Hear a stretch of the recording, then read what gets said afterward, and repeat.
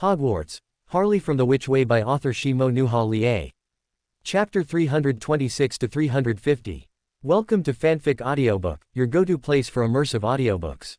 If you enjoy the content, don't forget to like the video and subscribe to our channel for more amazing stories. And those who want to support me, I have a Patreon channel, get early access to video on Patreon. Chapter 326, an investment I cannot reject, monthly ticket plus. You placed a bet on me. Harley slightly tilted her head, her eyes seemingly filled with curiosity. Then, where are the corresponding chips, if I may ask? We've already given them to you, Miss Harley Potter. God gently tapped the table twice, appearing very patient. You can follow that special path all the way here and sit before us, that is part of the chips we've given. Harley looked confused at first, but then suddenly remembered something. The previous grayish-white mist and black liquid, the purplish-red mist in the city, her inexplicably strengthened but somewhat out-of-control Beander abilities. Your guess is not wrong. God's voice remained calm, his gaze clear, as if he saw through Harley's thoughts. Chaos Sea, Source Castle, and the projection of the City of Calamity. These are the three components of that path. As for here, this is the lesser overlapping of the only two intersections between the City of Calamity and reality, existing only in dreams. Originally, only you should have been qualified to enter here, but Mysteries quietly cheated the rules, opening a back door at this intersection, allowing him and me to enter smoothly. Quite an interesting ability, isn't it? Then, before I arrived here, I should have gone out of control directly. Harley frowned, asking softly. After all, I am now directly exposed to the Beander characteristics at the top of this pathway, and I am merely an ordinary sequence 4. That's right, you should have gone out of control, but you haven't yet. This is part of the remuneration we've advanced to you, or rather, some bets we've placed on you. God's expression was quite gentle, even carrying a hint of pity. As for why I am so certain, I think you should also know. The total amount of Beander characteristics is conserved, but you returned from the future to the present, which means the Beander characteristics on you are not subject to this conservation. And what else does this mean? It also means that the first cannot directly resurrect in your body, because the conservation has been broken, so it lacks the necessary foundation. We can notice you, 7 lights can notice you, so the first has no reason to ignore such a special you. Although 7 lights probably told you that the first has fallen into the deepest slumber before awakening, and will not wake up without special circumstances. But you are one of those most special circumstances, and a special circumstance that will affect its revival. So it will not stand idly by. I can foresee that the first wants to ensure all uncertainties are eliminated, and the best way is to bring you to the City of Calamity. As long as you come here, it will have a way to make you directly exposed to the 3 Sequence 1 Beander characteristics and the uniqueness of the Witch pathway within the City of Calamity through the principle of Beander characteristic aggregation, and become the first in one fell swoop. You are, after all, just an ordinary human, so the assistance of rituals and anchors to stabilize your humanity are necessities for you. And you are not yet prepared for either of these, so the moment you become the first, will also be the moment the first awakens within you. Isn't it exciting? But you don't have to worry too much. God's tone was unhurried, as if comforting a young girl who had run away from home and was facing her stern father's pursuit. At the same time, he also sized Harley up and down, seemingly wanting to see Harley's nervous expression. Of course, upon noticing Harley's serious expression, seemingly without tension or fear, God did not appear disappointed. For now, you are still safe, because we are here. Mysteries once again cheated the chaotic underlying rules here, slightly delaying the aggregation of Beander characteristics that should have gathered the moment you stepped into the City of Calamity. The 3 Beander characteristics of Sequence 1 and the uniqueness will only appear when you step into the City of Calamity for the second time, and they will not forcibly aggregate but rather allow you to choose when to consume these characteristics yourself. Of course, another Beander characteristic corresponding to Calamity will fall into your hands after this dream ends. When to advance is up to you. Harley tilted her head, her face showing no surprise, but rather a hint of confusion and inquiry. Since the 2 pillars still possess such powerful strength now, even able to scheme against the first, why not choose to resurrect directly? Resurrect. Mysteries, a motionless voice sounded, without sarcasm or passive aggression, simply stating a fact in the calmest tone. Why resurrect? To confront the first directly. The cost is too great, it's not part of our plan. God, who was beside him, stroked the cross on his neck, unhurriedly explaining for Mysteries. If we were to revive now, the first would still awaken within us, which would waste the contingency plans we've laid out. But if the first fails this time and is unable to stably maintain the aggregation of Beander characteristics within its body, Then the contingency plans we've left behind can also ensure that we reorganize immediately in that newly opened era. At this time, we will have more opportunities than the third pillar and those other old ones still hiding beyond the galaxy, allowing us to seize those scattered pathways and Beander characteristics first. If we can control more pathways and accommodate more Beander characteristics, why can't we replace the first? After all, we are the first's children, and also different facets of the first. So, theoretically, the first can also be our different facet, and can also be replaced by us. You see, isn't this much more reliable than investing in you? Of course, considering that there is a certain probability that the first, after this resurrection, might find the correct pathway combination, allowing its existence to stabilize completely and no longer be forced to split. So we still decided to place a bet on you first, hoping as much as possible that it doesn't awaken. Meeting the young girl's gaze, God revealed a slightly mischievous smile that didn't quite fit his identity. I think you should understand, after all, for us, even if you fail, we don't lose. It's just a waste of a little time. God said something that sounded very annoying with a gentle expression, but his gentle attitude and sincere tone made it impossible for anyone to raise a hand against him. Of course, even if one could raise a hand, the being raising it would most likely not be able to defeat him. It's getting late, and the starlight is about to fade. I think you still need some time, while the starlight is bright, to explore the mysteries of the tree that brought you here. Beneath that tree also lies the power emanating from the river of eternal darkness. I don't think you'd want to miss out. God didn't give Harley much chance to speak, nor did he give Harley the option to refuse this investment, simply snapping his fingers. As for mysteries, he was like the most precise puppet. Throughout the entire conversation, he didn't utter a single superfluous word, and naturally wouldn't stop anything now. The dream began to dissipate rapidly, and at the same time, the figures of God and mysteries gradually turned into nothingness. Mysteries seemed to have cheated the rules, making his own existence equivalent to this intersection existing in the dream. The dissipation of this dream was equated with the dissipation of mysteries in his own figure. And God engaged in fantasy, believing that he did not exist here, and therefore naturally did not exist. After Harley woke from her dream, black flames abruptly ignited on her body, incinerating the spider silk wrapping her body and the surrounding ice.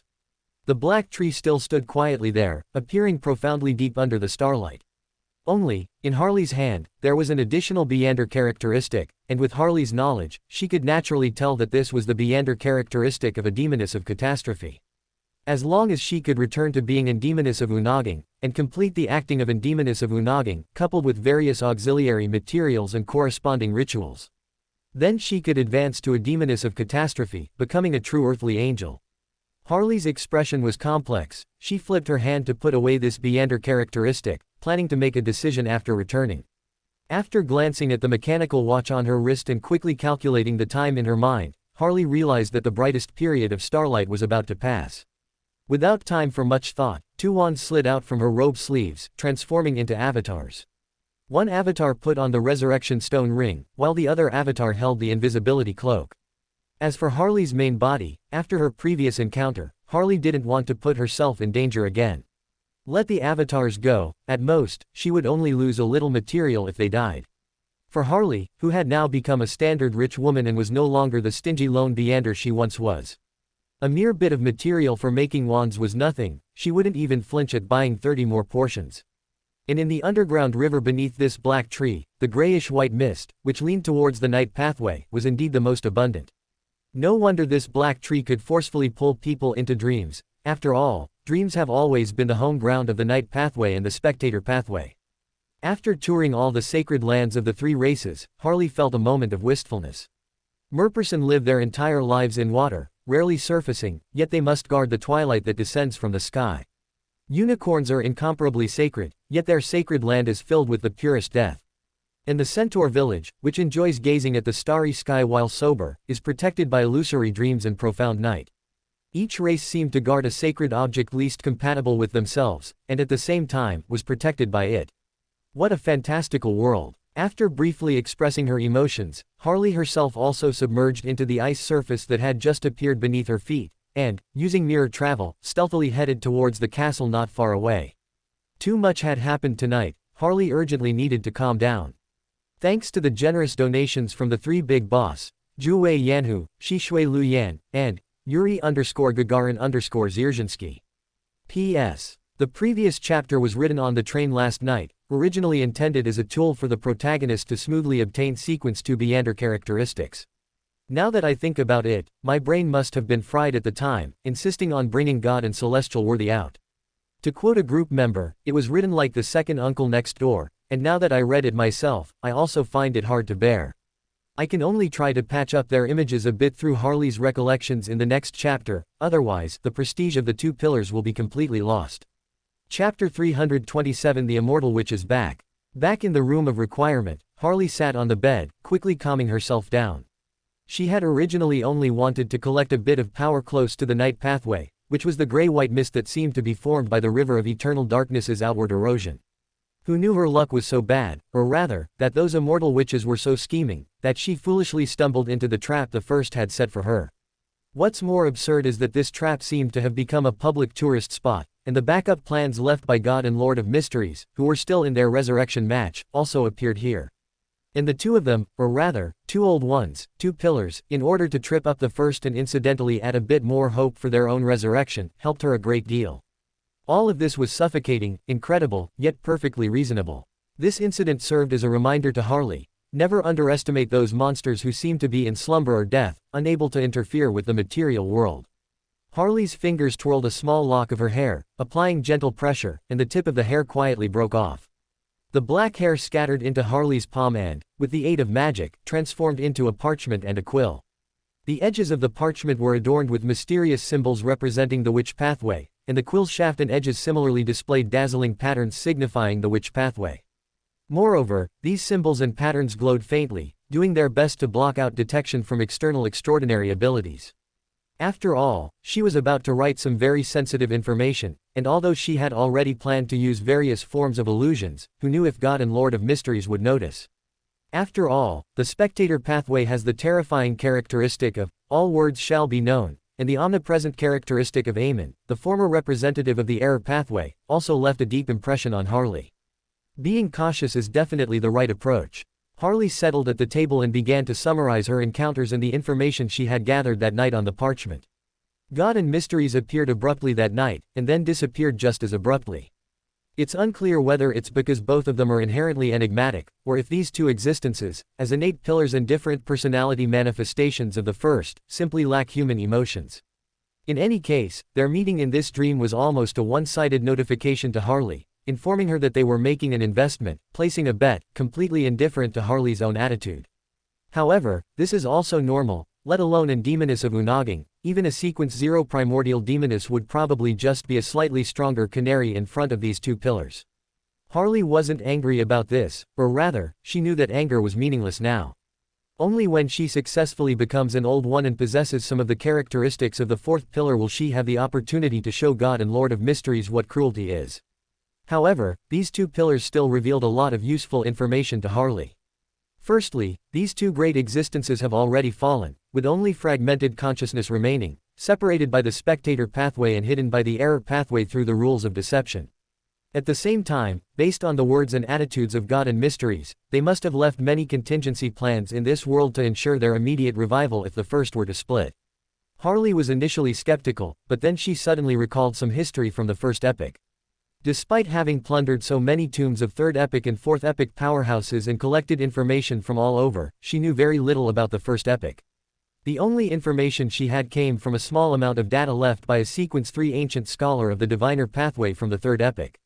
According to that ancient scholar's records, two unknown existences in the first epic fell into madness, engaging in endless struggles.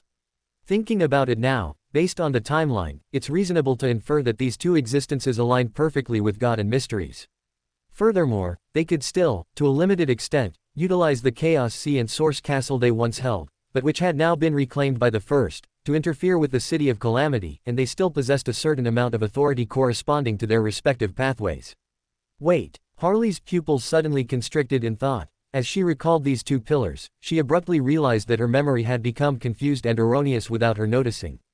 Harley's intuition told her that when God and Mysteries appeared, both were dressed very ordinarily, as if they were just a normal wizard and a waiter in a tavern. But when Harley tried to search her memory carefully, she found that their images did not match her intuition. Lord of Mysteries in her memory had, at some point, transformed into a hybrid composed of endless eyeballs, tentacles, and worms. His entire being as a pillar seemed to be covered in constantly rotating black and white eyeballs, slippery and strange tentacles wildly flailing and striking, and 3 different types of worms incessantly wriggling. As for the specific appearance of those worms, Harley vaguely recalled a figure in a black suit, wearing a black pointed hat and monocle, and had some guesses about the worms. But Harley dared not think further, dared not delve deeper into recalling the images of those worms, fearing that her prying into the pillar would be too profound and led directly to her losing control. But even so, recalling the eyeballs, tentacles, and worms, Harley suddenly felt a peculiar sensation. Her thoughts seemed to slow, almost to a standstill. If the image of Lord of Mysteries in Harley's memory only had a certain contradiction and error compared to her intuition, then the image of God in her memory was simply chaotic. At this moment, the God in Harley's memory was no longer the refined, ordinary tavern owner, but a priest in a simple yet sacred white robe, with a cross hanging around his neck. No, perhaps he shouldn't be called a priest, because the God in Harley's mind at this moment seemed to be both man and woman, both old and child. Delving deeper, God even appeared in the form of other creatures, such as birds in the sky, fish in the water, or beasts running on the road. Occasionally, he would even turn into nothingness, leaving only a blank space or a mist in Harley's memory. On God's being, it was as if all possibilities of existence in the world were gathered. At this thought, Harley felt a chill of horror. At the time, she hadn't realized the power of the 2 pillars, but recalling it now, she felt an increasing terror at the residual strength of both. The 2 pillars were ultimately not something she, in her current state, could touch. Harley couldn't help but look at the demoness of Catastrophe's extraordinary characteristic, the resurrection stone, and the invisibility cloak placed on the table beside her, and shook her head. She gently tapped the table, and finally, a ball of flame ignited in her hand, incinerating the parchment and quill. The ashes remaining on the table were also swept up by Harley's long hair and directly absorbed, leaving no trace behind. I won't think about it anymore, I'll break all the seals first, and then consider these bothersome matters after returning to being a demoness of Unaging. Harley thought carefully, pulling out various items containing the extraordinary characteristics of the night pathway from her pocket, including various dark flowers, spirit world creature powders, and faint, almost ethereal leaves. Among these rich materials, a pair of eyeballs from the snake-like creature Harley hunted after the first event of the Triwizard tournament was placed in the very center. Those eyeballs still seemed to possess vitality, and the fear sealed within them could be observed. Harley took a deep breath, and 2 wands, mixed with her blood and hair, flew out of her pocket, pointing respectively at the resurrection stone and the invisibility cloak. At the same time, these 2 deathly hallows suddenly began to tremble gently. Under the infection and erosion of the gray-white mist, having already gained some vitality, they seemed to be rejecting Harley's interference. However, Harley had already laid down layers of dark arts and curses in advance, and the vitality on these 2 deathly hallows had only just emerged, giving them little control over these extraordinary items that had reached the level of earthly angels. So their resistance had little effect, merely futile effort. Under Harley's control, the wand on the left suddenly exploded. Instead of falling to the ground, countless wand fragments shimmered with deep green power, enveloping the resurrection stone and forcibly severing all its connections with the outside world.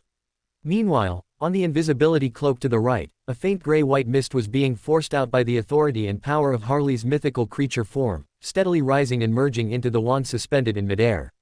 The gray-white mist within the invisibility cloak became increasingly thin, while the gray-white mist within the wand grew denser. At the same time, it could be clearly observed that the invisibility cloak seemed to be restoring to its original flowing silver, while the wand, made of dark wood, was turning gray-white. Finally, all the gray-white mist in the invisibility cloak had been completely squeezed out. The wand suspended in midair also let out a strained creak, as if bearing pressure beyond its capacity. Harley paid no attention to this, merely flipping her hand to take out a specially made glass bottle, adding various materials into it little by little. Flowers, leaves, powder, a portion of the snake-like creature's blood, and, as the second to last ingredient, that pair of eyeballs. Finally, the potion was almost complete. And the wand suspended in midair, carrying the gray-white mist, had also almost reached its limit. Harley snapped her fingers lightly, but the wand, already filled and eroded by the gray-white mist, did not obey its owner's summons. However, Harley was not surprised by this, she had prepared backup measures in advance. Several spider silks instantly rose into the air, intertwining to form a sturdy long whip. The whip, covered with a faint layer of green, fiercely lashed at the wand. Under the whip of spider silk, the not-so-hard wand shattered in midair. And those scattered fragments, still connected by gray-white mist, continued to float in the air. The green light on the spider silk whip grew increasingly bright, enveloping these fragments.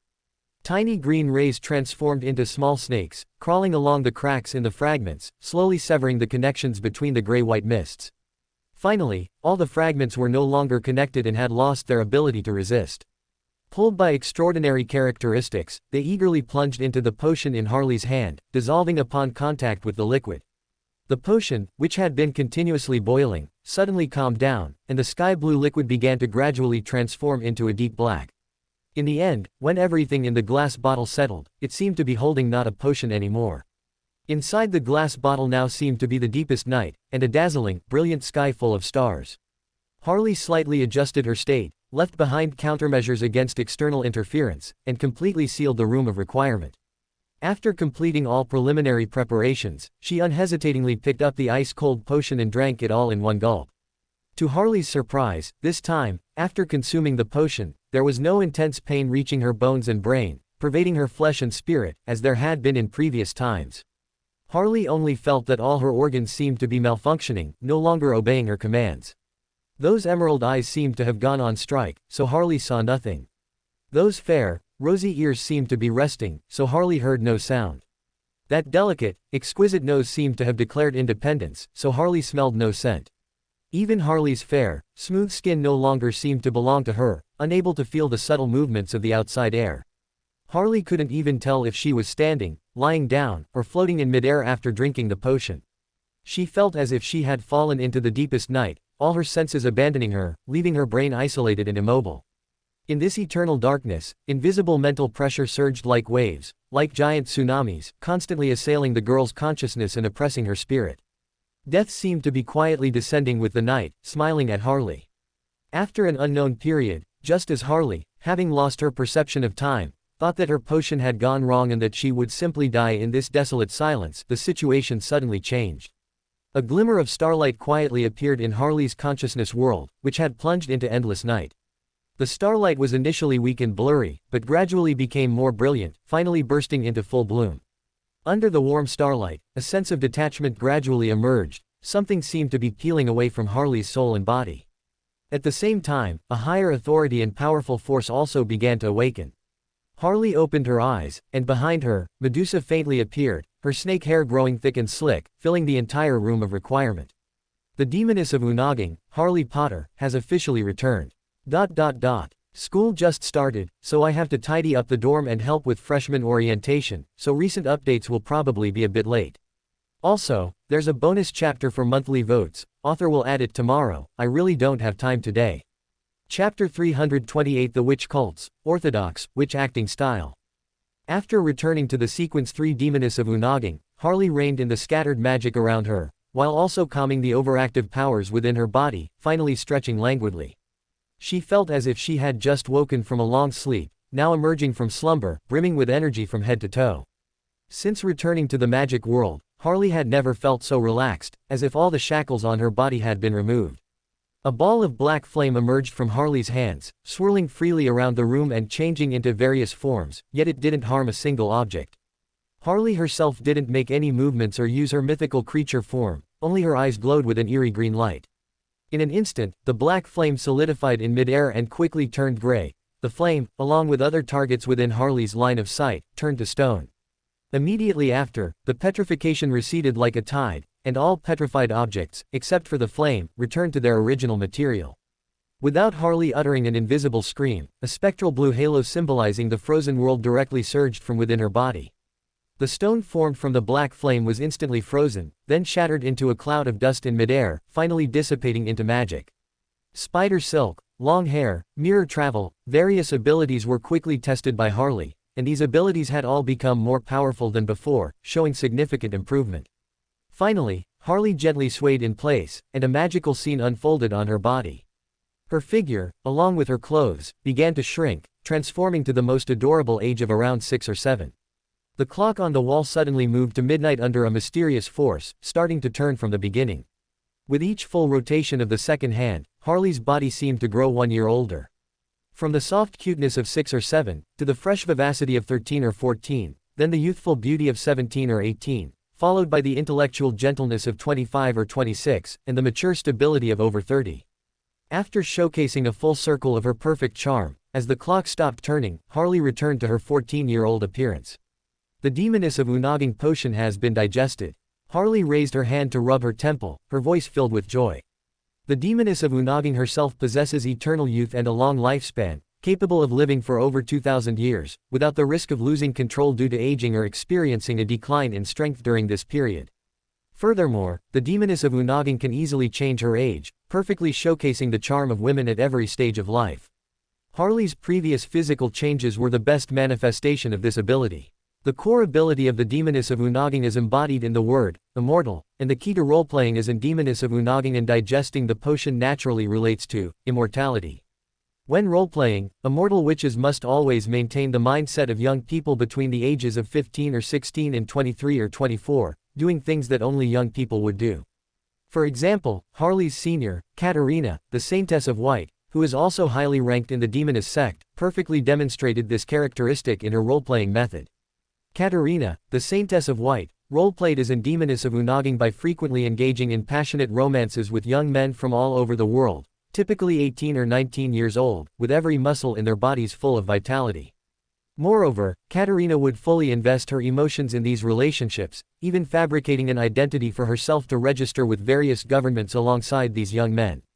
At the same time, each of Katarina's marriages would be held in relatively remote small churches, lacking powerful beyonders, with the wedding ceremony witnessed and blessed by a priest.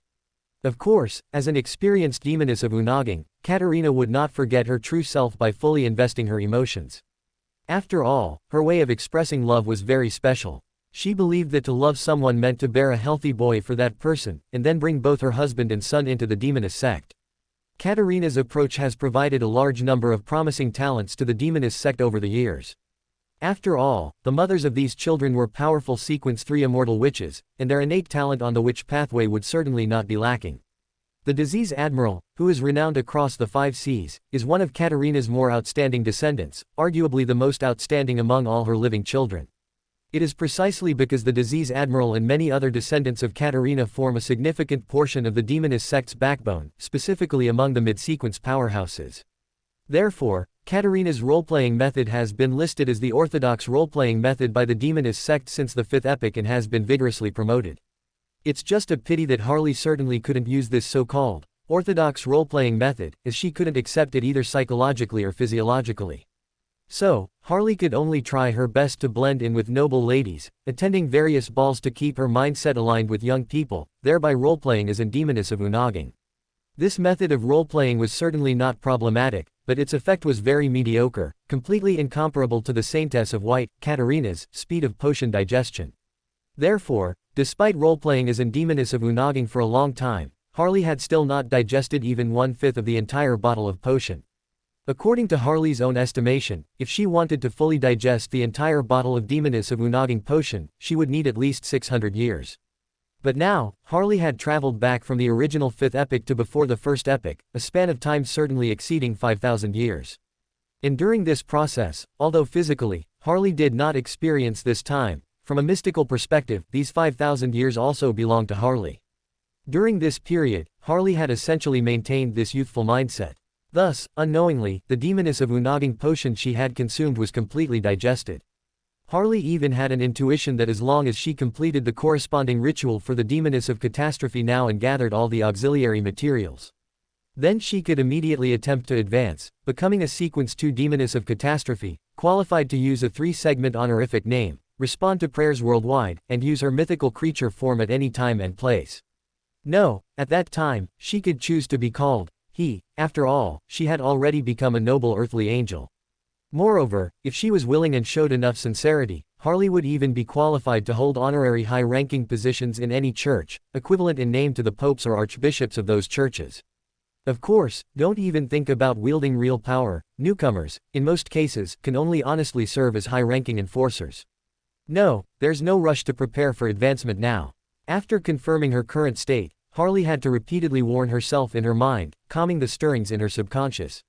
My anchors are not high enough in quality or quantity right now. Even if the ritual and all auxiliary materials are fully prepared, I must at least wait until the Triwizard tournament ends. When I lift the Triwizard Tournament Champions Trophy for Hogwarts and Britain under the gaze of so many little wizards, the high-quality anchors I gained should be enough to maintain my humanity. I don't want to lose control, so don't be anxious, relax. However, I should also start collecting materials now. Although I have the Demoness of Catastrophe's Beander characteristic, I still lack the necessary auxiliary materials. Although she hinted to herself not to be anxious, Harley still rubbed her forehead, troubled. Having seen Emperor Rosal's Witch card, Harley naturally understood the ritual and materials for advancing to Demoness of Catastrophe. But the main difficulty now still lies in the materials. After all, these are materials that can assist a Sequence 3 to advance to an earthly angel. Although they are only auxiliary materials, they are still very difficult to find. Harley already had a plan in mind, but it needed to be temporarily put aside for now. After completing her self-assessment and setting aside the matter of advancement, Harley picked up the Beander characteristic of the night pathway that had fallen nearby. This Beander characteristic was the Beander characteristic of a Sequence 3 Bishop of Fear from the night pathway, and it was also mixed with grayish-white gas from near the River of Eternal Shore and various Beander materials, making it extremely extraordinary. If it were in the hands of a powerful earthly angel-level artisan, this Beander characteristic might even be forged into a powerful magical item close to the Sequence 2 level, which is what the churches call a Grade 0 sealed artifact.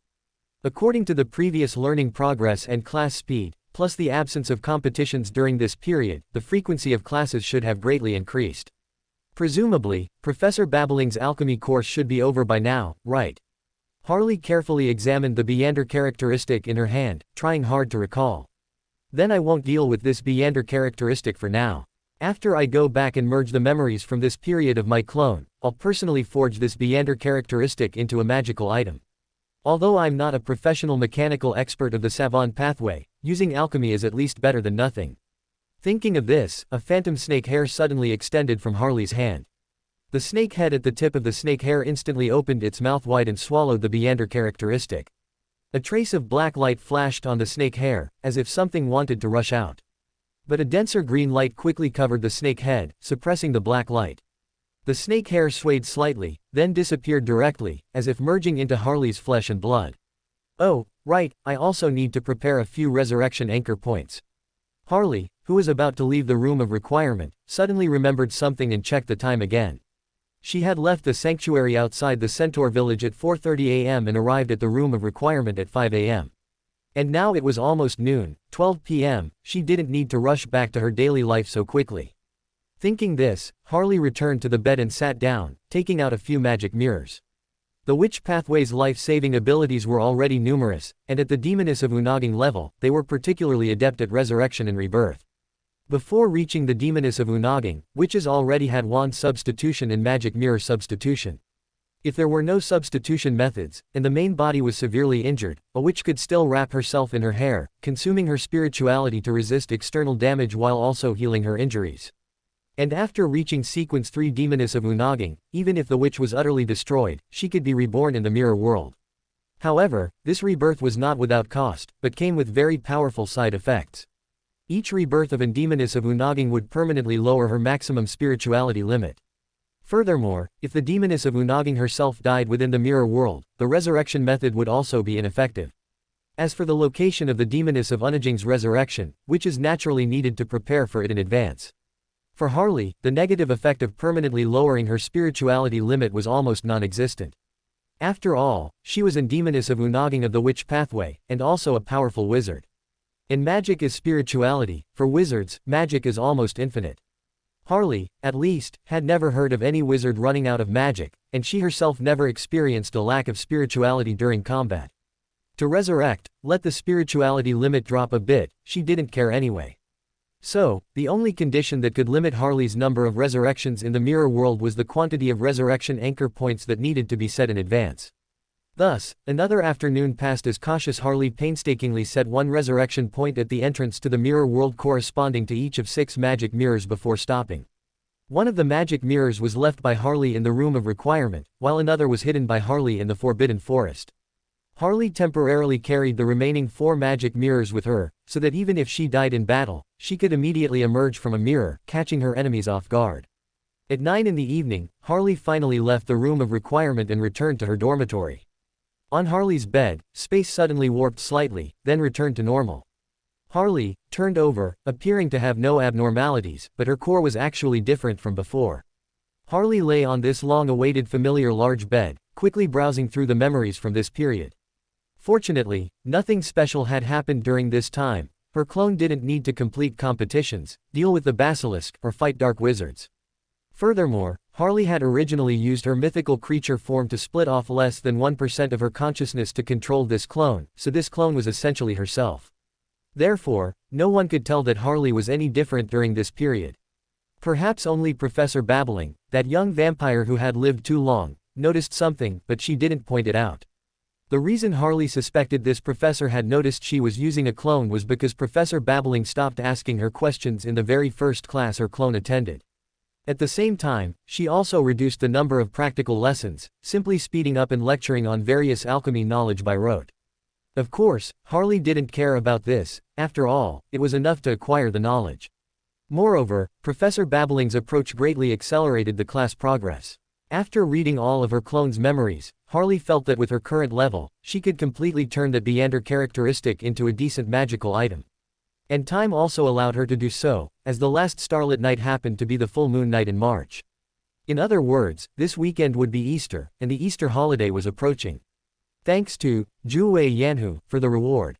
P.S. Klein's Sequence 3 ritual was completed before becoming Sequence 9, so he didn't need to worry about the ritual when consuming the potion, and because he had enough knowledge from the past, he could directly digest a large portion of the potion upon consumption.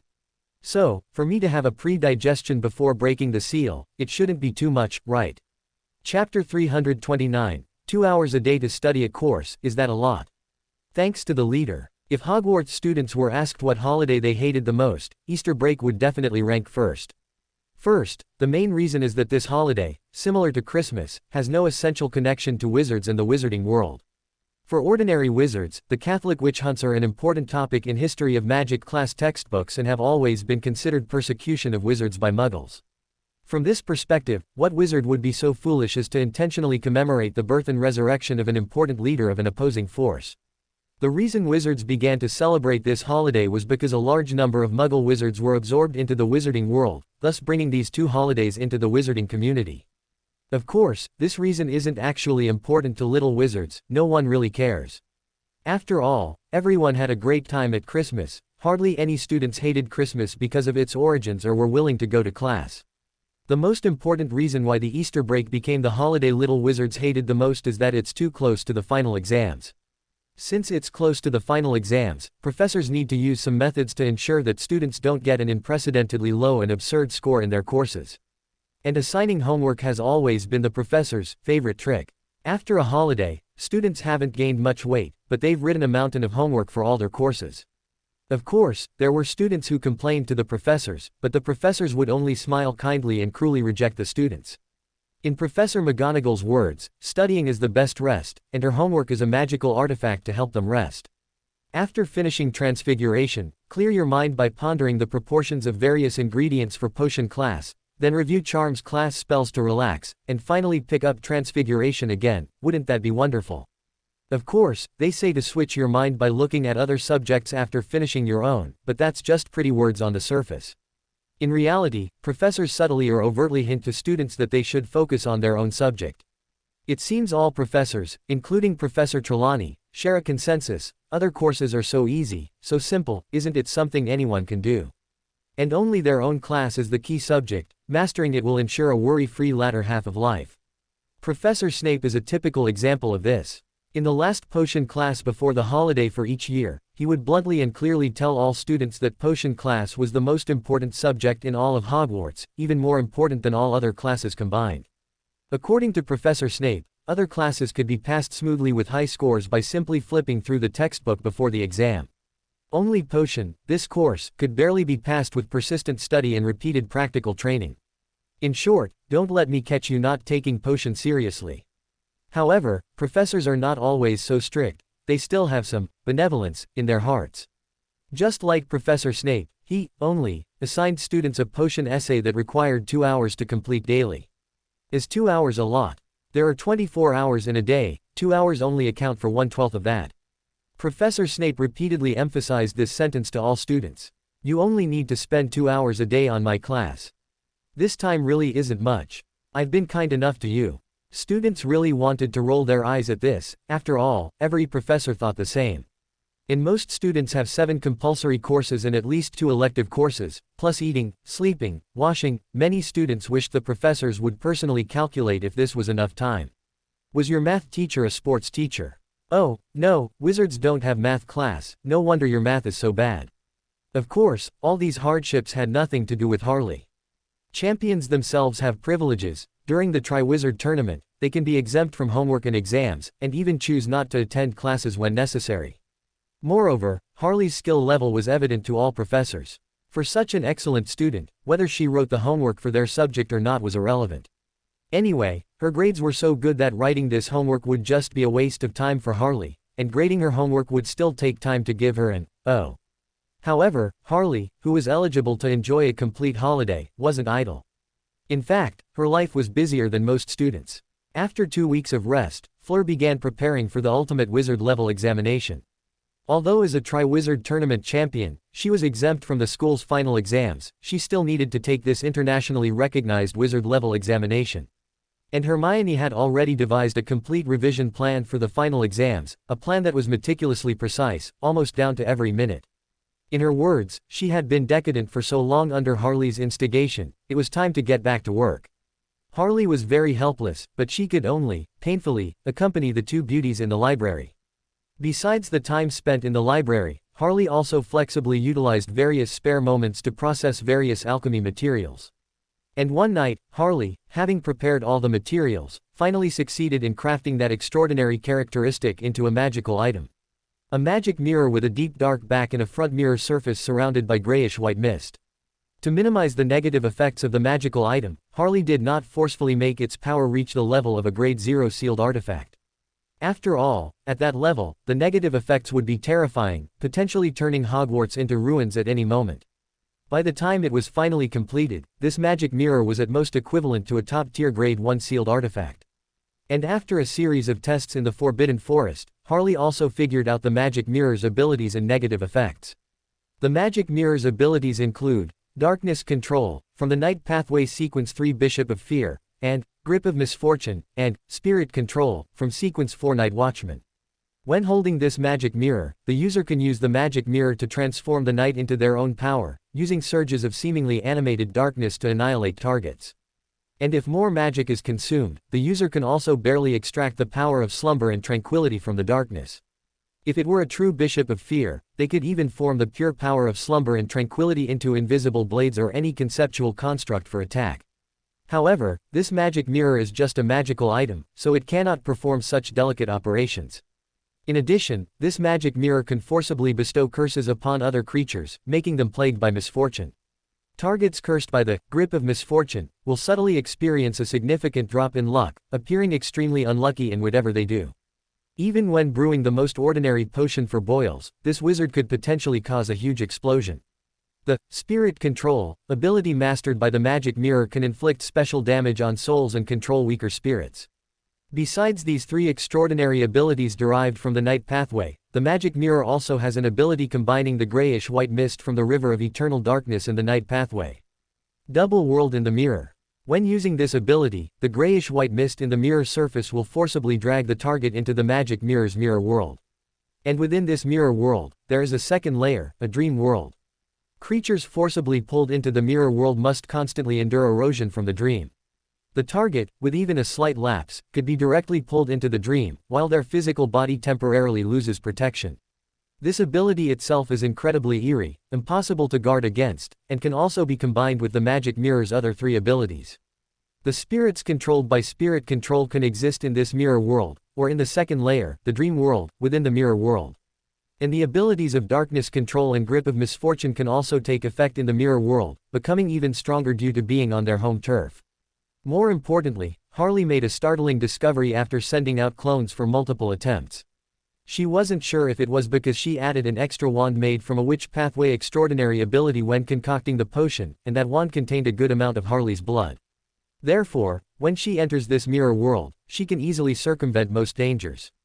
In this situation, this magic mirror is even more compatible with Harley's abilities, even more so than some Sequence 0 sealed artifacts. Of course, this magic mirror's abilities are impressive, and its negative effects are also quite troublesome. The magic mirror has two negative effects. One is that it makes the holder of the magic mirror more prone to becoming overly calm, even to the point of losing emotions. If this calm state is maintained for too long, there's even a possibility of permanently transforming into a statue with every organ, including the brain and heart, in a state of tranquility.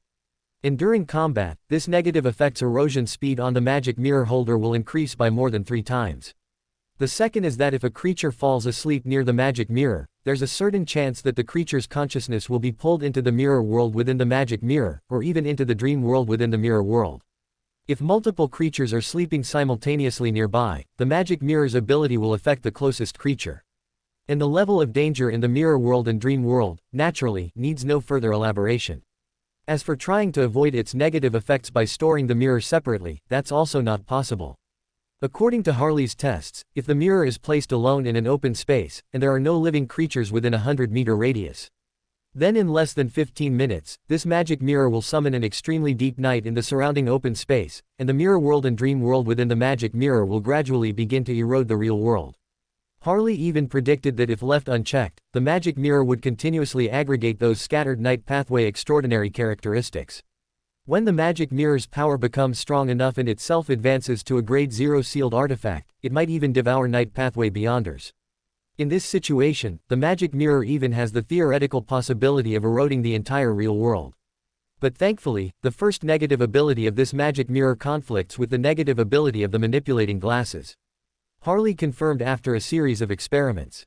If they are stored in close proximity normally, these two negative effects will cancel each other out. And during combat, as long as both extraordinary items are used simultaneously as much as possible, there won't be much impact either. As for the second negative effect, honestly, the second negative effect was what troubled Harley the most. Although the danger was extremely small when she was pulled into the mirror world, it would still force her to wake up from sleep. This would greatly affect her enjoyment of beauty sleep and naps. And what if a little wizards fell asleep nearby while she was awake?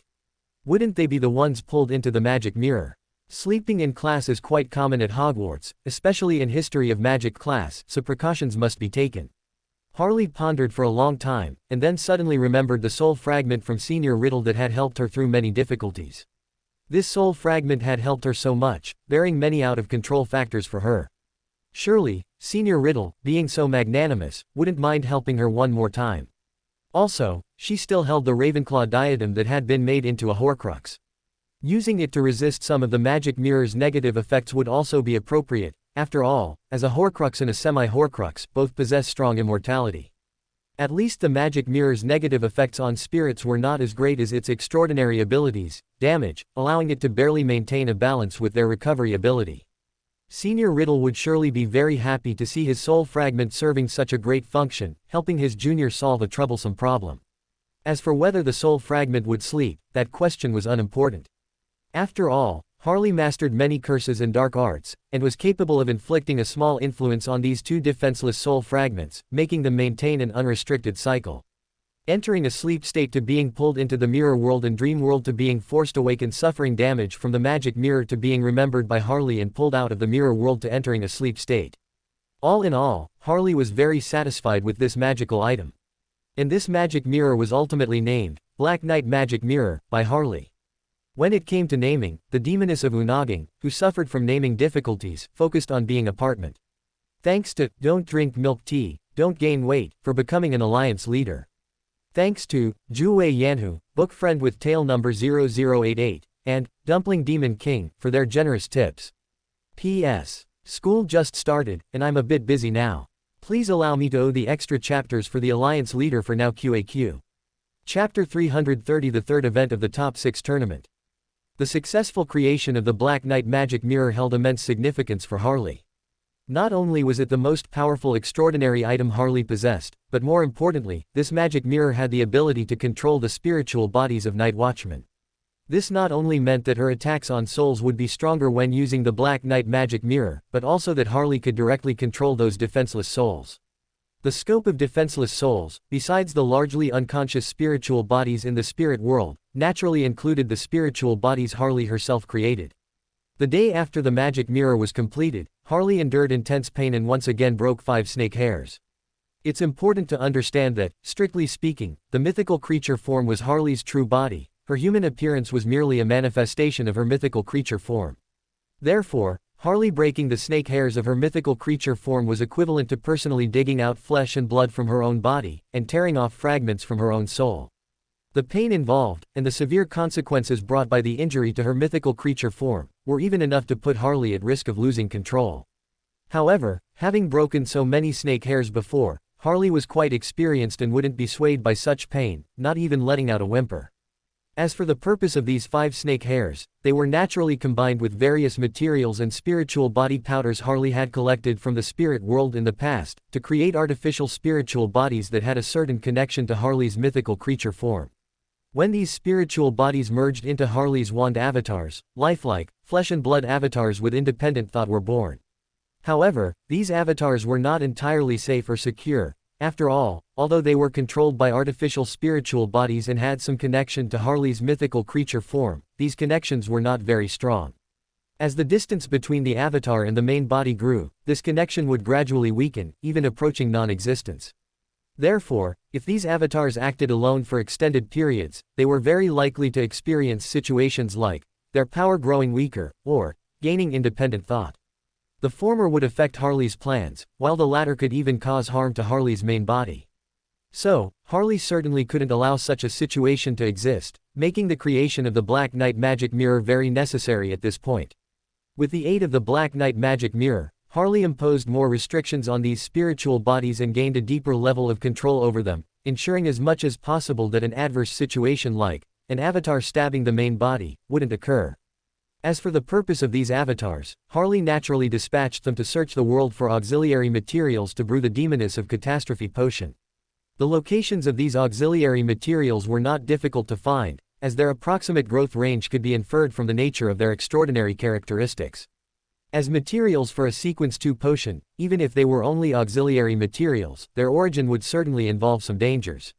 However, for Harley's avatars, who possessed Sequence 5 strength and could borrow Sequence 4 strength from the main body at any time, these dangers were within an acceptable range. Harley had already prepared a sacrificial target for the Demoness of Catastrophe's advancement ritual. So she was very confident that she would hopefully become an earthly angel by the end of this semester, or at the latest, the beginning of next semester. The Easter holiday passed in the blink of an eye, and the third event of the Triwizard Tournament was fast approaching. In the last week of May, the 5 champions, after receiving notice, gathered at 8 p.m. on the Quidditch pitch at Hogwarts. The Quidditch pitch at this time was no longer smooth and flat, but had become unrecognizable. It was as if a Muggle skyscraper had appeared here, with the higher floors becoming progressively narrower. Ludo once again gladly accepted Crouch's request and came to Hogwarts to take on the task of introducing the competition content to the champions. "Hello, champions, it's been a long time." Ludo still had his loud voice and waved joyfully to everyone. Harley keenly noticed that Ludo's raised left hand had a pure gold ring inlaid with a red gem. The craftsmanship of that ring was likely from goblins, and combined with its good material, it must have been quite valuable. Harley vaguely remembered that the last time she saw Ludo, he wasn't this wealthy, he was still wearing his old robes. As for the last time Ludo was as wealthy as he was now, it seemed to be before the Quidditch World Cup in Britain. It's unclear what exactly happened during this period. However, Harley wasn't interested in Ludo's financial situation and simply listened quietly as the judge introduced the competition content.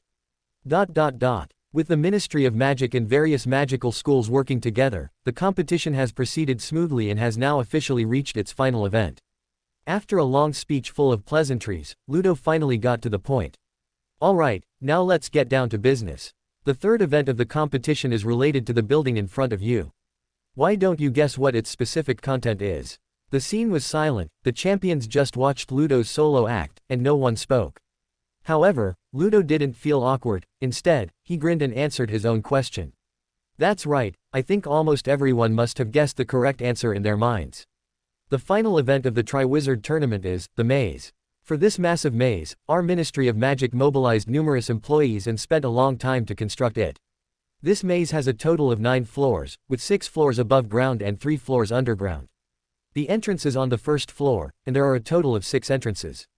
On the day of the competition, you will choose your entrance according to your scores, with the champion who has a higher score having priority in selection. The order of entering the maze is also the same, champions with higher scores will enter the maze first. The time difference between two champions entering the maze will be calculated based on the difference in their scores in a certain ratio. As for the trophy, the Triwizard Tournament Champions Trophy is located on the top floor of the maze. You can only win the final Triwizard Tournament Championship by obtaining the trophy and bringing it out. If that's the case, then why set up 3 underground floors for the maze? Catherine asked, raising her hand. Also, if someone touches the trophy first, do the other champions just have to stand by and watch them take the trophy back? Or, are champions allowed by the rules to snatch the trophy? Good question. Ludo applauded. I've been waiting for one of you to ask this. First, to answer the first question. The Ministry of Magic has prepared many difficulties in the maze, including but not limited to magical traps, and relatively dangerous magical creatures and magical plants. At the same time, the entire maze is made of very sturdy material and has been enchanted. After testing by the Ministry of Magic, even ordinary aurors would need to use at least 25 crushing curses to break through the maze walls. This means that in most cases, you can only obtain the trophy by finding the correct path and overcoming the many difficulties along the way. But please note, I said, most cases. On each floor of the maze, there are at least 3 portkeys, and these portkeys are always in an activated state. The directions the portkeys lead to are not consistent. Only one thing is certain, the portkeys will never lead to another location on the same floor. So, if you're lucky, champions might find a portkey that leads directly from the first underground floor to near the trophy on the top 6 floors, you know. Ludo deliberately paused, then burst into laughter, as if he had told a very funny joke. But seeing that no one echoed his laughter gradually stopped, and he rubbed his nose casually. Okay, just kidding, I don't know the locations, specific shapes, or landing points of these portkeys. After all, the suggestion for portkeys was put forward by old Barty. Only he could come up with such a complex competition method, as the Department of International Magical Cooperation has to deal with portkeys every day. Harley's eyebrows slightly raised, and her heart stirred. She suddenly thought of something. As for our dear Minister for Magic, Fudge, to save trouble, he handed over the task of arranging the portkeys to the Department of International Magical Cooperation, and old Barty will lead the team to arrange them. Ludo waved his hand. This is the reason for the existence of the 3 lower floors of the maze. The purpose is to give champions who start later more opportunities, and at the same time, to increase the entertainment value of the competition. As for the question of whether the trophy can be snatched, of course, it can be snatched. The Triwizard Tournament never prohibits such behavior. The golden egg in the first event could be snatched from each other, and the map provided by the merperson in the first part of the second event could also be snatched. The trophy in the third event can naturally also be snatched. Alright, do you have any more questions? Seeing that the champions had no further questions, Ludo nodded. Then I wish you all good luck. As for the rules, we will post them in the entrance hall on the first floor of Hogwarts Castle at that time, in case any champion forgets. Everyone can go back now. The champions quickly dispersed, heading in their respective directions. Harley and Fleur planned to go to the room of requirement together to briefly discuss the competition event, and then return to their respective dormitories and school quarters. But Ludo caught up, seemingly wanting to say something to Harley. Harley, please wait a moment. Do you have time? Can we go a bit further and talk privately?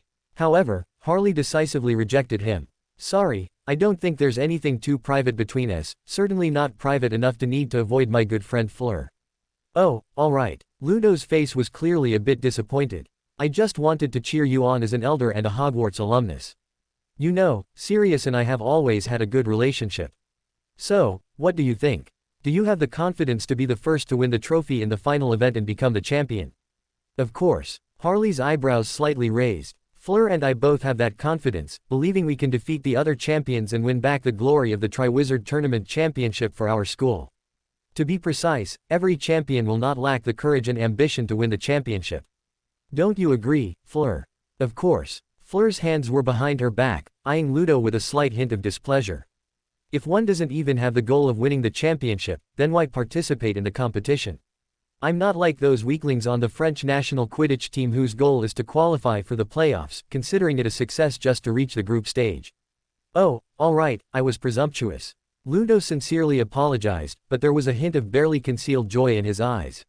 I'm very sorry, Miss Delacour. Then I wish you both good luck in the competition. Watching Ludo's rapidly receding back, the intelligent Fleur frowned. What does Ludo Bagman mean by this?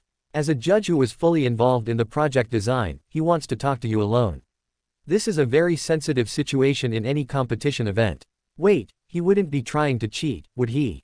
Who knows? Harley turned her gaze back. I always felt there was something off about this Ludo. Wait a minute, I think I just remembered something. Harley rubbed her forehead, recalling a small incident from her memory before the Quidditch World Cup final in Britain, and realized what she had overlooked earlier.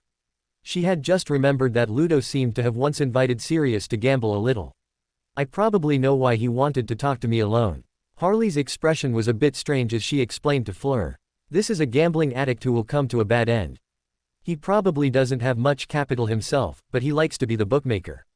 I strongly suspect he has opened another betting pool for the Triwizard Tournament and is preparing to deliberately leak information to me, in order to rig the game. Fleur was first stunned, then couldn't help but laugh. Your Ministry of Magic officials are really interesting. The director of the Department of Magical Games and Sports actually has such a hobby. You know how unreliable these people are, Harley shrugged. After all, this is Britain, where the Muggle world still retains a queen and nobility, and the wizarding world values bloodline the most. Based on that, you can probably guess what kind of people the high-ranking officials of the Ministry of Magic are. The two walked and talked, and had already arrived near the room of requirement. Ludo's problem was cast aside by the two of them. After all, he was just a gambling addict, not worth spending time discussing. In short, Harley just needed to compete normally. Even if someone lost a large sum of money because of Harley, what did that have to do with Harley herself? Since ancient times, gambling and drugs lead to a bad end. Thanks to Jue Yanhu for the reward. Chapter 331 Nanny Peter, Baby Tom and Male Mother Little Barty. That evening, after seeing Fleur off, Harley, for the first time in a while, prepared to delve into Peter Pettigrew's memories. Harley had been suspicious ever since Ludo described the Ministry of Magic's arrangements. After all, the Barty Crouch Sr., who was still active in the Ministry of Magic, was actually his dutiful son, Barty Crouch Jr. To avoid revealing his true identity as much as possible, Barty Crouch Jr. had deliberately minimized his presence in the first two tasks. But now, Barty Crouch Jr. had suddenly become proactive, offering his suggestions for the final task of the Triwizard Tournament. More importantly, his suggestion involved the somewhat sensitive topic of portkeys. How could that not be problematic? Even little wizards like Harley, who weren't very familiar with portkeys, could think of at least 3 ways to use them to abduct unsuspecting wizards or forcefully kill them. However, Harley declared herself fearless, even harboring a subtle sense of anticipation.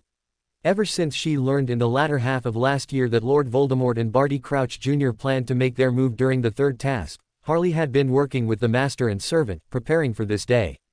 After all, what a wonderful thing it would be to give Senior Riddle a surprise. Moreover, he had gone to great lengths to prepare the most crucial part of her Demoness of Catastrophe Ascension ritual and diligently gathered anchors for her. Harley felt she could never repay such immense kindness, and her body was already promised to others. In any case, Harley could only choose to help Senior Riddle make a dignified exit with the most magnificent death, thereby repaying this enormous debt of gratitude. And Peter Pettigrew did not disappoint Harley. Although he was, as always, overlooked and constantly engaged in nanny-like work, he had at least figured out the general plan of Lord Voldemort and Barty Crouch Jr. Simply put, Barty Crouch Jr. planned to release Barty Crouch Sr., who was under the Imperio, on the day of the competition, allowing old Barty to serve as a judge for the first time in a long while. Of course, being a judge wouldn't be that easy. According to the rough plan Peter Pettigrew overheard, old Barty would also have a very important task, such as disrupting the aerial projections to buy Barty Crouch Jr. time. As for Barty Crouch Jr., he would infiltrate the maze under another identity and find a way to intercept Harley for a major battle. If he could directly capture Harley, that would be even better. If not, they had a backup plan. According to Barty Crouch Jr.'s plan, Harley would surely shed some blood in the battle, and just a little blood would be enough. In the worst-case scenario, Barty Crouch Jr. would fight to the death to obtain this blood and send it out via a portkey. He himself would remain to hinder Harley. At the same time, Barty Crouch Jr. had multiple contingencies in case he was defeated quickly, to prevent the portkey carrying the blood for his master from being tracked. This contingency was actually very simple: use enough portkeys to confuse the tracking. The actual number of portkeys Barty Crouch Jr. placed in the maze was 25 times the number reported to the Ministry of Magic.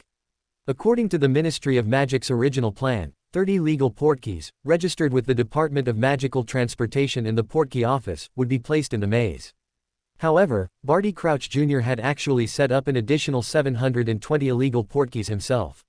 Moreover, the magic attached to these portkeys was very subtle, having been modified by Barty Crouch Jr. himself.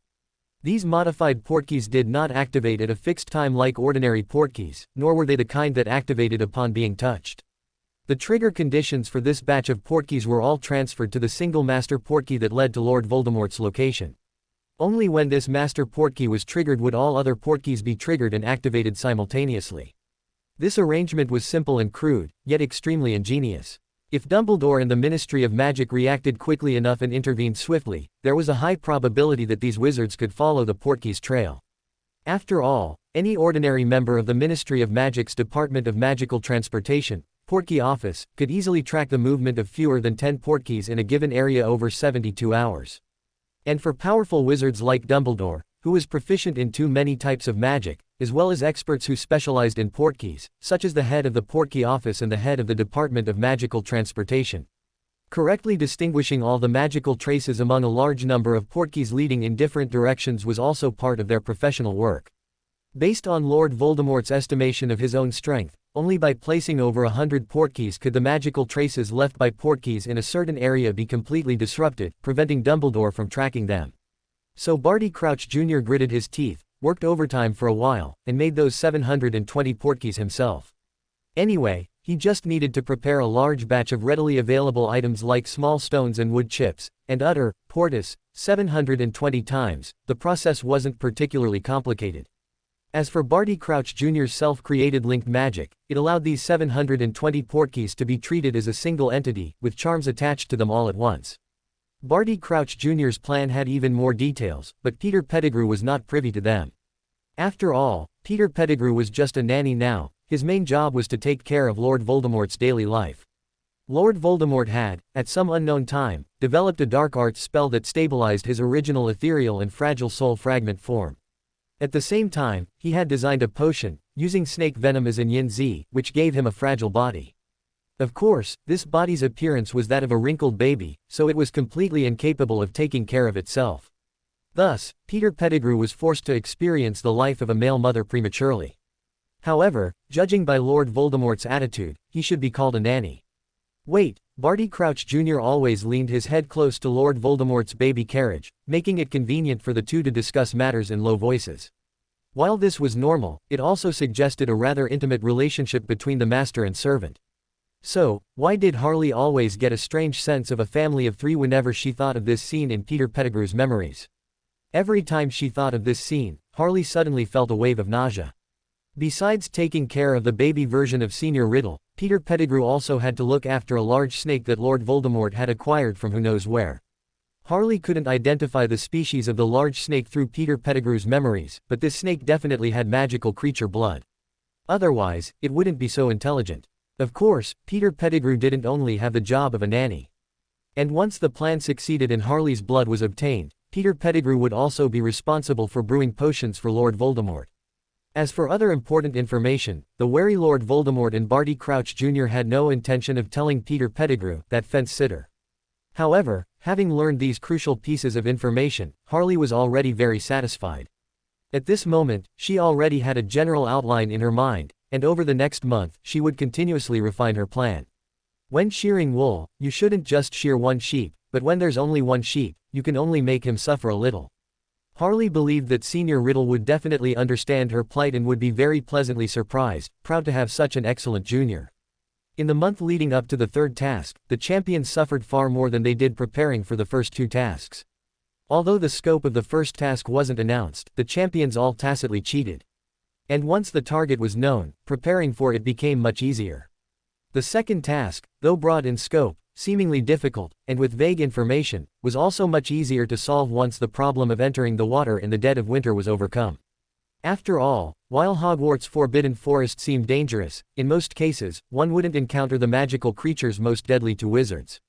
In the previous stage, apart from Harley and Fleur, the most dangerous magical creatures encountered by the other three champions in the Forbidden Forest were at most 4x rated, and these dangerous magical creatures did not entangle with the champions, retreating quickly.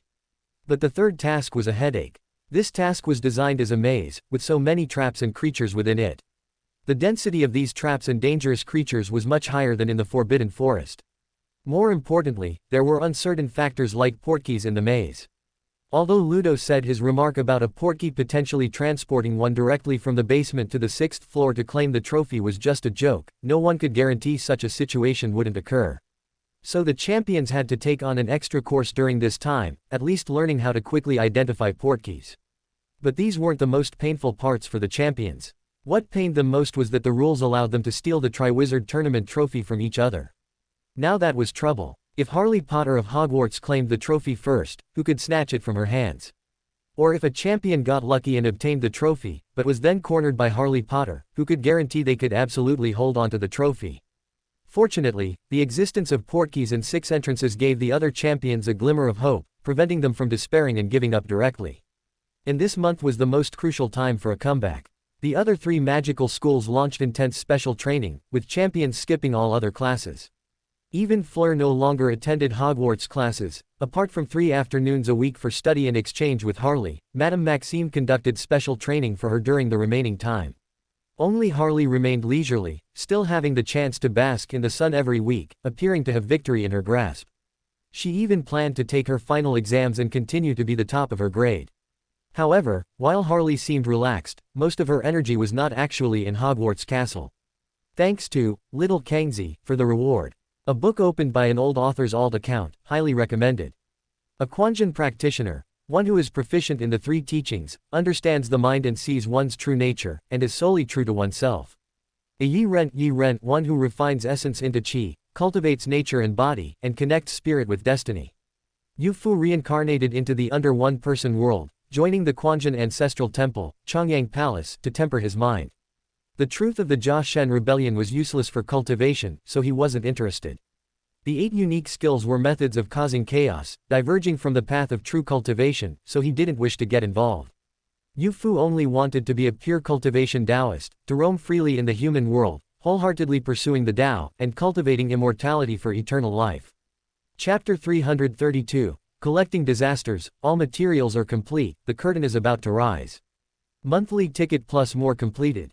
At the peak of Mount Everest, midnight. In this rarely visited place, someone was sitting on a stone cleared of snow, idly tossing a glass bottle, seemingly waiting for something. She wasn't dressed in various protective suits or carrying large amounts of supplies and equipment like those Muggle researchers. She only wore a thin robe with a hood. Although she completely obscured her figure, it was still discernible that this was a young girl. The girl's gaze occasionally drifted towards the sky, as if waiting for something. Looking at the sky with her were also research teams that had set up large tent camps at the middle and foot of the mountain. These Muggle researchers had set up high-tech astronomical telescopes and, like the girl, gazed at the distant starry sky. They had to work here because the city's bright lights and various illuminations severely affected astronomers' study of the starry sky. And a pristine land far from human habitation like Mount Everest was extremely precious to astronomy workers. At this moment, these researchers were completing their daily task, recording everything they discovered in the starry sky. However, so far, the researchers had not observed many special phenomena in the universe, only accumulating more and more notebooks filled with black writing. A young man had been squatting since 10 o'clock at night, but still had nothing to show for it. He was chatting with the person next to him. It seems today is another day with no harvest. When will days like this end? At least let us witness a meteor shower. You should have been mentally prepared, the middle-aged man next to him said without raising his head, boiling a pot of hot water. Doing research requires enduring loneliness and overcoming difficulties. I have repeated this to you countless times. Perhaps feeling that his words were too harsh, the middle-aged man softened his voice while prying a tea brick with a tea knife. I understand that everyone wants to contribute to the country as quickly as possible. But this requires perseverance and time. I've been in XZ for over 10 years, and here for about 6, and haven't I also found nothing but a bunch of basic data? The researchers chatted while diligently observing the starry sky. In their eyes, the starry sky at this moment was still brilliant and beautiful, but nothing was out of the ordinary. These ordinary Muggles could not realize what a shocking scene they had missed, nor did they know why they could not witness the beauty in the sky. In the starry sky at this moment, several meteorites were falling directly towards Mount Everest. They didn't need to rub against the atmosphere, they themselves emitted golden red flames, reddening the pitch-black sky. But Muggles were unable to witness such beauty, because these meteors themselves carried extraordinary power, so as they fell, they would occasionally merge into the spirit world and then fly out of it. All anomalies were concealed by extraordinary abilities. At this moment, only the extraordinary could deal with the extraordinary. Finally, it's here. At the peak of Mount Everest, a trace of excitement flashed in Harley's eyes. This clone closed her eyes, and her main body, far away in Britain, seemed to sense it and also closed her eyes. An unknown power was condensing within the clone, rapidly increasing her strength. Harley slowly opened her eyes. At this moment, her power could rival that of a demigod-level expert. Magic mirrors suddenly appeared above Harley's head, heading towards the meteor shower. The disaster-like meteors were swallowed by the mirror world, but these magic mirrors were also destroyed in the process. However, Harley didn't feel any heartache, as these were just ordinary magic mirrors. It's just that Harley used dark arts to quickly enhance these magic mirrors, allowing them to stably form mirror passages and pull the meteors into the mirror world. Even if these magic mirrors hadn't been destroyed by the aftershocks of the meteors, they would have automatically shattered after completing their task. Harley flipped her hand and took out a new ordinary mirror, then her figure flickered, and she personally entered it. At this point, the meteors had already destroyed a large number of obstacles Harley had set up in advance in the mirror world, but they finally stopped. This clone walked fearlessly towards a certain meteor, and black flame fireballs and ice spears forcefully shattered the rocks attached to the meteor. When all the rock fragments had fallen off, a bright red fireball, like a miniature sun, appeared before Harley. Harley raised her hand, and the fireball, guided by an unknown force, entered the glass bottle. The bottle mouth automatically sealed, and large patterns appeared on it, confining the power attached to the fireball within the bottle. The girl nodded in satisfaction and did the same for the other meteors. After collecting all the fireballs from the meteors, Harley flipped her hand, and these bottles disappeared into her pocket. A quiet blue halo spread, and the illusory mirror world was instantly frozen. Flames ignited from the ice, erasing all traces. When the flames dissipated, Harley's figure disappeared into the mirror world, in Antarctica, near the core area of the Antarctic continent. At this time, outside, there was a sky full of wind and snow, while the personnel at the research station observed the outside through limited tools. A figure in a black robe walked by, constantly looking around, seemingly searching for something. However, the research personnel were completely unaware. After continuous searching, Harley walked directly into the core of the blizzard. Finally, her eyes lit up, she stopped, and reached out to grasp something in midair. An invisible scream quickly spread, but then quickly drilled back into Harley's body. An astonishing and strange phenomenon occurred. The scream seemed to have triggered certain unknown conditions, and the snowflakes scattered between heaven and earth gradually disappeared, and the blizzard stopped. But in the glass bottle in Harley's hand, at some point, a blue ball of light had already been contained. That ball of light seemed to contain a miniature world, and this world, like the Antarctic continent before, was currently filled with a flying blizzard. Harley did not linger, just lightly tapped the ground. Black flames incinerated the snowflakes at her feet, melting them into snow water. And the snow water quickly froze into ice, finally forming a flawless large sheet of ice on the ground. After Harley put away the glass bottle, her entire being seemed to suddenly lose control of this clone. The clone fell backward without any buffer, seemingly about to smash heavily onto the ice surface. However, this did not happen. The ice surface rippled the moment it touched Harley, swallowing the clone whole. After an unknown period, the blizzard started again, and the ice surface was also destroyed by an unknown force, turning into a pile of powder and being buried by snowflakes. On the entire white continent, not a single trace was left. At this time on Earth, similar scenes were also happening in other places, but no one noticed. Finally, the time came to the morning of the competition day. At 5 in the morning, a flash of light appeared in the washroom attached to the Gryffindor girls' dormitory, and the mirror rippled like lake water. Two figures emerged from it one after another and landed steadily on the ground. "Are we the last batch?" asked one person, completely covered in a dark black robe, holding a small bag woven from spider silk. "Probably," another equally clear female voice replied, "who made our materials the hardest to find. It's already very good that we found them. Honestly, I had originally planned to use slightly inferior substitutes, or simply not use these auxiliary materials at all." A third voice came from the doorway of the girls' washroom. Harley walked in, her voice subtly revealing joy. "Thankfully, you made it back today." The first clone to speak pouted, and both clones simultaneously tossed their bags into Harley's hands. And they simultaneously transformed into two green lights, drilling into Harley's chest. At the same time, a phantom of Medusa appeared behind Harley, with two snake hairs slowly growing out. Harley didn't pay attention, instead weighing the bag in her hand twice, then opened it to examine it carefully, and finally, satisfied, placed the contents into a magic mirror. At this moment, the mirror neatly displayed various materials and a large number of glass bottles. Besides the demoness of catastrophe's extraordinary characteristic and several large bottles of sealed pure water, there were also products left behind by various natural disasters, the powder of resentful soldiers' spirits from ancient battlefields that had existed for at least 500 years, and the powder of resentful spirits who died due to various natural disasters. Among the products left by natural disasters, bottles of magma were still constantly bubbling, as if an unknown force prevented them from ever cooling. Tiny tornadoes roared and spun continuously in seemingly ordinary glass bottles, but they were firmly sealed inside by the unremarkable glass bottles. In addition, these glass bottles also preserved fireballs left after meteor falls, strange constantly vibrating stones found in the core of the earthquake mysticism field, blizzards that formed miniature worlds, and tsunamis. Although incredible, these natural disasters, before and after ravaging this planet, seemed to have left their own special traces. And at this moment, these traces were found by Harley's clones and preserved in an unknown way. The most important auxiliary materials are complete. Harley stared at the mirror in front of her, a satisfied expression on her face. With these auxiliary materials, I probably will be able to complete most of the digestion as soon as I become a demoness of catastrophe. The mirror in the girls' washroom suddenly shattered, then was enveloped by green power and completely repaired. And there was no one left in the washroom, thanks to the great Zhuwei Yanhu for the reward.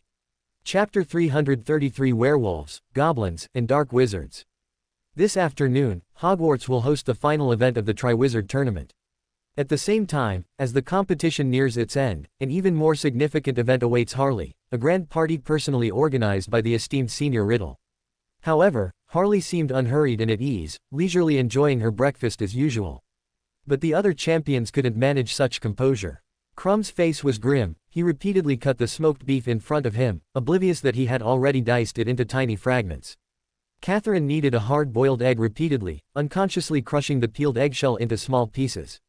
Miguel faced a table full of delicacies but didn't touch any of it. He merely took out a packet of black, shriveled fruit, occasionally tossing one into his mouth and chewing incessantly. Fleur, however, was in much better spirits than before, having, after all, participated in a world-class competition once. Furthermore, she had undergone mental tempering from the first two tasks, and Harley had provided magic guidance and psychological counseling, so her condition was clearly better. Yet, even so, facing greater danger and with cases of champions dying, Fleur still seemed somewhat restless. Harley often had to pat her shoulder to prevent Fleur from leaving more fingerprints on the pathetic piece of bread in her hand. After Hedwig delivered the potion ingredients Harley had ordered from the Extraordinary Potioneers Association, she merely took a drink of water and quickly departed. Today, Hedwig, now a Sequence 6 hypnotist with an increasingly sharp mind and body, had even more important tasks to complete. Harley. After breakfast, Professor McGonagall walked along the Gryffindor table to Harley's side. I have some bad news and some good news for you. First, the bad news. According to the rules, the champions' relatives were invited to attend the final. However, the Dursleys were unwilling to come. Professor, how is that bad news?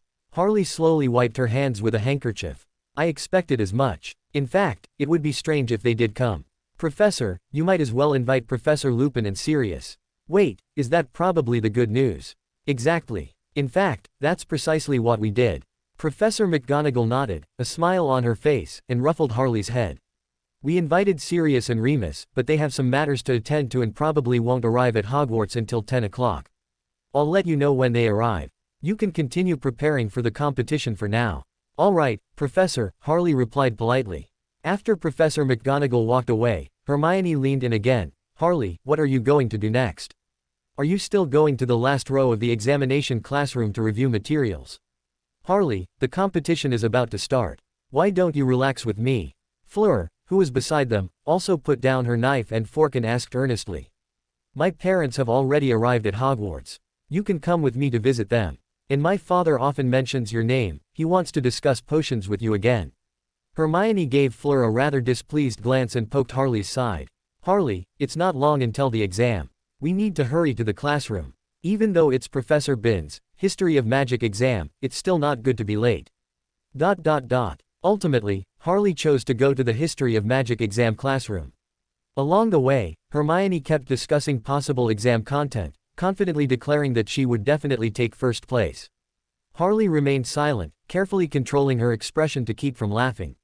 During this time, because most of her consciousness was focused on the actions of her clone, coupled with extreme confidence in her own strength, Harley's main body didn't do much. Aside from magic exchanges with Fleur, she simply attended classes with other fourth-year students. She even participated in the final exams she didn't originally need to take, filling the answer sheets completely. And Harley, with a mischievous streak, deliberately didn't let Hermione see the front of her answer parchment, and used her champion's privilege to place a large black tome on her desk, creating the illusion that she had spent all her exam time researching.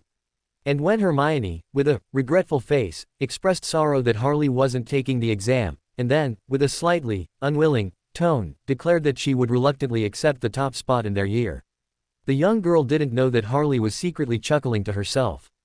Harley wanted to cherish this moment in her memory and use it to tease Hermione thoroughly when the final exam results came out.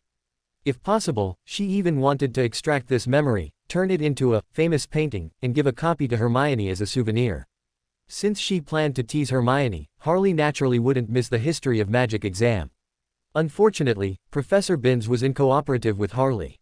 As a professor, it was inconvenient for him to collect the test papers, so he chose Hermione, the most enthusiastic student in class, to help him organize them. As a result, Harley's neat parchment, filled with answers, was naturally seen by Hermione. This made Harley quite angry. Damn it, a perfectly good bit of fun was gone just like that. And when Hermione discovered the parchment, she quickly understood the whole story and its crucial point, her face flushing with embarrassment and fear.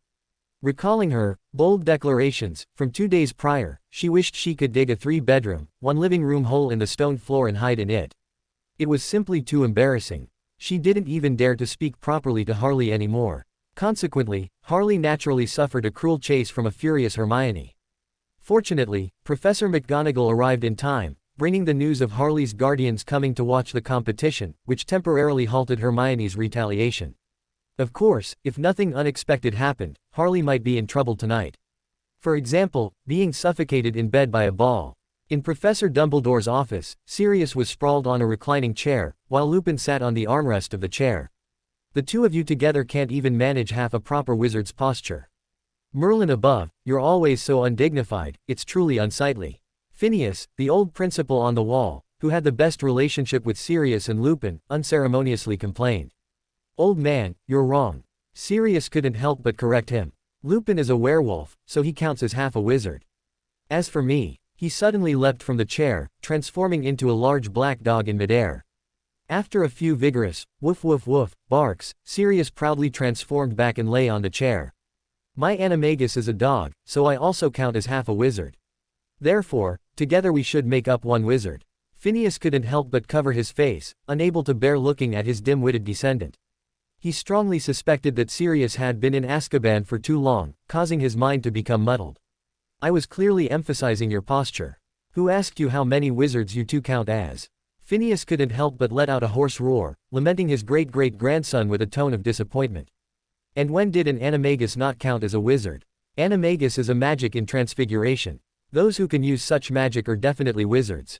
What do you mean, half a wizard, you idiot? Sirius, you truly disgrace the House of Black. You're nothing but a lazy, stupid Gryffindor lion. Before he finished speaking, Phineas's back of the head was struck hard with a cane by a Gryffindor-graduated principal. Who are you scolding? How did Gryffindor offend you? Don't blame everything on Gryffindor. Why don't you say it's his Slytherin blood acting up? The portraits on the wall erupted into chaos again, a usual scene of one Slytherin surrounded by a group of Gryffindors. A reverse encirclement. Sirius was too lazy to bother with his sharp-tongued great-great-grandfather, and once again, with single-minded focus, he guzzled pumpkin juice from a glass bottle. Lupin didn't look much better, he was still clutching a large egg and ham sandwich. Both of them were dressed in tattered clothes. Clearly, they had had an unusual experience earlier. After finally satisfying his hunger, Sirius rubbed his stomach and sighed. Finally, a full meal. The food in that place where those dark wizards and werewolves gather truly tastes disgusting. Only those maggots who roll around in cesspits all day can stomach it. Before this, I was eating that kind of food every day, Lupin suddenly said quietly from the side. Sirius's complaints were immediately caught in his throat. He chuckled awkwardly, rubbing his messy hair, making indistinct sounds. This. I was saying. Lupin ignored his brainless old friend and looked at the clock on the wall. Professor Dumbledore, when will Harley be here? Oh yes, I wanted to ask that too. Sirius instantly found the perfect topic to divert the conversation and eagerly echoed the question. Where is my dear goddaughter? It's been so long, I miss her terribly. You shut up. Lupin tried to put on a fierce look and glared at Sirius. Have you forgotten why we've been suffering lately? What we need now is to find out how long Professor McGonagall will take to bring Harley here. Before that, we have to complete our report. Oh. Sirius finally understood, then obediently shut his mouth, saying no more. Lupin then began to report everything they had seen and heard over the past period to Professor Dumbledore, including the various abnormal behaviors of the werewolves and dark wizards. Professor Dumbledore listened to Lupin's report, nodding constantly and asking for more details. Quote, You mean during this time, Fenrir Greyback often called the squad leaders among the werewolves to discuss certain matters? Yes. Lupin nodded gravely. The leaders of those small dark wizard groups also often sought him out. Normally, Greyback would also call meetings like this, but the frequency was very low. It might not happen once in 2 to 3 months. But during this period, he held a meeting almost every 3 to 5 days. Professor Dumbledore nodded. Did you manage to find out what Greyback discussed with the other werewolves and dark wizards? No idea. Lupin's face was troubled as he shook his head helplessly. Professor Dumbledore, you know. My father offended Greyback, which is why he bit me. And precisely for this reason, although I am also a werewolf, when entering werewolf settlements, I can only lurk on the fringes. Why is that? A principal listening from the wall couldn't help but ask curiously, didn't Fenrir Greyback bite quite a lot of people? If he was afraid that these werewolves would hate him, and thus didn't dare to give them high positions, then he shouldn't have many intelligent werewolves to use. He's certainly not afraid that I hate him. Lupin's face was full of helplessness. It should be said that he still holds a grudge against my father, so he rejects me. I don't mind it. After all, I have no desire to join Greyback's inner circle, to conspire with them and harm others. But this also means I can't possibly know about more confidential matters. Then, from other higher-ranking werewolves or leaders of dark wizard groups, can you glean any information about what Greyback said? Professor Dumbledore pressed. Sorry, Professor. Sirius interjected for the first time. Remus and I tried for a long time, but these people are also tight-lipped. This is strange, because previously, when Greyback discussed matters with these werewolves and dark wizards, he never forbade information from leaking. It's no exaggeration to say that if he talked to others in the morning, almost all the dark wizards and werewolves would know the full content by the afternoon. But this time, all the scum are tight-lipped, and we've learned nothing. The only thing we can confirm is that they are plotting something extremely heinous, otherwise, it wouldn't be so secretive.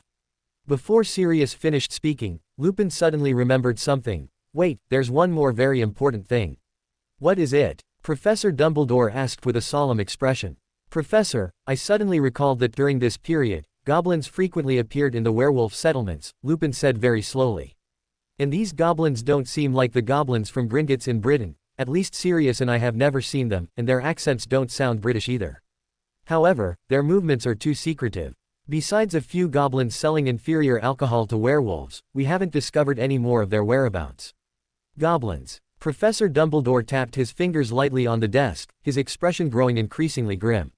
He didn't believe that goblins would specifically go to dark wizards and werewolves to sell inferior alcohol, as everyone knew how poor these two groups were. Unfortunately, he couldn't investigate further, as the goblin race was a very sensitive issue and had always been a concern for the Ministry of Magic in various countries. Professor Dumbledore sighed deeply, feeling as though a storm was brewing. Goblins, werewolves, and dark wizards, a tumultuous autumn indeed. Thanks to Big Ladle for the reward. Chapter 334 Who is directing whom? Seeing that Sirius and Lupin had reported all the known information, but there were still many doubts and unknowns, Professor Dumbledore couldn't help but feel a headache, rubbing his temples continuously. Fox. In desperation, Professor Dumbledore looked up at the little phoenix still preening its feathers on the perch. Do me a favor and get that book. Fox let out a dissatisfied chirp, but still obediently spat out a golden red flame. The flame swirled in front of Professor Dumbledore and slowly dissipated. A thick book with a pure white cover was revealed within the flames, with no writing on its cover. Professor Dumbledore drew his wand and gently tapped the book's cover. The book opened automatically and quickly flipped through its pages. Each page of this book had a name, and below it was a mark. These were contact imprints symbolizing various magic masters or members of the Order of the Phoenix, and the inspiration came from Lord Voldemort's dark mark. However, Professor Dumbledore certainly would not choose to brand these imprints onto people's bodies, but rather modified them and solidified them onto the book.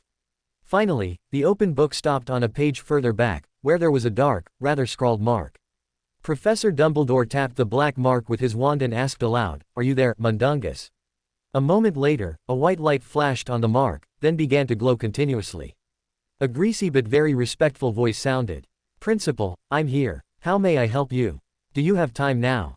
Professor Dumbledore asked. At least a day of free time." I should. Please wait." A slightly flustered clanging sound came from the mark, accompanied by a few curses. But then, the greasy voice from before spoke again. "Get lost, you filthy ghouls. Greedy, stinking bugs. Pigs raised by the French. Don't you have any sense? I'm closed for business today. You motherfucker, Mundungus, how dare you speak to me like that?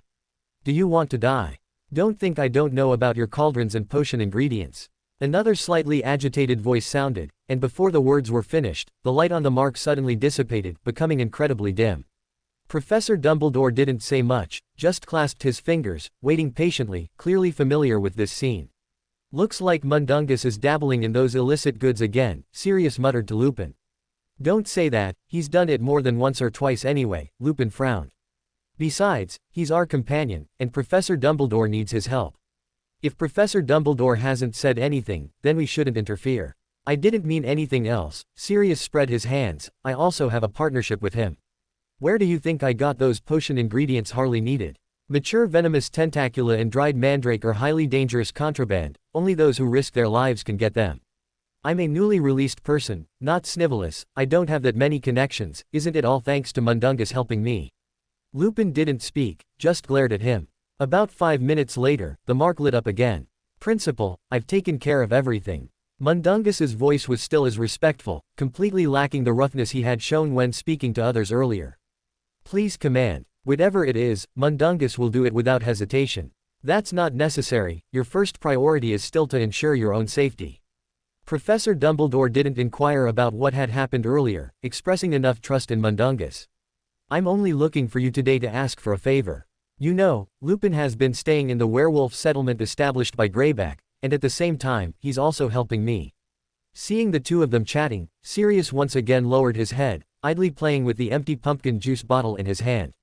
A knock suddenly sounded at the door of the headmaster's office, accompanied by the voices of Harley and Professor McGonagall.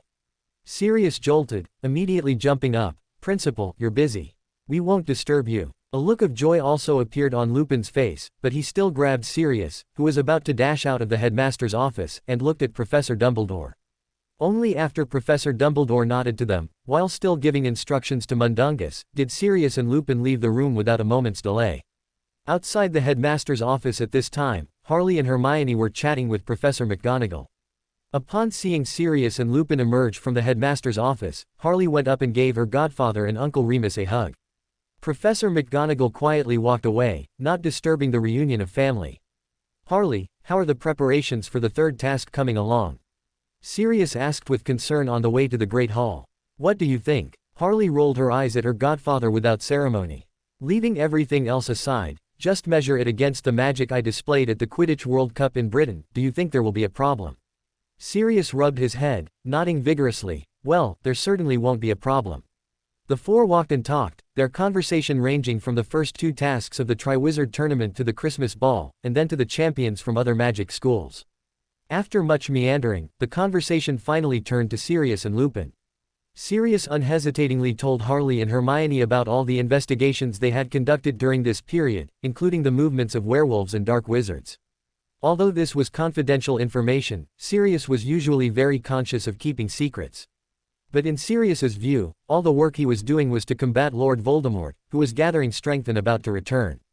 And Harley, as the girl who survived, would naturally stand on the front lines against Lord Voldemort, just like her parents, James and Lily.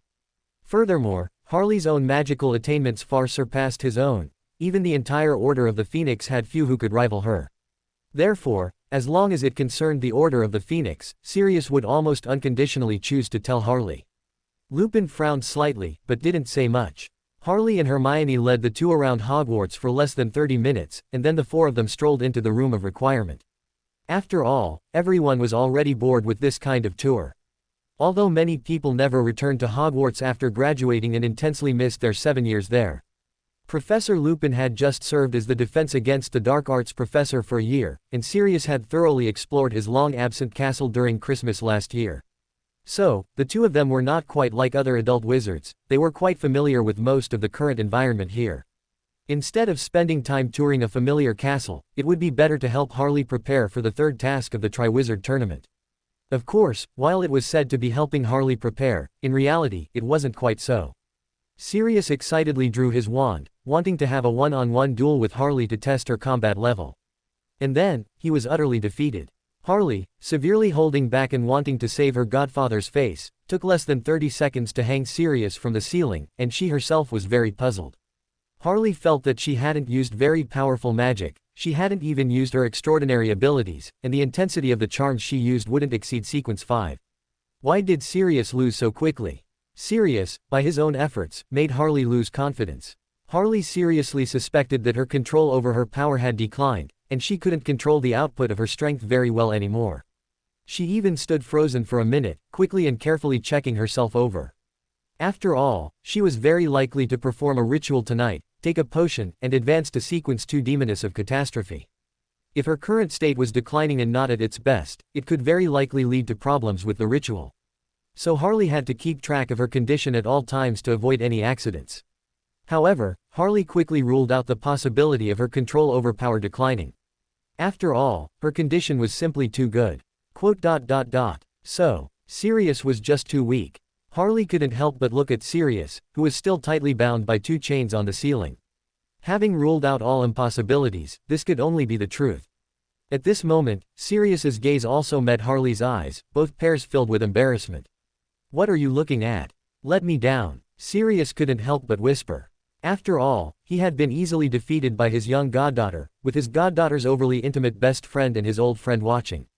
Although Sirius was used to being thick-skinned, he really couldn't handle this. Harley then realized that she had apparently left Sirius hanging for over a minute. She waved her wand, and the chains instantly disappeared, while Sirius landed steadily, supported by a strong gust of wind. After his feet were back on the ground, Sirius swayed but stubbornly remained standing. He rubbed his hands and then raised his wand at Harley again. "I was careless just now, let's have another round." After all, Sirius was certainly not convinced by this result. He absolutely had to regain his dignity today.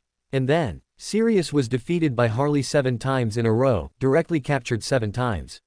Lupin, who was watching from the side, couldn't take it anymore and pulled Sirius down. "Sirius, you're in terrible form today, let me do it." Sirius, by this point, was already defeated to the point of doubting life. His old friend offered him an out, and Sirius quickly took it. "Indeed, Remus, I'm in terrible shape today. You go." Harley leisurely played with her wand on the side, even whistling, which made Sirius glare at his goddaughter fiercely again. Lupin's skill was clearly much higher than Sirius's, at least he managed to last 3 minutes against Harley, who was holding back, relying solely on magic. And when Harley felt she had given Uncle Remus enough face and was ready to end the battle, Lupin even pulled out a secret skill. He roared on the spot and directly transformed into a werewolf. This startled Harley, and the Demoness of Catastrophe's extraordinary ability was immediately used. Lupin had originally transformed because he couldn't withstand Harley's continuous, skillfully combined magic, and because everyone here was either a friend or a junior who knew him well. So he wanted to try his best, at least not to lose so quickly. Unexpectedly, as soon as he transformed into a werewolf, he was bound into a giant cocoon by spider silk. All right, I give up." Seeing Harley approach, wand raised and face full of caution, Lupin quickly exited his werewolf form. The fur on his face rapidly disappeared, and he transformed back into his familiar face. "Professor, what's going on?" Hermione, standing nearby, was also startled by Lupin's werewolf transformation and instinctively drew her wand. Remus's werewolf transformation. Well, that's a long story. Sirius stood leaning against the wall, hands in his pockets, saying with a grin. "Then make it short." Harley rolled her eyes at her godfather, but Sirius pretended not to see. It was Lupin who quickly explained. According to him, after that time he went to the cave to look for Regulus's body and immediately transformed into a werewolf, significant changes began to occur. According to Lupin's experiments, from then on, he could transform into a werewolf whenever he wished, without losing his sanity. In Lupin's eyes, this was a good thing. After all, being a werewolf could give him decent magic resistance, greatly improve his physical fitness, and remove the debuff of the full moon state. At the same time, he no longer had to ask Sirius to pay for the ingredients to brew Wolfsbane potion every time. More importantly, he would no longer need to rely on Snape to brew Wolfsbane potion for him, and wouldn't have to listen to Snape's sarcastic remarks. This was truly a triple blessing for Lupin. Professor Dumbledore also examined Lupin, but found nothing, ultimately attributing it to the great power of magic. However, Harley had several theories in that instant and secretly frowned. She felt she needed to prepare some special gifts for Uncle Remus, such as necklaces inscribed with certain words. After all, Lupin's current state looked exactly like the incomplete extraordinary characteristics of an aberrant pathway, deliberately supplemented and made complete under the intervention of some great existence. As for this great existence, it could only be that powerful old one suspended in the astral plane, the father of devils, the master of aberrations, the source of curses, the desire mother tree, the god of madness, the eternal howler, the powerful evil god once worshipped by the Rose School of the Western continent. The desire mother tree. Harley naturally held a high degree of vigilance towards this evil god. Although for now, in order to survive and not be completely devoured by the first or have parts of her Beander characteristics and pathway taken, the Desire Mother Tree was temporarily on the same side as herself. But who could guarantee that these inhuman existences wouldn't suddenly stab her in the back, forcibly controlling her or her relatives? Harley felt it was better to be cautious. Chapter 335 Dumbledore, are you trying to murder me? After beating their two elders, Sirius and Lupin naturally wouldn't make things awkward for themselves by bringing up helping Harley prepare for the competition again.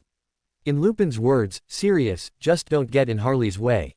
Of course, looking at their expressions, even though they lost badly, they seemed happier than if they had won against Harley. After their warm-up, it was already noon. Although they had only eaten breakfast at most an hour and a half ago, Sirius and Lupin still chose not to miss the opportunity to enjoy a delicious meal at Hogwarts. After all, they had been eating expensive and terrible food in werewolf and dark wizard illegal gathering places for a while now. After tormenting their stomachs for so long, it was time to reward them. Hogwarts, lunch today was very extravagant, as if it wanted to prove itself again in front of this new batch of international guests, and try its best to shake off the infamous reputation of being a food desert. As soon as he sat down, Sirius began to devour his food without any regard for his image, stuffing huge chunks of steak directly into his mouth. Professor Snape entered through the side door of the Great Hall, and even made a point to walk around the Gryffindor long table. Upon seeing Sirius's eating habits, he couldn't help but let out a cold snort, HMPH. Truly befitting of his animagus form. Before he had even finished speaking, he swept past the long table in his billowing robes and strode towards the teacher's table. Sirius originally wanted to habitually retort to Snape, but then he remembered that Harley had a competition today, so he decided to hold his tongue. However, his eyes darted around, and a mischievous smile appeared on his face.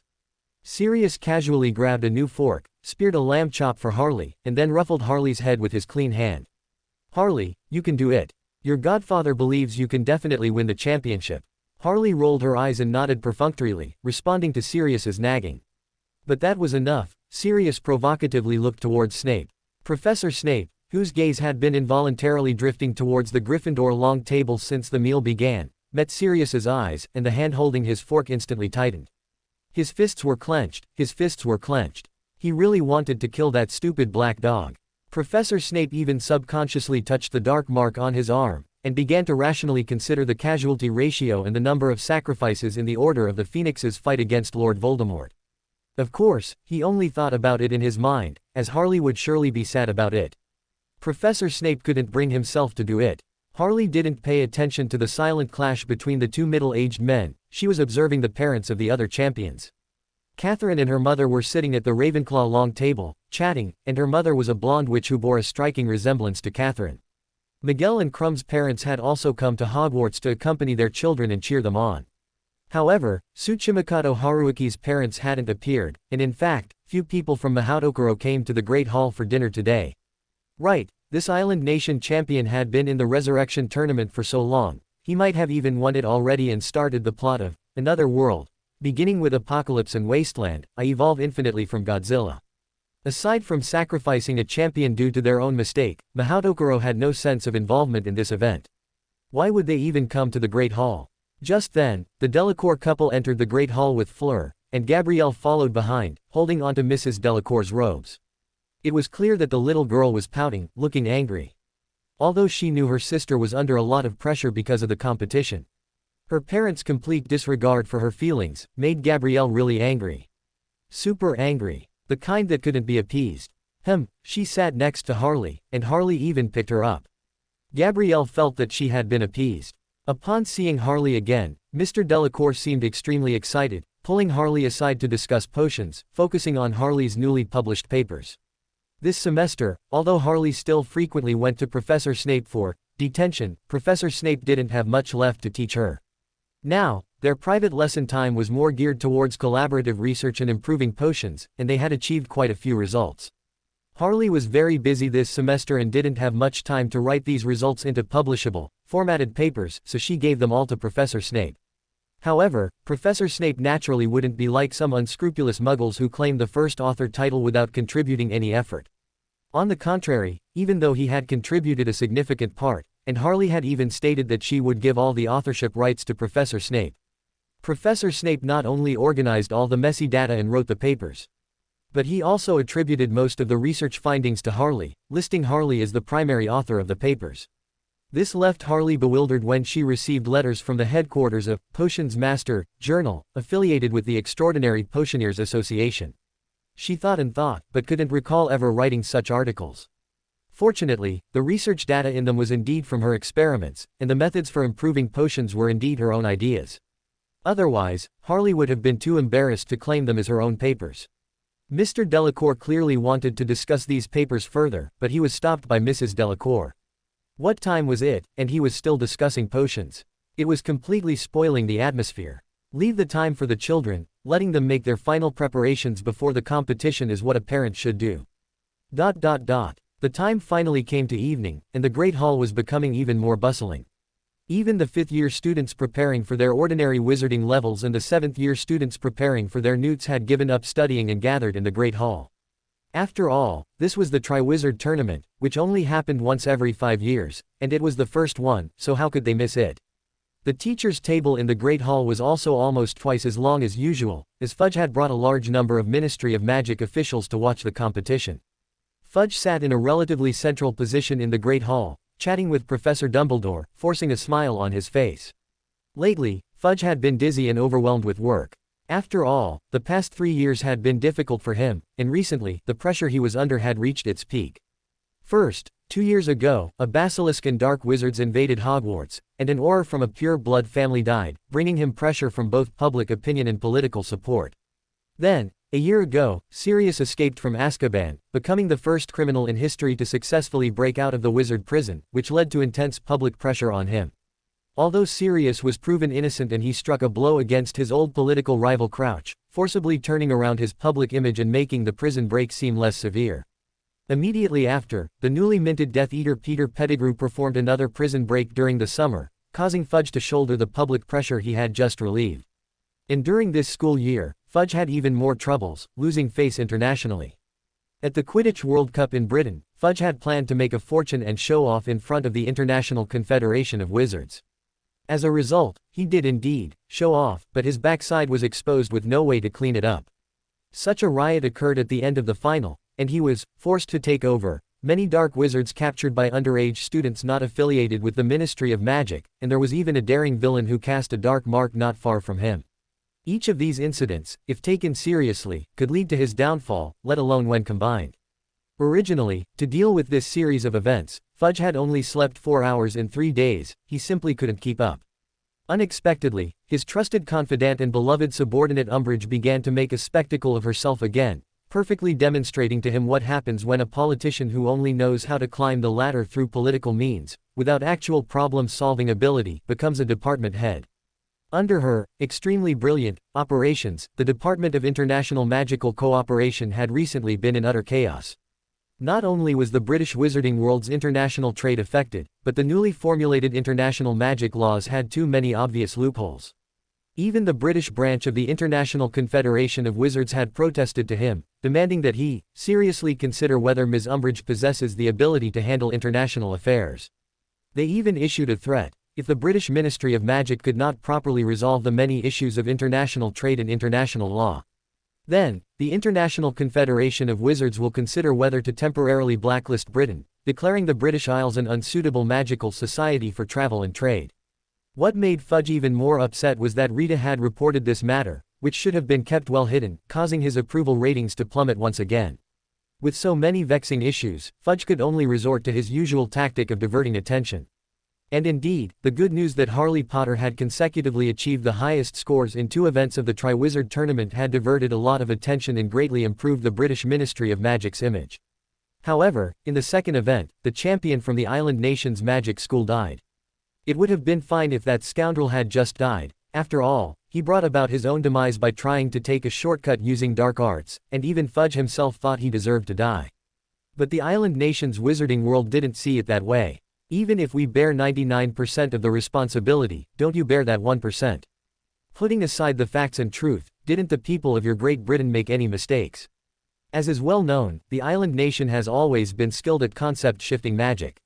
Originally, it was their champion, Tsuchimikato Haruaki, who used dark arts, but now in the island nation, a consensus has formed that the British Ministry of Magic sent people to maliciously harm their champion, and their champion did not use any dark arts at all. Fortunately, Europe has always held a leading position in the wizarding world, otherwise, it might have been spread that despicable champions from other countries used dark arts to harm Mahout Okuro's champion. In addition, there were the 3 unresolved notes from the Goblet of Fire's champion selection, and the protest from former Death Eater Karkaroff upon entering the country.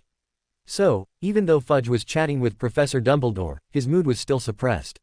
Moreover, he was subtly wary of Dumbledore, as so many unfortunate things had happened to him all at once. Who knew if there was a mastermind behind it? What if Dumbledore was behind it, trying to create problems for him and force him out of office, deliberately orchestrating all this? If this series of events was truly intentionally guided by someone, then only Dumbledore would have the qualification and ability to manipulate it from behind the scenes. This led to Fudge now having extreme distrust of Dumbledore, fearing what schemes this insidious old man might be concocting. P.S. The other high-ranking officials of the Ministry of Magic also had their own concerns, and only the professor of Hogwarts and the principals of the various magic schools were chatting normally, making the atmosphere less tense. Today's dinner was more sumptuous than usual and ended earlier.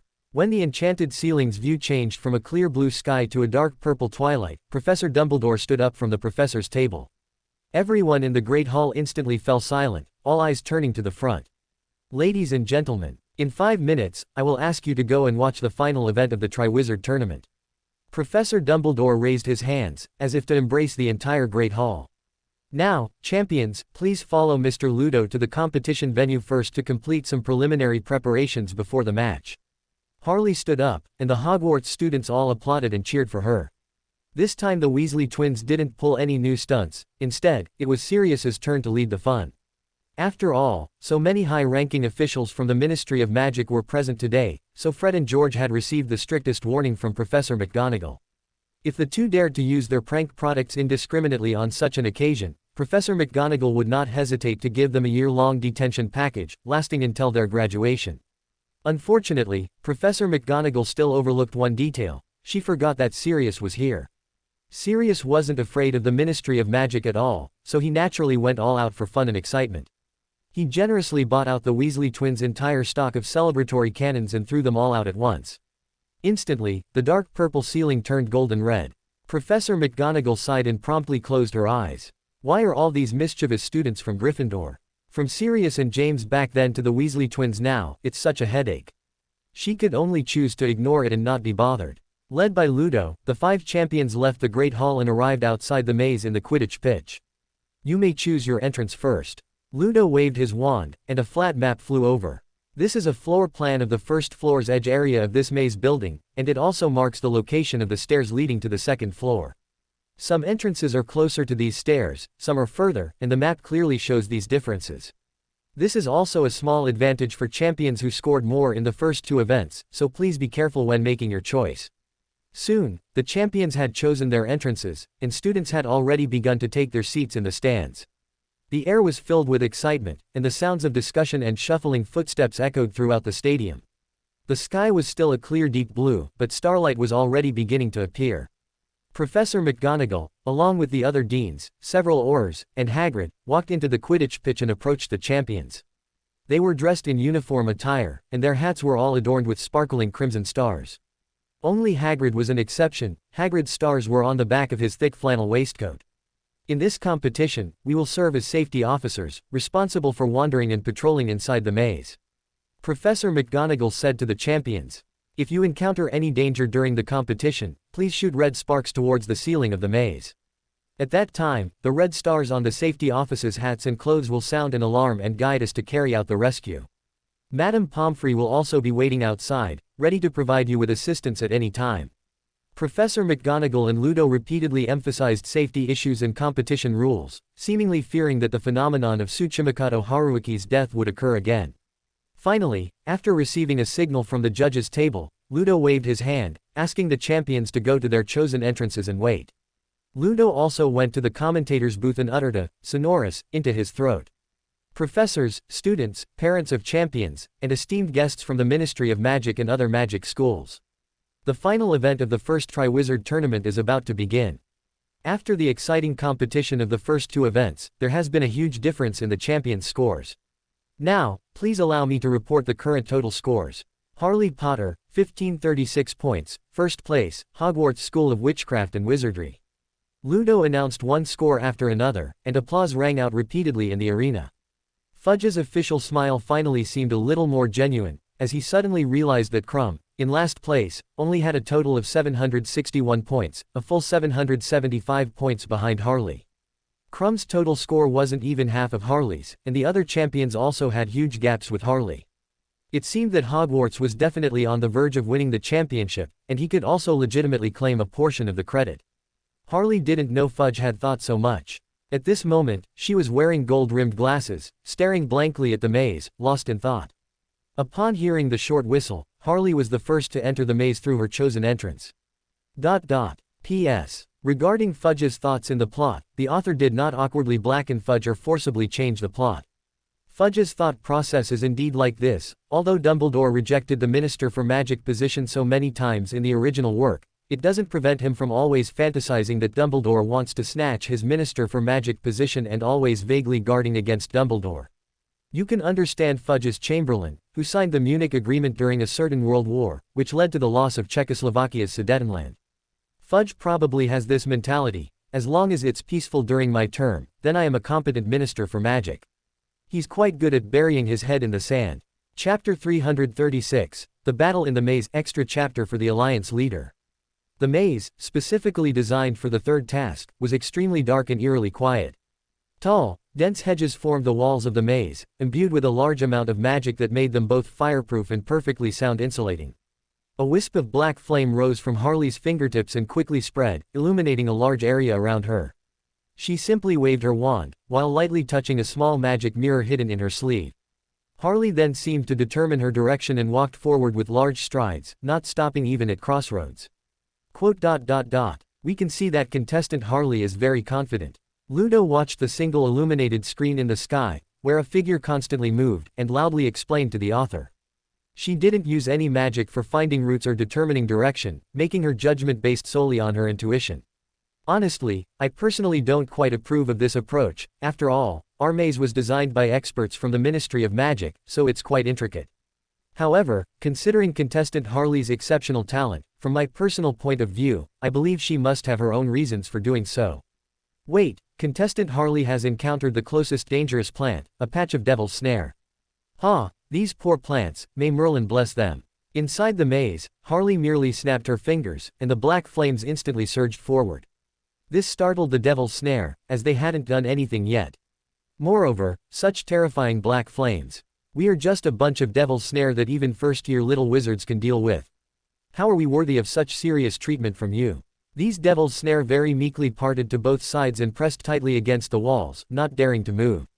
Harley didn't even glance at the trembling devil's snare, and walked past them with large strides. After passing the devil's snare, Harley glanced towards a certain corner. In a corner not far from the devil's snare, a small, unremarkable-looking stone lay quietly. That was an illegal portkey made by Barty Crouch Jr., waiting for its activation. Harley didn't expose this, nor did she leave any marks, but continued to follow the direction divined by her magic mirror. The first layer of the maze was the least dangerous, containing only plants and animals that even first and second year little wizards at Hogwarts could handle, and not even a single proper magic trap. However, probably due to the powerful undetectable extension charm applied, this layer of the maze was extremely vast. Harley encountered no obstacles in a short time besides the Devil's Snare, but she had covered a distance as long as 3 Quidditch pitch straight lines between the two goals. At this moment, a whistle suddenly sounded from a small patch of ice Harley had left at the entrance, indicating that Fleur, ranked second in overall scores, had entered the maze. Harley had no intention of seeking her out, but continued unperturbed, walking unhurriedly towards the entrance to the second layer. On the stairs leading to the second layer of the maze, Harley discovered an officially set, legal portkey. She blinked, a mischievous smile playing on her lips, and lightly waved her wand. Slide smoothly. Obstacles abound. Silencio. The stairs leading to the second layer instantly transformed under Harley's magic into an extremely smooth slope, impossible to stand on. Considering Harley's magical prowess, it would be almost impossible for an ordinary wizard to change it back into stairs. As for trying to conjure rough footholds on this smooth surface with magic and then climb up, that too would be impossible. Although Harley didn't deliberately make her obstacle charms reach their peak level, they were sufficient to stop this group of average champions. Moreover, she maliciously added a silencing charm to this area. Although according to the standards of the international magical education community, the silencing charm is a required skill for 6th and 7th year students. In fact, very few wizards master this, and most wizards who do master this technique experience a decrease in spell power when casting silently. If the champions behind couldn't make a sound, they would likely be even more at a loss to break Harley's magic. Mentos. Harley pointed her wand at the portkey again, artificially modifying this portkey, whose original destination was the third to last layer of the maze, to now transport to the entrance of the second layer. Harley chose to leave some challenges for the champions behind. Ludo's voice grew increasingly joyful. We can see that Harley transformed the stairs leading to the second layer into a smooth surface, adding obstacle charms and silencing charms to it. At the same time, she also found a portkey and, relying on her superb magical skill, modified its final destination. If I'm not mistaken, the final destination of that portkey should have been the third underground layer of the maze, but now its destination should have been modified to the entrance of the second layer of the maze. But this is also normal. After all, Harley herself still needs to go to the upper layers to compete for the championship. However, if the portkey were set directly to a higher layer of the maze that the contestant hasn't visited, there's a good chance of getting stuck in a wall or directly falling into a magic trap, thus leading to elimination. Only the entrance to the second layer of the maze, visible from the bottom of the first floor stairs, is the only safe landing spot Harley could be certain of. Designing that as the portkey's destination is undoubtedly the safest approach. Wait, what is Harley doing? Ludo let out a shocked shout, and the audience erupted in an uproar. Under everyone's gaze, Harley didn't use that portkey. After modifying its final destination, she simply tossed it aside. In the complex, silent maze, a sudden gust of wind arose. A breeze generated out of thin air, running along the maze and growing stronger. By the time this wind reached the entrance to the second layer of the maze, it had become a powerful gale. Harley stepped forward half a pace, and simply stood in the wind. The strong wind ruffled Harley's long hair, lifting her graceful figure directly towards the second layer of the maze. The obstacle charms along the way continuously opened a path, only to quickly merge and block the road once their owner had passed. After landing safely on the second layer of the maze, Harley even waved towards the screen, revealing a confident smile, before continuing forward. What did we see? Ludo's voice instantly rose 2 notches. Incredible, truly incredible. Harley actually flew up without using a portkey.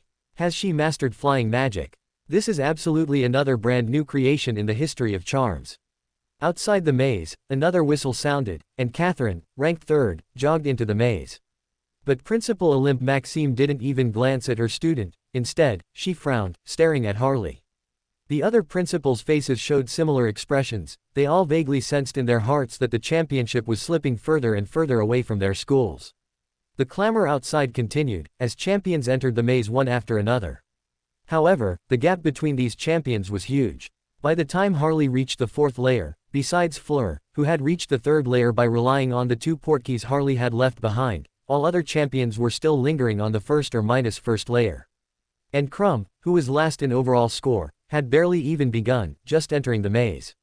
After all, the score difference between him and the preceding champions was too great, and if entry time was determined by score ratio, his disadvantage was enormous.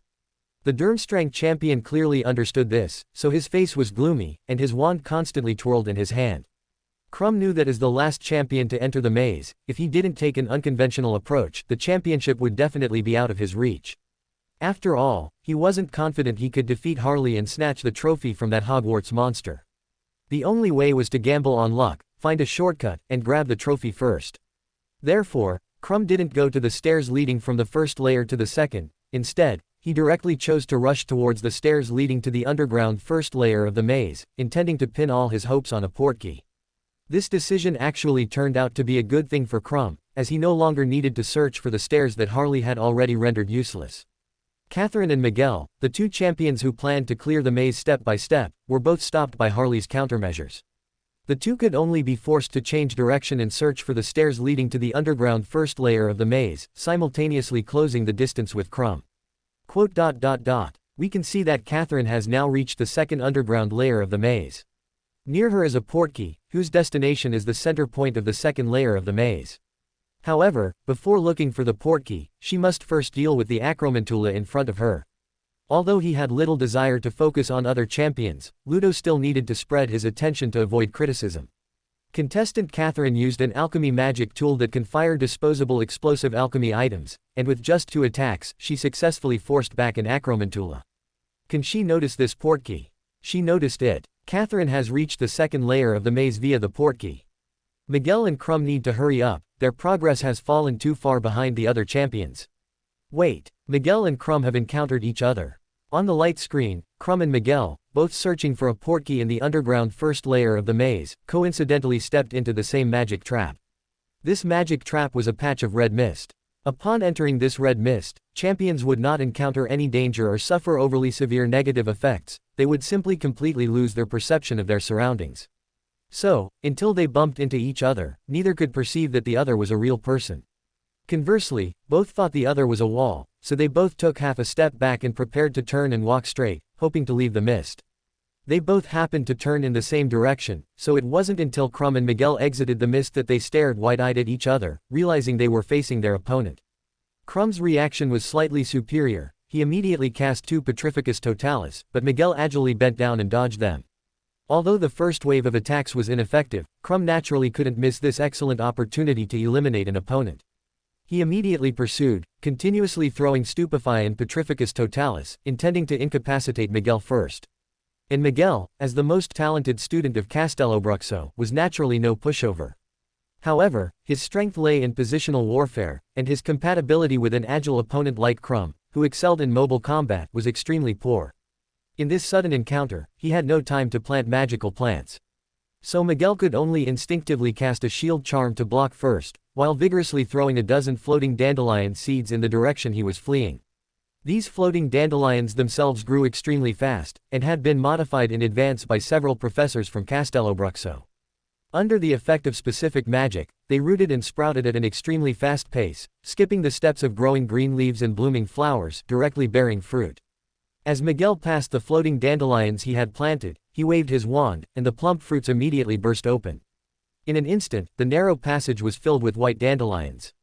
These dandelions, under the influence of the magic they carried, flew everywhere, completely obscuring Crumb's vision. Dark Flame Incinerate. Crumb, after a brief moment of dazed, reacted and made the correct judgment. Black magic flames erupted from his wand, rushing towards the large patch of dandelions in front of him, attempting to burn all these troublesome little things. However, the floating dandelions themselves also possessed some fire-resistant properties. Although the black magic flames were quite powerful, they couldn't completely destroy them in a short time. When Crumb finally cleared the obstacles in front of him, he could only see Devil's Snare covering almost half of the passageway ahead. He was momentarily stunned and dared not force his way forward, only trying to use black magic flames to drive away these fire-fearing plants. But under the control of a wizard, the Devil's Snare, which should have feared flames, showed no fear of these more powerful black magic flames, and kept slapping the ground, as if demonstrating to Crumb. Crumb frowned, only able to take a slight step back. With the opponent prepared, he certainly couldn't defeat Miguel, who was controlling the plants. Crumb clearly saw this reversal of offense and defense caused by a distinct difference in style, so he reluctantly chose to give up in the end. The two sides parted peacefully, continuing to search for the portkey in this layer of the maze, seeking hope for the upper layers. Crumb and Miguel, both searching for a portkey in the underground first layer of the maze, coincidentally stepped into the same magic trap. This magic trap was a patch of red mist. Upon entering this red mist, champions would not encounter any danger or suffer overly severe negative effects, they would simply completely lose their perception of their surroundings. So, until they bumped into each other, neither could perceive that the other was a real person. Conversely, both thought the other was a wall, so they both took half a step back and prepared to turn and walk straight, hoping to leave the mist. They both happened to turn in the same direction, so it wasn't until Crumb and Miguel exited the mist that they stared wide-eyed at each other, realizing they were facing their opponent. Crumb's reaction was slightly superior. He immediately cast 2 Petrificus Totalis, but Miguel agilely bent down and dodged them. Although the first wave of attacks was ineffective, Crumb naturally couldn't miss this excellent opportunity to eliminate an opponent. He immediately pursued, continuously throwing Stupefy and Petrificus Totalis, intending to incapacitate Miguel first. And Miguel, as the most talented student of Castellobruxo, was naturally no pushover. However, his strength lay in positional warfare, and his compatibility with an agile opponent like Crumb, who excelled in mobile combat, was extremely poor. In this sudden encounter, he had no time to plant magical plants. So Miguel could only instinctively cast a shield charm to block first, while vigorously throwing a dozen floating dandelion seeds in the direction he was fleeing. These floating dandelions themselves grew extremely fast, and had been modified in advance by several professors from Castellobruxo. Under the effect of specific magic, they rooted and sprouted at an extremely fast pace, skipping the steps of growing green leaves and blooming flowers, directly bearing fruit. As Miguel passed the floating dandelions he had planted, he waved his wand, and the plump fruits immediately burst open. In an instant, the narrow passage was filled with white dandelions. These dandelions, under the influence of the magic they carried, flew everywhere, completely obscuring Crumb's vision. Dark Flame Incinerate. Crumb, after a brief moment of dazed, reacted and made the correct judgment. Black magic flames erupted from his wand, rushing towards the large patch of dandelions in front of him, attempting to burn all these troublesome little things. However, the floating dandelions themselves also possessed some fire-resistant properties. Although the black magic flames were quite powerful, they couldn't completely destroy them in a short time. When Crumb finally cleared the obstacles in front of him, he could only see Devil's Snare covering almost half of the passageway ahead. He was momentarily stunned and dared not force his way forward, only trying to use black magic flames to drive away these fire-fearing plants. But under the control of a wizard, the Devil's Snare, which should have feared flames, showed no fear of these more powerful black magic flames, and kept slapping the ground, as if demonstrating to Crumb. Crumb frowned, only able to take a slight step back. With the opponent prepared, he certainly couldn't defeat Miguel, who was controlling the plants. Crumb clearly saw this reversal of offense and defense caused by a distinct difference in style, so he reluctantly chose to give up in the end. The two sides parted peacefully, continuing to search for the portkey in this layer of the maze, seeking hope for the upper layers. Chapter 337, Humiliated but very well behaved. In the 5th level of the maze, Harley was calmly and steadily advancing. She wasn't aware of the hardships the champions below were enduring, and even if she knew, she wouldn't care too much. Whose fault was it that their magic wasn't up to par? If you're weak, you should just lie down and take the ridicule, instead of being a shockwave, constantly shifting blame. After casually resolving 2 Acromantulas that tried to attack her with a water-making charm and a freezing charm, Harley couldn't help but sigh. What in the world are Hogwarts and the Ministry of Magic doing? Why is the maze full of ghouls, or billywigs, or those fire crabs that Hagrid has squeezed dry? The most dangerous creature I've encountered is just a harmless little Acromantula. Where's Hagrid's manticore, which suffered inhumane treatment? Where are the Noondus in the Forbidden Forest? And what about those winged birds that constantly provoke the centaurs? If the Ministry of Magic really has nothing to do, isn't Newt still wandering around the British Isles? Go borrow some dangerous magical beasts from him. Damn it, this Triwizard tournament is no fun at all. Wait, Harley suddenly stopped, looking with great interest at the 3-way intersection not far away. In the direction that her magic mirror had determined to be the correct path, there was now a smell of sulfur and rotting flesh. Blast-ended scroots. Harley tilted her head, looking in that direction, recalling the pets Hagrid had bred. Those little darlings perfectly inherited the advantages of their parents. They had no brains, strong physical attributes, high magic resistance, inherent formidable lethality, and extremely volatile temperaments. Hagrid had initially bred over 120 blast-ended Scroots, but these volatile and cruel creatures began to cannibalize each other from their adolescence. By the time they were fully mature, only about 20 remained, having died for various reasons. However, Harley didn't feel it was a pity that the numbers of these creatures were scarce. Although it wasn't convenient to directly hunt these things for experiments, blast-ended Scroots naturally had an instinct to fight each other, so they still provided Harley with many corpses. She combined her profound potions knowledge and studied these creatures for a long time, but still couldn't find any valuable parts on them. Blast-ended Scroot blood was full of strong corrosiveness and toxins, but also carried an intractable stench. If one wanted to use other materials to remove the toxins, thereby using blast-ended Scroot blood to substitute certain materials, the cost of the toxin-removing materials would be extremely high, even exceeding the price of the substituted materials. And if one wanted to use this highly poisonous blood to poison others, the price of materials that could remove this peculiar stench would be even more expensive than the best poisons on the market. If one wanted to utilize its strong corrosive properties, the toxins in the blast-ended Scroot blood would also remain on the material during processing, making it less cost-effective than using the corrosive juice of a wolfsbane. The shells of these blast-ended Scroots were quite hard. If there were extraordinary individuals in the Orthodox Church who specialized as tanks and frontliners, responsible for taking damage through physical means, they probably wouldn't mind crafting a few sets of plate armor or tower shields from blast-ended Scroot shells. But in the wizarding world, these shells were useless. Wizards would definitely choose dragon hide, which was cheaper, easier to process, and offered stronger defense. Furthermore, there were the blast-ended Scroot's flesh, nerves, internal organs. While these could all serve as potion ingredients, the cost and time spent processing them would even exceed the value of the potion itself once brewed. In short, these materials weren't entirely useless, but they were like chicken ribs, flavorless to eat, yet a pity to discard.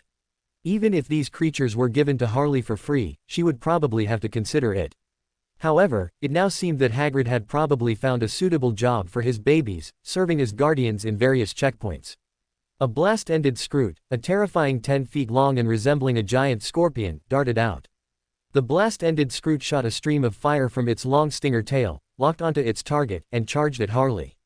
Tisk, isn't it better to be alive? Harley shook her head. She genuinely didn't want to deal with these low-value materials. A black flame flew from the tip of Harley's wand, weaving into a large net that enveloped the blast-ended Scroot. The blast-ended Scroot's slow movements perfectly matched its massive size, giving it no time to dodge. It could only raise its tail high, spewing a stream of offensive fire, while curling most of its body into its thick shell. Is that useful? If you shrink into your shell, I can't do anything to you.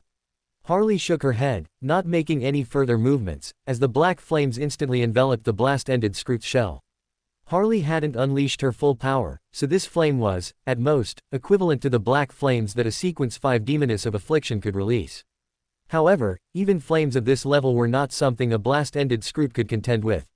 Of course, considering Hagrid's feelings, Harley chose not to directly burn it to death with black flames, but rather to slowly weaken the blast-ended Scroot's magical resistance. At the same time, Harley casually scattered a seed, and a strangling shadow vine grew out in less than 2 minutes. This was Professor Sprout's Christmas gift to Harley, and Harley felt that her future combat power probably wouldn't need these plants, so she simply let them play a role now, which could be considered not letting down Professor Sprout's kind intentions.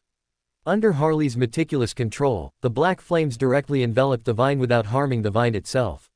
This strangling shadow vine quickly sprouted countless branches and, under the interference of a spell, crawled along the ground. They seemed to completely merge with the soil. Although there were no shadows on the battlefield, they themselves became unnoticed shadows. Finally, these vines precisely pierced the blast-ended Scroot's softest underbelly, unprotected by armor plates. The blast-ended Scroot's previously curled body quickly straightened, as if trying to struggle. But the black flames attached to the vines instantly erupted, directly destroying the most vital organs within the blast-ended Scroot's body. This massive blast-ended Scroot immediately ceased its resistance and silently collapsed. Harley didn't even spare it another glance, walking directly past it. The strangling shadow vine also remained in place and was not magically reverted into a seed by Harley. As Harley walked away, the camera also shifted, following Harley as she continued forward. What no one noticed was that a faint phantom of a snake head flashed on the vine, and then the vine burrowed into the artificial soil of the maze. The rest of the journey didn't have many dangerous magical beasts, at most only 2 relatively interesting magic traps. However, the Ministry of Magic staff were clearly not that capable, and their magical attainments were also quite ordinary. So Harley effortlessly bypassed these 2 magic traps and successfully reached the 6th level. The 6th level of the maze was already very small, at most the size of a Quidditch pitch. However, at the sole entrance to this level of the maze, for the first time, there were guardians. As Harley stepped in, 2 statues suddenly sprang out. These 2 statues were entirely made of stone, clad in iron armor, and wielding steel spears. They looked formidable and not easy to pass. But Harley kept feeling something was off. Why did these 2 statues look so much like the statues in the corridor outside the Transfiguration classroom? And before these 2 statues sprang out, Harley had vaguely heard a female voice, "Statues, advance."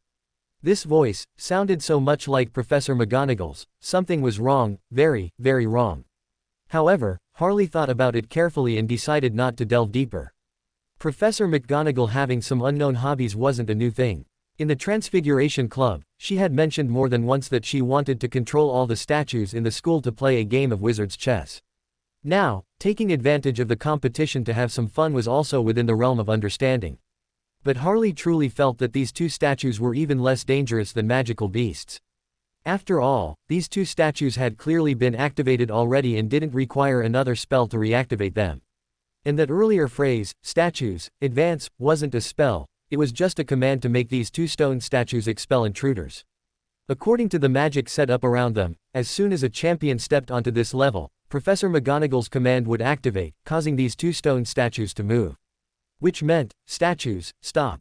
Harley didn't even glance at the 2 statues, just waved her wand. Upon hearing the command, the statues immediately stopped, motionless in place. Harley surveyed these 2 happy statues of Professor McGonagall, shook her head, and walked towards the trophy. Professor McGonagall's fun was thus curtailed by herself. Hopefully, Professor would not give her detention for it, not really. As Harley moved forward, she noticed that she was getting closer and closer to the most powerful portkey. Finally, the remaining path narrowed into a slender passage, whose end was visible at a glance. At the end of this path was a massive room, with a golden trophy placed on a high pedestal. And in front of that trophy, there was one last obstacle. It was a terrifyingly large lion, but with the head of a woman. It was a sphinx. It had been lying there, but upon seeing Harley in front of it, the sphinx immediately stood up, blocking the passage behind it and also obstructing the Triwizard Tournament Champion's trophy.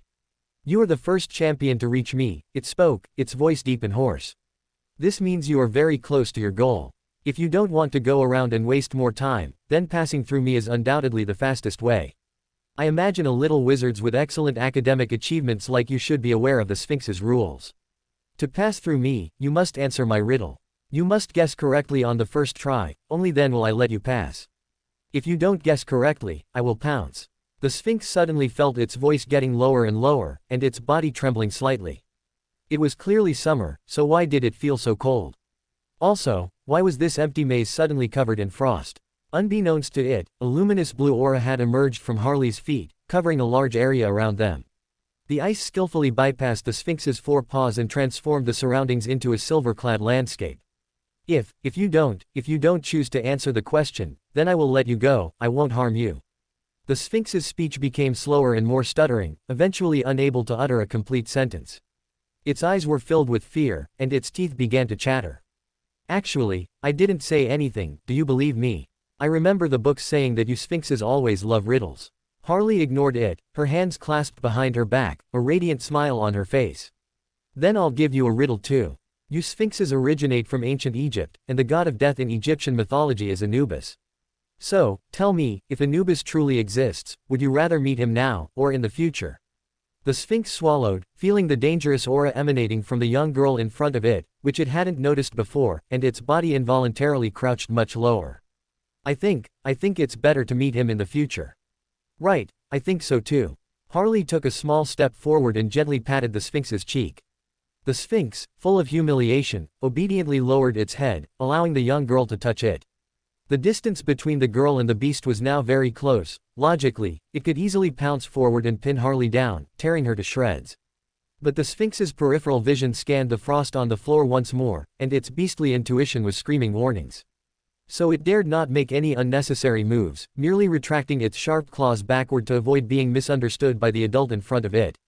You see, you've already answered my riddle. Harley's voice was incredibly soft. Now, could you please move aside? Or do you feel your body is too large and inconvenient to move, so you need me to help you move it, lest you block the way? And by the way, Harley's voice grew even gentler, like a caring elder sister. My strength is very small, so I can only move a part of your body at a time. The Sphinx had no time for silence, its mane instantly bristled. It even began to obediently rub its head against Harley's hand, while loudly declaring, "You're right. The answer to my riddle is a part of the body. You may pass." "That's a good girl," Harley patted the Sphinx's head, "you have a bright future." Chapter 338 Chaos. Sorry, I was sick and forgot to pick a title before. Harley's words and actions didn't humiliate the Sphinx, instead, it was filled with a sense of happiness. After all, if such a terrifying big shot said so, it meant that it would definitely survive. Being alive was better than anything else. What dignity was there to worry about? Harley didn't make things difficult for the sensible Sphinx and walked straight into the narrow passage, heading towards the Triwizard Tournament Champions Trophy. What are we seeing? I'm quite sure Harley is getting closer and closer to the trophy. Outside the maze, Ludo's voice grew louder and more excited. She's about to touch the trophy. If Harley gets the trophy, who has the ability to take it from her? Hogwarts is almost certain to win. Certain to win the first Triwizard Tournament. Ludo was hoarse, his voice even a little raspy. Professors and principals from other schools cast dissatisfied glances, and students booed. But Ludo didn't care, he felt galleons were already beckoning to him. And Harley, just as Ludo wished, slowly stopped in front of the trophy. The observation magic connected to the light screen in the sky began to rotate continuously around Harley, wanting to record this memorable moment of the champion holding the trophy from all angles. It was only when the image on the large screen became Harley's back that no one noticed her left pinky finger subtly twitch. A strange light suddenly flashed in the corner of the room, something seemed to have changed from before. The observation magic wasn't qualified to detect so much information, it dutifully returned to the front, wanting to record the moment Harley held the trophy. Harley had inexplicably stood still for an extra minute before, and only now extended her hand, giving the Ministry of Magic staff enough time to take commemorative photos. But an accident happened. Just as Harley's hand was about to touch the trophy, an unknown voice behind her suddenly roared, "Crucio!" Outside the maze, the audience, judges, and guests had no idea such a big event was unfolding inside. When the screen once again showed Harley facing the trophy, the cheers in the arena grew louder and louder. Sirius, clutching a large camera, excitedly prepared to take pictures like a child. Lupin couldn't help but shake his head but didn't restrain his good friend. Fudge, on the other hand, punched the table in front of him with force, a brilliant smile on his face. A glorious political achievement seemed to be flying towards him, dispelling the gloom of recent times. And in the corner of the judges' table, furthest from Fudge, Crouch stared blankly at the screen. Seeing Harley about to lift the trophy, and with the surrounding judges all focused and no one paying attention to him, he suddenly drew his wand. Bombarda, Confringo, Crucio, Avada Kedavra. 4 consecutive spells flew in 4 directions. The exploding charm directly detonated the alchemy screen in midair, while the blasting curse accurately hit the instrument in front of the wizard controlling the light screen. Under the power of the blasting curse, the instrument instantly shattered into countless fragments, eventually becoming a pile of dust. But that wasn't all. A ghostly green light flashed, and a Crucio accurately hit Fudge's back. Fudge instantly let out an extremely shrill scream, his corpulent body tipping forward and crashing onto the table. And Umbridge had just solicitously brewed a cup of hot tea for the minister. Now, all the scalding tea spilled onto Fudge's hands. This made Fudge's wails, already tormented by the Crucio, even more shrill. He fell from his chair, collapsing directly onto the open space of the podium. His body, despite being so corpulent, displayed astonishing flexibility, curling into a ball of flesh and desperately thrashing about. Minister, what's wrong with you, Minister? Umbridge was the first to rush over, kneeling in front of Fudge and screaming in heartbreaking agony. Her soprano even momentarily surpassed Fudge's wails, fully demonstrating her loyalty. Of course, while showing loyalty, she also vigilantly drew her wand, fearing someone might ambush her too. As for the other wizards present, including Professor Dumbledore, the deans on the podium, and high-ranking officials like Amelia Bones and Rufus Scrimgeour, none of them paid attention to Fudge. Because everyone felt a breath of death, a green spell flew over the heads of the wizards, heading towards Professor Dumbledore. Fortunately, Professor Dumbledore reacted extremely quickly, not even needing to use his wand, he simply clapped his hands. A thick notebook on the table instantly transformed into a wall, successfully blocking the killing curse for its owner. And most people's attention was also drawn to Crouch, who had cast a series of spells because of this killing curse. "What are you doing, Barty Crouch?" As the head of the Auror office, Scrimgeour shouted immediately, and 2 Petrificus Totalis flew towards him. But Crouch didn't give them a chance to catch him. Seeing that 3 spells had successfully hit and completed their respective tasks, with only the killing curse having no effect, Crouch showed no reaction, nor did he cast more spells subsequently. He simply mechanically aimed his wand at his feet and kept chanting. Before Scrimgeour's Petrificus Totalis hit Crouch, black flames had already erupted from old Barty Crouch's body. Blazing inferno ignited, consuming the emotionless middle-aged wizard within the flames, whose eyes, however, subtly held a hint of relief. When this series of events unfolded, the podium instantly erupted into chaos. Professor Snape and Professor Sprout, 2 deans, cast several spells in succession to forcefully quiet the panicked students. Professor Dumbledore, with a serious expression, waved his wand, finally extinguishing the fiendfire that old Barty Crouch had ignited, consuming his own life. Fiendfire, and Imperio. Professor Dumbledore softly uttered 2 words, and the wizards closest to him immediately trembled. "Dumbledore, are you sure it's Imperio?" Scrimgeour couldn't help but ask, his voice tinged with hope, wishing for a negative answer. But looking at Professor Dumbledore's serious face, Scrimgeour's heart slowly sank. "Poppy, please give Cornelius some simple treatment." Professor Dumbledore looked at Madame Pomfrey, who had rushed over. "If you lack the potion to cure the after-effects of Crucio, you can ask Severus for help." Madame Pomfrey nodded, then, carrying her medical kit, rushed towards Fudge. She hadn't expected to prepare all sorts of magic potions for the champions, only for the Minister for Magic to be the first to need them.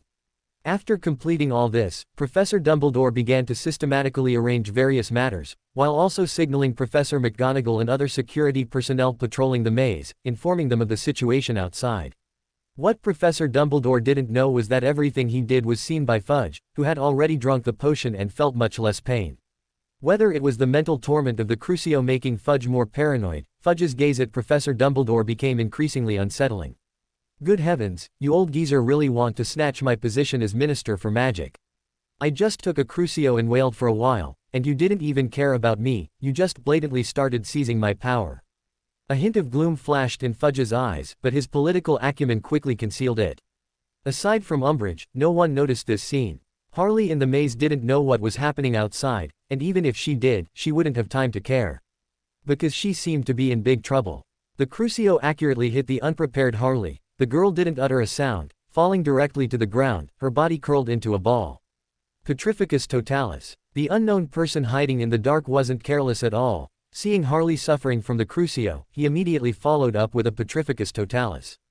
Harley's entire body instantly became stiff, unable to move. In the corner of the room, the halo blurred. A figure removed his invisibility cloak and ran over. The person had a pale face, slight freckles, and messy light blonde hair.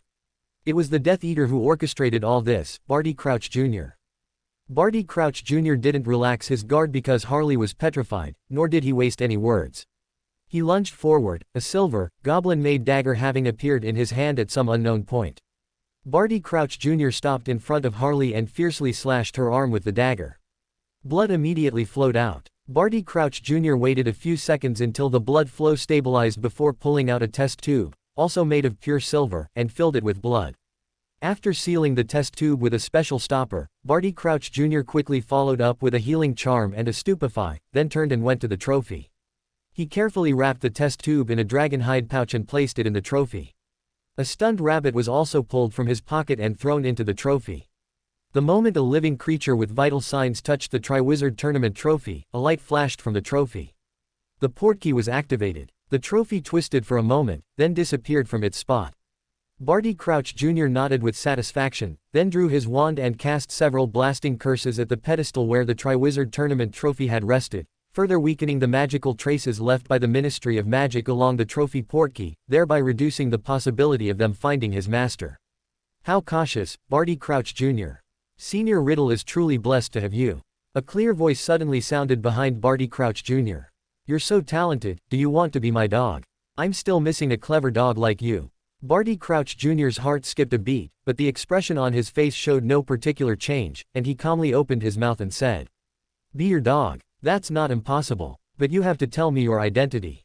Also, if you want me to betray my current master to serve you, you have to give me a reason." "Oh, right." The clear voice sounded again. "I need to tell you about the benefits of following me." Let me think." Before the words finished, Barty Crouch Jr. sharply spun 180 degrees, simultaneously roaring, "Crucio! Imperio!" This was his favorite and most frequently used spell combination. While inflicting intense pain on the target, Crucio also brought an extremely powerful mental oppressive feeling to the cursed person, effectively weakening their mental defenses. And using Imperio at this point greatly increased the success rate. Even accomplished occlumency masters found it difficult to effectively resist this spell combination and would be directly captured by Imperio. Those powerful Aurors, the Longbottoms, were captured by him using this smooth combo back then. Of course, at that time, Barty Crouch Jr. also exploited their trust in him and combined it with verbal distraction. After all, he was the sole heir of the Crouch family and, by rights, should have been the staunchest opponent of dark arts. And now, Barty Crouch Jr. employed the same trick, chatting with the unknown wizard to lower their guard, and also to help him determine their position based on their voice. Barty Crouch Jr. was very confident in this combat method, believing that unless it was someone like the great Lord Voldemort or that old immortal Dumbledore, others would have little chance of resisting such an attack. However, he miscalculated. A mirror suddenly appeared between them, directly swallowing the two consecutive spells. This startled Barty Crouch Jr. He didn't think twice, quickly setting up layers of defensive spells in front of him.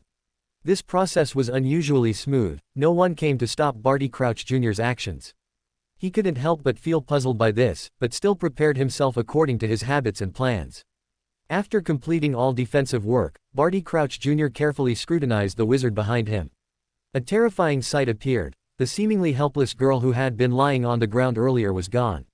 And a huge spider web had, at some unknown point, descended from the ceiling, with Harley sitting in it, gently swinging her legs.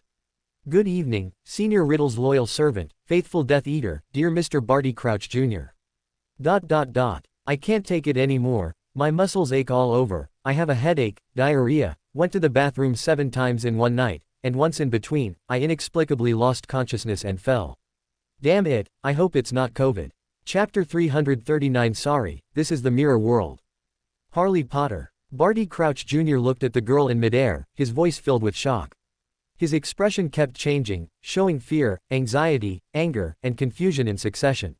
However, in the end, the expression on Barty Crouch Jr.'s face returned to calm. He glanced out of the corner of his eye at the spot where the Triwizard Tournament Champions trophy had been placed earlier, then quickly retracted his gaze, afraid that Harley would notice his movements. Harley, sitting in midair, took everything in.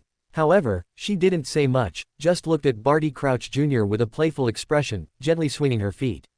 After shaking his head hard to clear it, Barty Crouch Jr. asked in as calm a voice as possible. "Strange, weren't you hit by so many of my spells? You should clearly be lying on the ground, unable to move right now." Listening to Barty Crouch Jr.'s words, Harley smiled and shook her head, snapping her fingers casually. "My dear Mr. Death Eater, what are you thinking? Your spells are so weak and powerless, how could they possibly affect me?" "Impossible." Barty Crouch Jr.'s voice rose a few octaves, faintly tinged with anger.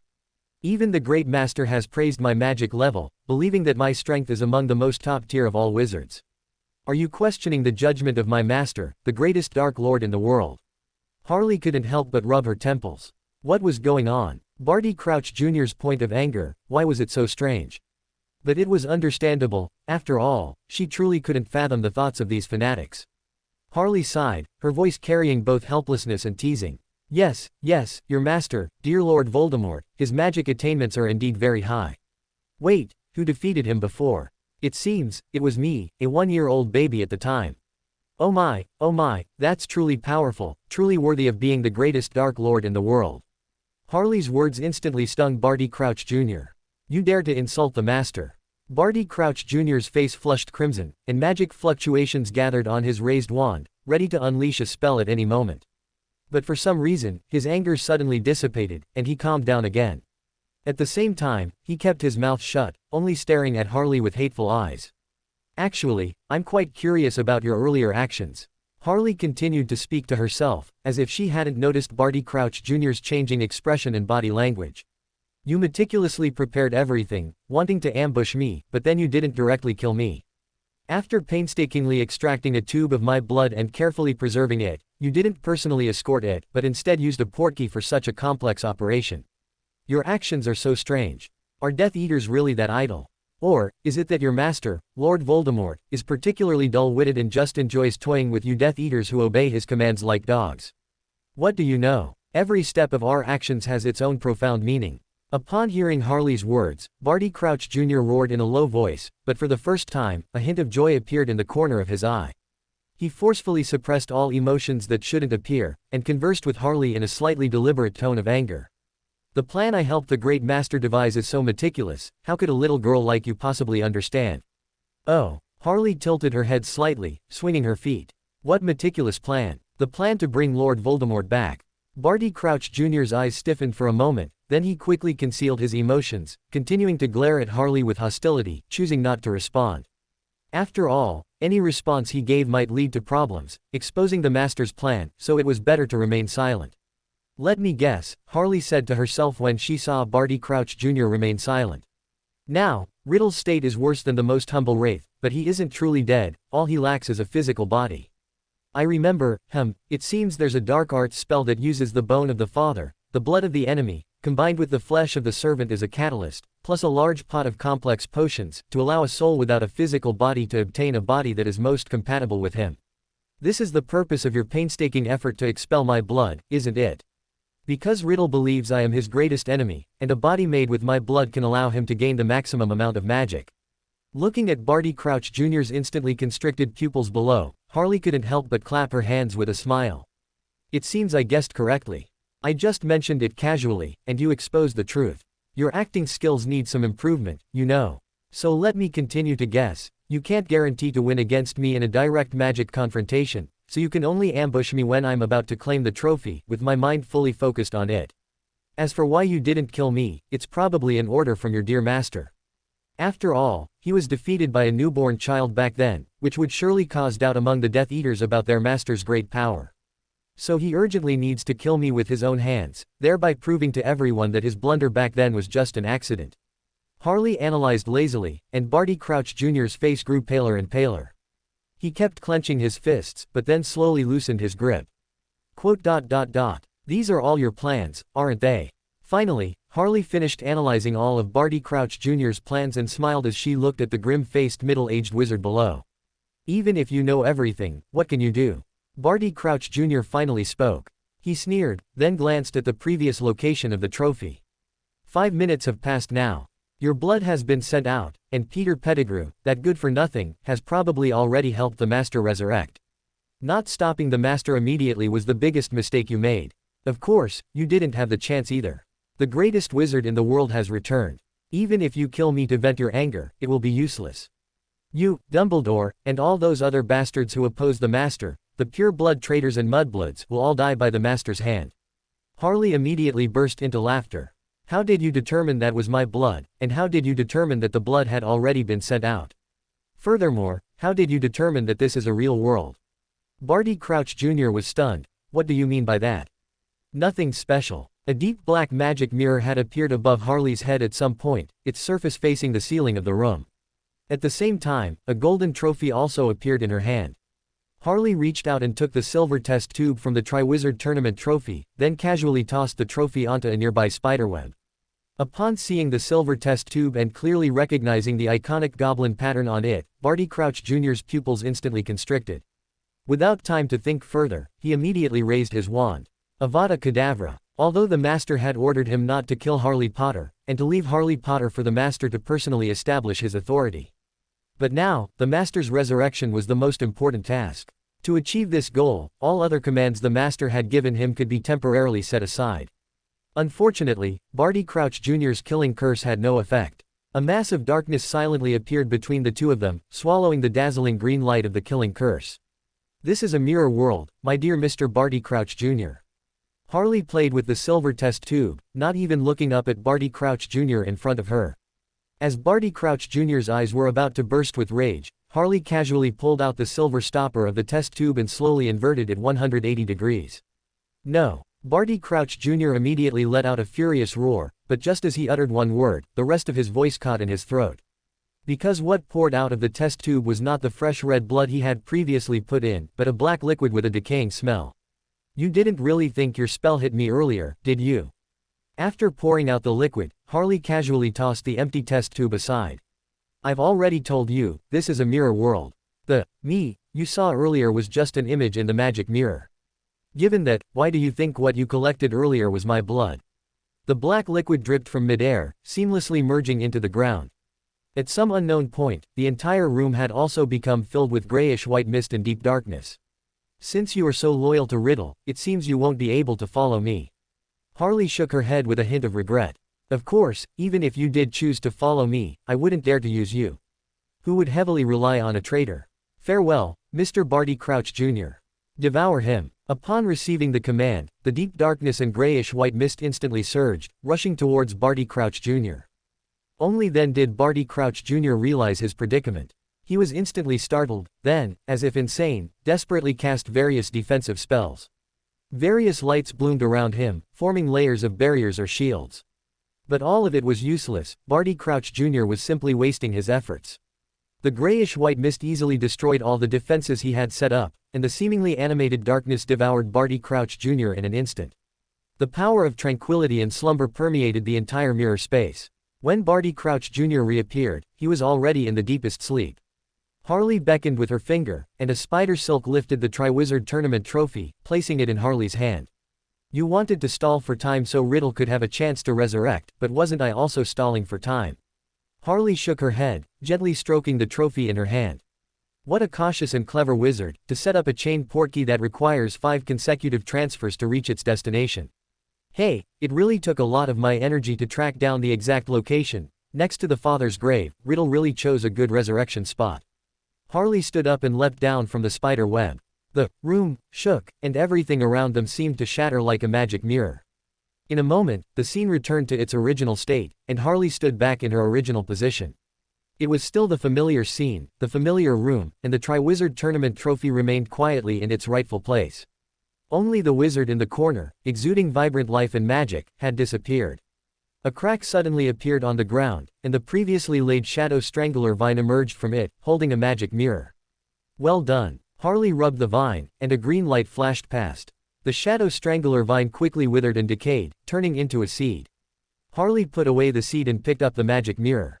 It was this magic mirror that transmitted Harley's power, blocking the magic trajectory of the portkey emanating from the mirror world and helping Harley track down the series of portkey landing points. Harley sensed the vanished detection magic around her, then gently patted her lower abdomen through the athletic clothes she was wearing.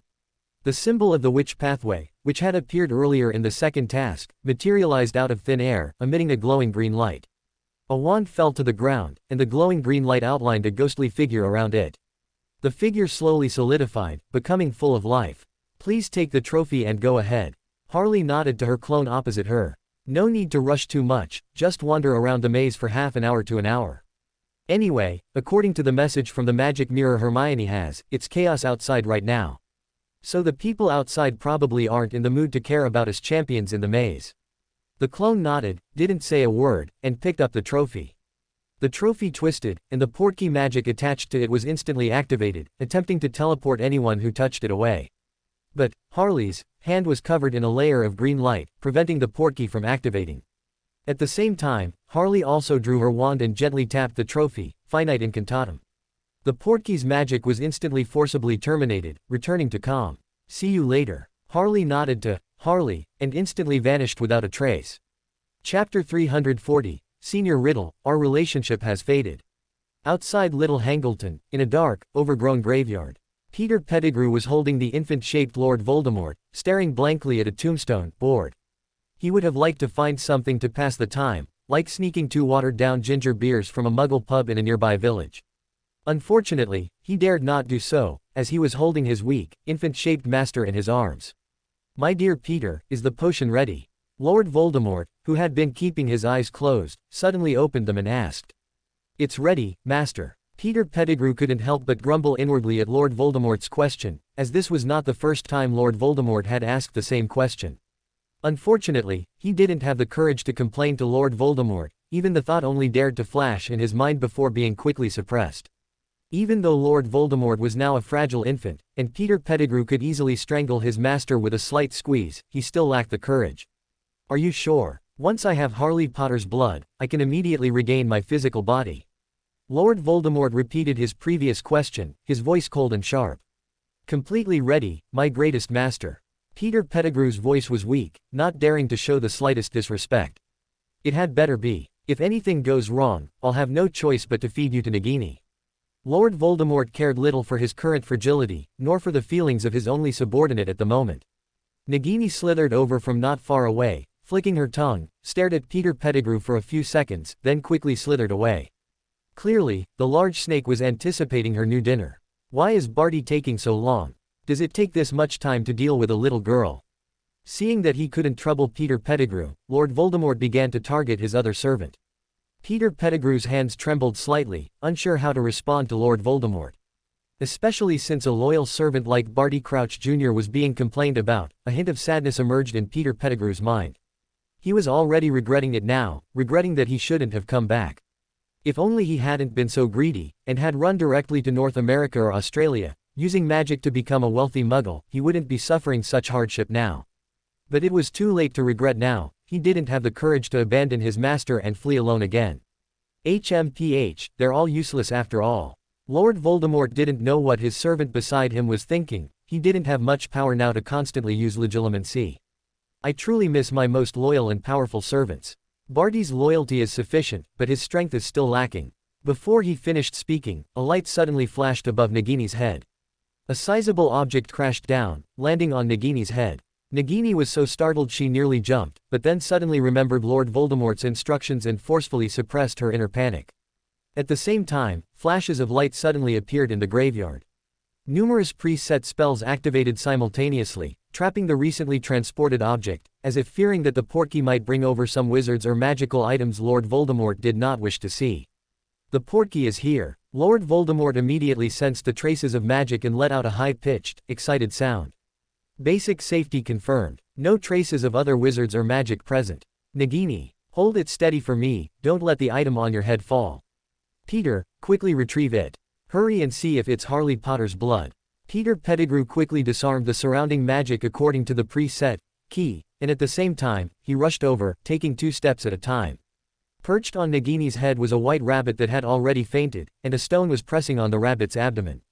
Peter Pettigrew carefully identified the markings on the stone and compared them with the information left by Barty Crouch Jr. in his memory. Finally, he nodded and respectfully reported to Lord Voldemort. Reporting, Master, this stone is indeed the last portkey in the correct series of portkeys set by Barty. It can be largely confirmed that Barty succeeded and was not coerced into using the preset incorrect group of portkeys to transmit items. That's good. That's good. Lord Voldemort's anticipation and joy in his voice increased by several points again. Then hurry. I am already impatient to regain my physical body. Yes, my esteemed master. Peter Pettigrew was also very excited. He could finally stop moonlighting as a nanny. However, he also felt a subtle sadness, because he knew what this ritual meant for him. Peter Pettigrew, with a heavy heart, pushed the stone cauldron to the edge of the grave, and then made some marks beneath the cauldron, igniting crackling flames. The finished liquid in the cauldron heated up very quickly, rapidly boiling, and sparks shot out from the liquid, as if it were on fire. The steam above the liquid grew thicker and thicker, blurring Peter Pettigrew's figure as he tended the flames. While Peter Pettigrew was preparing all this, Nagini was dragging Lord Voldemort, who was wrapped in a bundle. And Lord Voldemort kept trembling with excitement, appearing impatient. Finally, the potion in the cauldron underwent a more violent change. The entire surface of the liquid sparkled with eerie green and deep purple sparks, as if studded with diamonds. It's ready, esteemed master. After observing the characteristic signs that the potion had entered its optimal state, Peter Pettigrew immediately reported respectfully to Lord Voldemort. Quick, Lord Voldemort commanded impatiently, now, put me in. After placing the infant maid of potion into the cauldron and once again reciting the complex incantation, Peter Pettigrew began to tremble as he completed the final steps. Father's bone, unwittingly given, will resurrect your son. Peter Pettigrew waved his wand with his eyes closed, and the tomb not far from him split open. When a small wisp of dust responded to Peter Pettigrew's magical summons and fell into the cauldron, the diamond-like liquid surface instantly fractured. The entire cauldron of potion hissed, sparks flew, and the liquid instantly turned a dazzling blue. Seeing this, Peter Pettigrew trembled and let out a whimper. But he still struggled to pull out a long, thin, shimmering goblin-made dagger from his cloak. Servant's flesh, willingly given, will resurrect, your master. Amidst extreme fear and sobbing, Peter Pettigrew extended his right hand, missing a finger, gripped the dagger tightly with his left hand, and swung it down forcefully.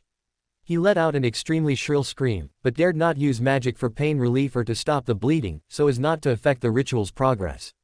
His right hand, cut off by the goblin dagger and uncontaminated by other magic, fell into the cauldron and instantly melted, as if it had never existed. And the potion, as Peter Pettigrew had hoped, turned fiery red, with blinding light erupting everywhere. Peter Pettigrew struggled to take out the silver test tube that had been transported on the stone with the clothes, carefully bit open the stopper with his teeth, while avoiding saliva and his own blood from dripping in. Enemy's blood, forcibly given, will resurrect, your foe. Peter Pettigrew gasped every 1 or 2 words, but this did not affect the ritual's progress. When the crimson blood dripped into the cauldron instantly turned a dazzling white.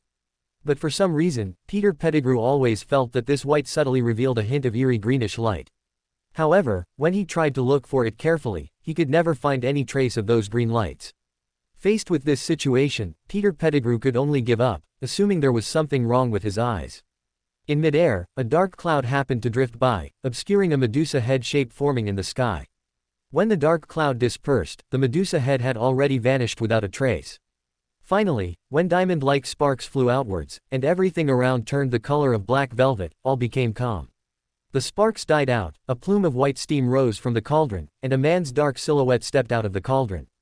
Although still in pain, Peter Pettigrew immediately grabbed the black robes from the bundle on the ground and draped them over his master's tall, thin, skeletal body. I am finally resurrected. What will the resurrected Dark Lord do? That's a good question. If it were those Sequence 0s and angels with resurrection abilities, upon resurrection, they would undoubtedly first appease their subordinates and believers to ensure the stability of their anchors and enforcers. And whether in the wizarding world or Muggle novels, after a major villain dies and is resurrected, they would certainly first gather their old subordinates, bestow favors anew, and ensure everyone continues to follow them. After all, you've been dead for so long, and it's already proven that you're not the strongest in this world. If you want your brothers to keep following you into dangerous situations and risking their lives for you, you've got to offer some benefits, right? But Lord Voldemort chose not to do it that way. He insisted on taking the unconventional path, different from others. After checking his physical condition and confirming that his magic had fully returned to peak level, Lord Voldemort chose to immediately summon all Death Eaters he could call upon, using the dark mark on Peter Pettigrew's arm. And then, a Pua session began. He first waited for all the Death Eaters to crawl to his side, kissing his robes that trailed in the dirt and his bare feet. Then Lord Voldemort began to individually enumerate the sins of these Death Eaters for abandoning him for 13 years, occasionally holding a raffle to randomly select 2 lucky Death Eaters and gifting them their least favorite Cruciatus Curse package. And the Death Eaters' useless behavior at the Quidditch World Cup last summer, especially their annihilation by a little girl, was also brought up by Lord Voldemort for public shaming. After completing most of the work, Lord Voldemort came to the largest gap in the circle formed by the Death Eaters. Quote, 6 Death Eaters are missing here, 3 died for me, and 1 didn't have the guts to come back. Of course, this cowardly traitor certainly didn't have the guts to come back, he will pay the price he deserves. A commotion immediately arose in the crowd. Fear, a kind of sympathy for the fallen, was hidden in the Death Eaters' eyes. However, Lord Voldemort would not care about the irrelevant emotions of these replaceable servants. In his eyes, as long as he was alive, there would never be a shortage of servants pursuing higher power, greater wealth, and stronger magic around him. As for their loyalty, did it matter? Lord Voldemort was very confident about this. As long as he was the Dark Lord, no one would dare betray him. So he continued speaking. Quote, And 1 servant, I think he has left me forever. Does he think I can't do anything to him just because he's hiding in Hogwarts? He will certainly be executed. I will use his soul to light the torch of a new era, proclaiming to the world my return, Lord Voldemort, the greatest Dark Lord in the world. This also proclaims to the world that those who betray me will come to no good end. Quote, Of course, there is still one who remains my most loyal servant. He is intelligent and powerful. More importantly, he has already begun to serve me again. Saying this, Lord Voldemort cast his gaze towards the cauldron at his feet. Without this loyal servant, I fear your master would still be in that helpless state, worse than the most lowly wraith. But that's not important, now all my power has returned. And soon, my most loyal servant will also lure Harley Potter here, allowing our lovely little girl to perform her last dance of life here. Yes, that's right, you haven't guessed wrong. Lord Voldemort will have a fair duel, in accordance with wizarding tradition, with his prophesied nemesis here. Then you will realize how absurd and ridiculous that prophecy truly is, and how powerful and invincible the Dark Lord is. Before Lord Voldemort finished speaking, another voice suddenly echoed from the darkness. I'm sorry to disappoint you, dear Riddle. Your loyal servant chose not to invite your dear junior, instead, your junior expended great effort to pinpoint this location. Harley, wearing a white evening gown, slowly emerged from the shadows of the forest beside the graveyard. Her gem-decorated high heels were clearly stepping on dirt, yet they made the clack-clack sound of walking on marble slabs. Honestly, Riddle, Harley said, with her hands behind her back, her expression a mix of grievance, complaint, and dissatisfaction. You are my most revered senior. On my journey of growth, you could say you gave me the greatest help. If it weren't for you, I don't know how many times I would have died by now. It's safe to say that even Professor Dumbledore didn't have as much impact on me as you did. Given this fact, I think our bond should be incredibly deep. Yet, our relationship is so good, and you're holding a resurrection banquet without telling me. Riddle, our feelings have faded. Our feelings have faded. Chapter 341, Run for Your Life, Senior Riddle. You are the main course tonight. Any normal male wizard hearing such a beautiful demoness of Unaging Jr. complain to him with such a resentful face would surely feel deep self-blame. After all, what normal person could refuse the extraordinary charm of a demoness of Unaging? But Riddle was not a normal person, it was even questionable if he could still be called a person. As everyone knows, after graduating from Hogwarts and completing a brief internship, Lord Voldemort began a long period of idleness, struggling in the dark underbelly of the wizarding world, getting covered in mud in various murky swamps. When learning magic, Lord Voldemort always adhered to the principles of power first and practicality first, completely disregarding any potential negative effects. According to memories Harley had once seen, Tom Riddle, during his internship, possessed an extremely handsome face. Just by relying on his looks and unique persuasive skills, Tom Riddle was able to develop an extremely intimate relationship with that middle-aged descendant of Hufflepuff. Ms. Hepzibah Smith even shared with the young Tom Riddle the secret that she possessed two heirloom treasures, the Hufflepuff's cup, and the Slytherin's locket. It should be noted that many relatives who had an average or distant relationship with Mrs. Smith were unaware of these two secrets. Their intimate relationship, which went beyond normal bounds, although related to Riddle's past mastery of sweet talk, was also sufficient to attest to his handsome appearance. Despite these excellent innate conditions, Riddle resolutely forgot the fact that his stomach was not very good and required softer food, and instead chose to rely on himself. So he naturally didn't care about the handsome face given to him by his parents, and was able to conduct magical experiments on it without a second thought. Even now, his pale, spider-like hands, blood-red eyes, and narrow, slit-like snake pupils are all evidence of the physical transformations left by the many evil dark arts Lord Voldemort mastered. To conquer death more easily and advance further on the path to immortality, Riddle even gave up a man's most precious possession. Yes, Lord Voldemort gave up his nose, and from then on earned the nickname, Noseless, which almost no one in the wizarding world dared to use. Such a wizard, who was extremely perverse both psychologically and physically, would naturally not feel the slightest guilt because of the beautiful demoness of Unaging in front of him complaining. On the contrary, Lord Voldemort became even more excited. Look, look. Lord Voldemort clapped his hands gently, holding his wand with his fingertips. Everyone, look, who is this? Isn't this the girl who lived, the youngest recipient of the Order of Merlin, First Class, the great Harley Potter? Ah, you are so great, famous throughout the entire wizarding world. Although I have never done this before, but, could you give me an autograph?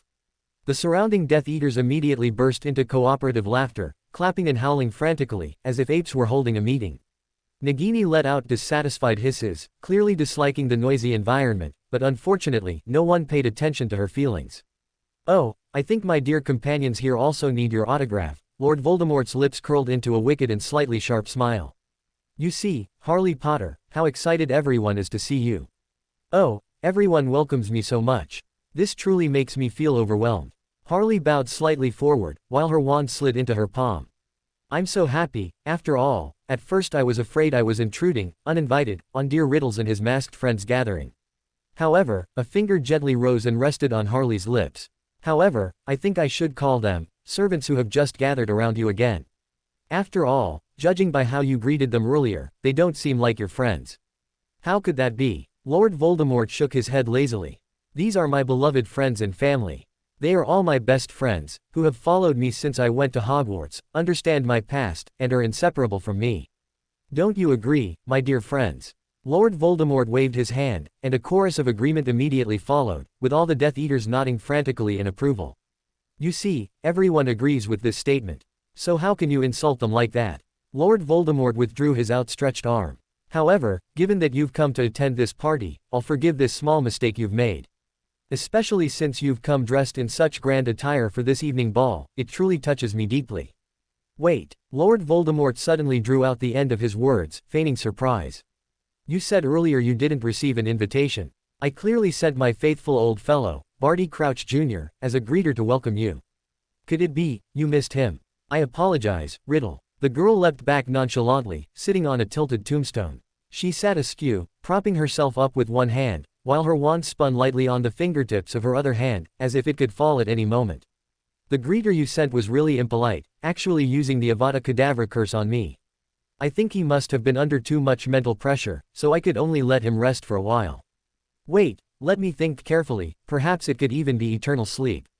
Oh, Lord Voldemort narrowed his eyes, his already slender blood-red eyes instantly becoming mere slits. That's truly terrible. Never mind, it doesn't matter. If he doesn't have the ability to return to me, it only proves he's a good-for-nothing. Good-for-nothings are not needed by the great Lord Voldemort. Only the strongest, noblest, and wisest pure-bloods will be by my side, and only they are worthy of being Lord Voldemort's friends. In that instant, Harley could distinctly feel the surrounding applause and cheers growing more fervent. However, in contrast, the breathing of the Death Eaters, who wore black hoods and tried to conceal their faces as much as possible, became momentarily erratic and increasingly heavy. All right, let's get back to the main topic. Lord Voldemort did not observe the reactions of the Death Eaters around him, or rather, even if he did, he didn't care.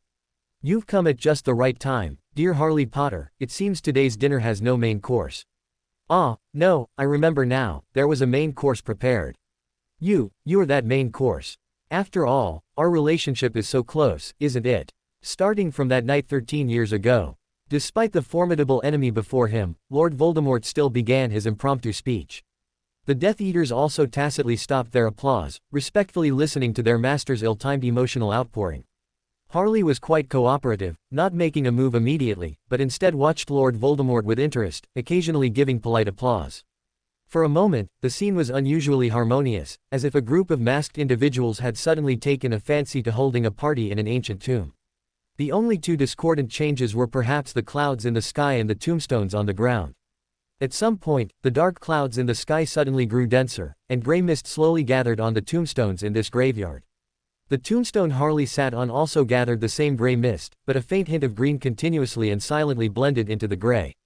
All of this was happening silently in the darkness, and only two people noticed the change. Of course, one of them could only perceive a part of the change, and at this moment, that person was giving an impromptu speech. You see, you defeated me 13 years ago, successfully prevented me from obtaining the Philosopher's Stone 3 years ago, and almost strangled my last hope of resurrection a year ago. Lord Voldemort's speech quickly came to an end. Wow, it really is just like the prophecy says. The girl who lived, Harley Potter, she truly is the Dark Lord's nemesis. Lord Voldemort once again led the laughter, but this time the Death Eaters dared not join in. Everyone tightly shut their mouths and desperately lowered their heads, fearing they might be chosen as a lucky audience member again and rewarded with the Crucio package. Although there were various accidental factors at those times, such as my carelessness, not considering the ancient magic cast by that mudblood woman. For example, I was too weak and could only rely on a good-for-nothing. For example, Wormtail was truly incompetent, being caught by a third-year little wizards. But Lord Voldemort never denies his mistakes, nor does he forget his failures. So today, let us have a duel. Lord Voldemort focused his gaze on the nonchalant girl before him. I want my friends to see how foolish it is to think this girl is stronger than me. I want to completely eradicate the misunderstandings in everyone's minds and make them understand that Harley Potter's previous victories against me were entirely by chance. Lord Voldemort smiled kindly at Harley. Are you not terrified? Is the image of impending death already appearing before your eyes? The quiet death, the pitiful sight of a body lying silently in the dirt, slowly being consumed by insects. Girl, hurry and flee for your life, it will make this slaughter, disguised as a contest, more interesting. Are you done talking? Harley yawned. Does that mean the duel can begin? Of course. Lord Voldemort smiled slightly. Then do we need to bow? Do we need a countdown? Harley confirmed the details with a slightly playful expression. I personally think it's necessary, etiquette must be observed. Your deceased parents would surely want you to behave gracefully, wouldn't they? Lord Voldemort's lipless mouth curved into a smile. Oh, I retract my previous statement. I forgot your mother was a filthy mudblood, she probably wouldn't understand what manners are. Which means, you don't need a countdown. Harley's voice suddenly became increasingly flat, cold, and gradually devoid of any emotion. It seems the dirty mudblood bloodline has contaminated your mind and ears as well, preventing you from grasping the honor that exists in wizard duels. Lord Voldemort sighed, feigning sadness, and even more, it prevents you from comprehending my mercy, from enjoying the last gentle moments of your life. But since you say no countdown is needed, I shall grant you this small dying wish. Then, the duel begins. Before Lord Voldemort's words had even finished, 2 spells directly blasted him in the face, sending him flying backward. Lord Voldemort's emaciated body arced through the air in a not-so-graceful curve, finally crashing heavily onto a tombstone. For a moment, stones splattered and dust filled the air. Lord Voldemort was buried under dirt and rubble, not even the hem of his robes visible. These 2 spells were Crucio and Imperio. They both originated from the dark arts master Barty Crouch Jr., cast about 10 minutes ago and still fresh. And inside Harley's clothes, a magic mirror was slowly fading from view. You see, you insulted my parents, you didn't believe in my strength, and you personally initiated the duel. Harley nodded coldly at Lord Voldemort. Even not needing a countdown and announcing the start of the duel were your own words, I didn't say anything. This time it's fair, isn't it? There shouldn't be any misunderstandings in everyone's minds, right? It's obvious I'm stronger than you. You see, is it not you who needs to flee now? Is death not appearing before your eyes? Cry, scream, and then flee for your life. Weak riddle, otherwise, this slaughter called a duel will be meaningless. By the way, you are tonight's main course, a main course only I can enjoy. Listening to Harley speak similar words in a similarly mocking tone, the vast graveyard instantly fell silent. The Death Eater's wild laughter seemed to be forcibly choked by an invisible sphere, unable to make a sound. They blinked, unable to believe what they were seeing. Master, that invincible, unparalleled Dark Lord, whom even Dumbledore failed to defeat, was just sent flying before their very eyes. No one dared to believe this scene, yet everyone had to admit it. And this made them even more uncomfortable. After all, back then, they could still make excuses for their master, such as, their master was careless, powerful magic was hidden within the ancient pure-blood Potter family, or, Dumbledore was prepared and set traps in advance, believing that the Dark Lord's defeat was only temporary. As for Harley's achievements, they could also attribute them to Dumbledore forcibly promoting Harley. Moreover, a genius could also achieve these things. Many Death Eaters believed that their master, when he was young, could also defeat a basilisk, conquer a dragon, and even do better. But now, the 2 were truly dueling. And their master seemed to have no power to retaliate, still buried under rubble and earth. Silent thunder exploded in the hearts of almost all the Death Eaters. Everyone realized the same problem. The sky of the wizarding world had truly changed. Chapter 342, What Dark Lord? Wouldn't it be nice to hug this white thigh? Harley stared indifferently at the spot where Lord Voldemort had fallen, black flames silently unfurling behind her. Lord Voldemort was still buried under the earth and rubble, showing no signs of movement. As for the Death Eaters, none of those still standing could be described as truly loyal.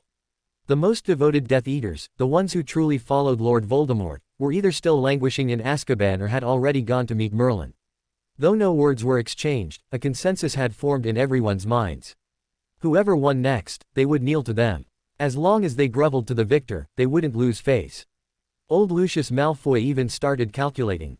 Draco and Harley Potter are in the same year, and Draco is even a bit older than her. In other words, Harley Potter, barely 14, can already fight the Dark Lord to the death. Hiss. Lucius suddenly felt he had found a new powerful patron. Why grovel to the Dark Lord? Wouldn't it be better to grovel to Harley Potter? Even if Harley Potter was ultimately at a disadvantage in this duel and couldn't defeat the Dark Lord, judging by the power she had displayed earlier, at least escaping wouldn't be a problem. And she was still so young, surpassing the Dark Lord in the future was practically a certainty.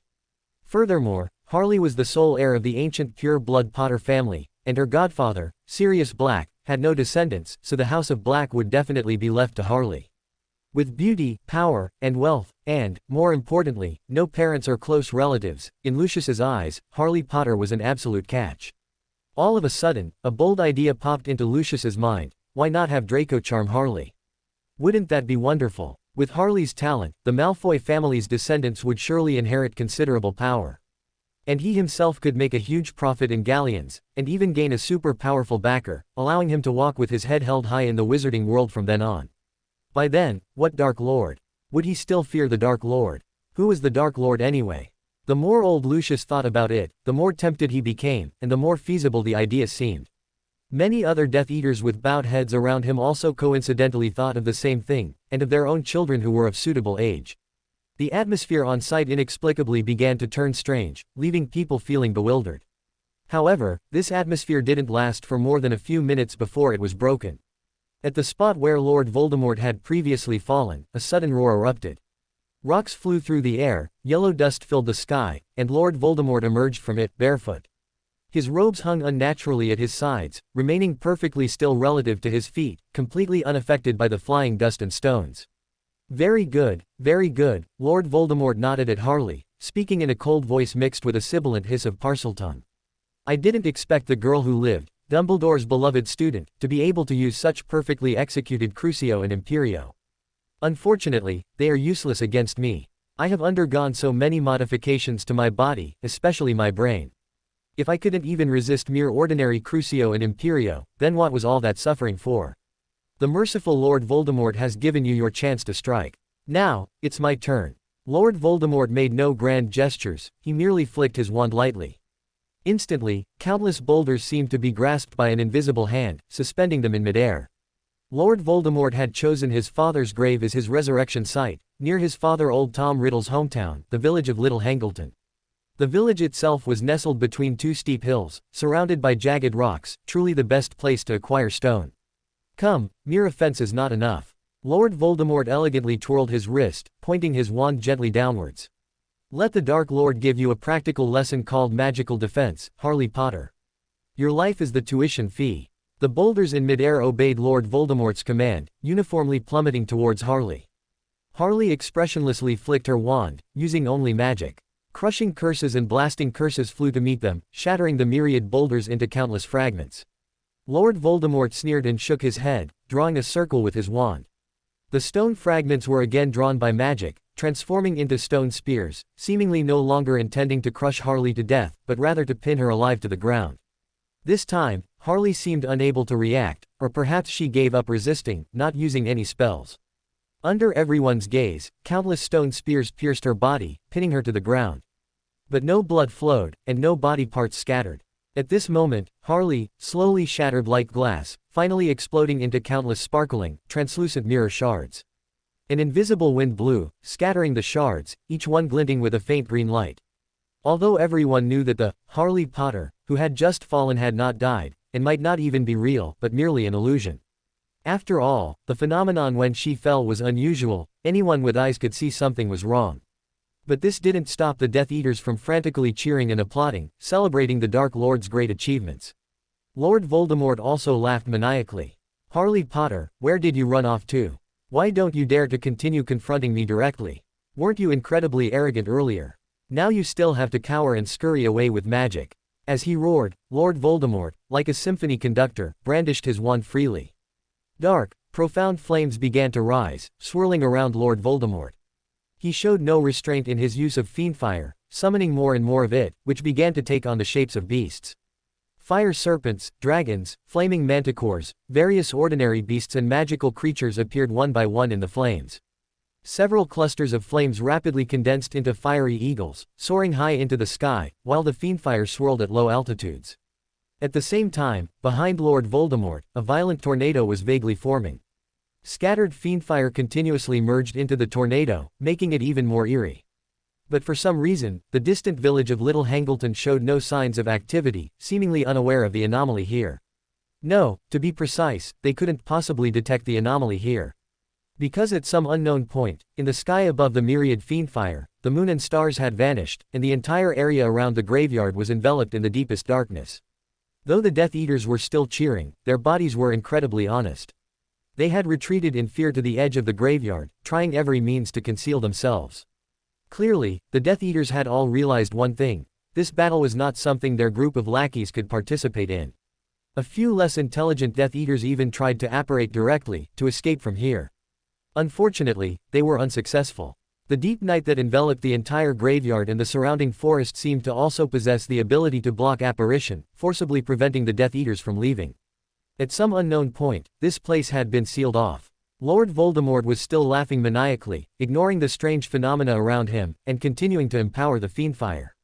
At the same time, Lord Voldemort began to slowly advance towards the direction Harley had previously stood, his steps steady, each one rhythmic. 2 fire serpents also coiled around his feet, but the fierce fiendfire dared not harm its master in the slightest.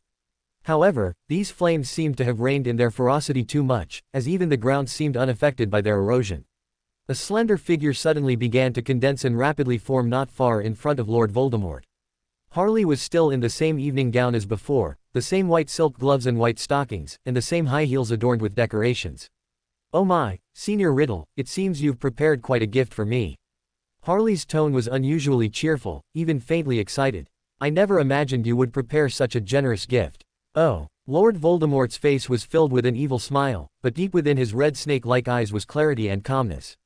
"What? Don't you like this sky full of fiendfire? I remember you always liked to use a kind of black flame similar to fiendfire, didn't you?" I wasn't talking about this gift."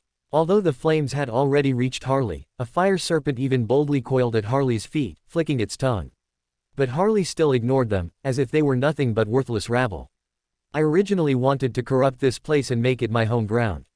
I didn't expect Senior Riddle to have laid such a vicious trap here in advance. You're really making me sad." As she spoke, Harley's face showed a sad expression, as if she was about to cry. Lord Voldemort was absolutely unmoved, instead growing subtly more serious. "It seems you've discovered the last gift I prepared for you.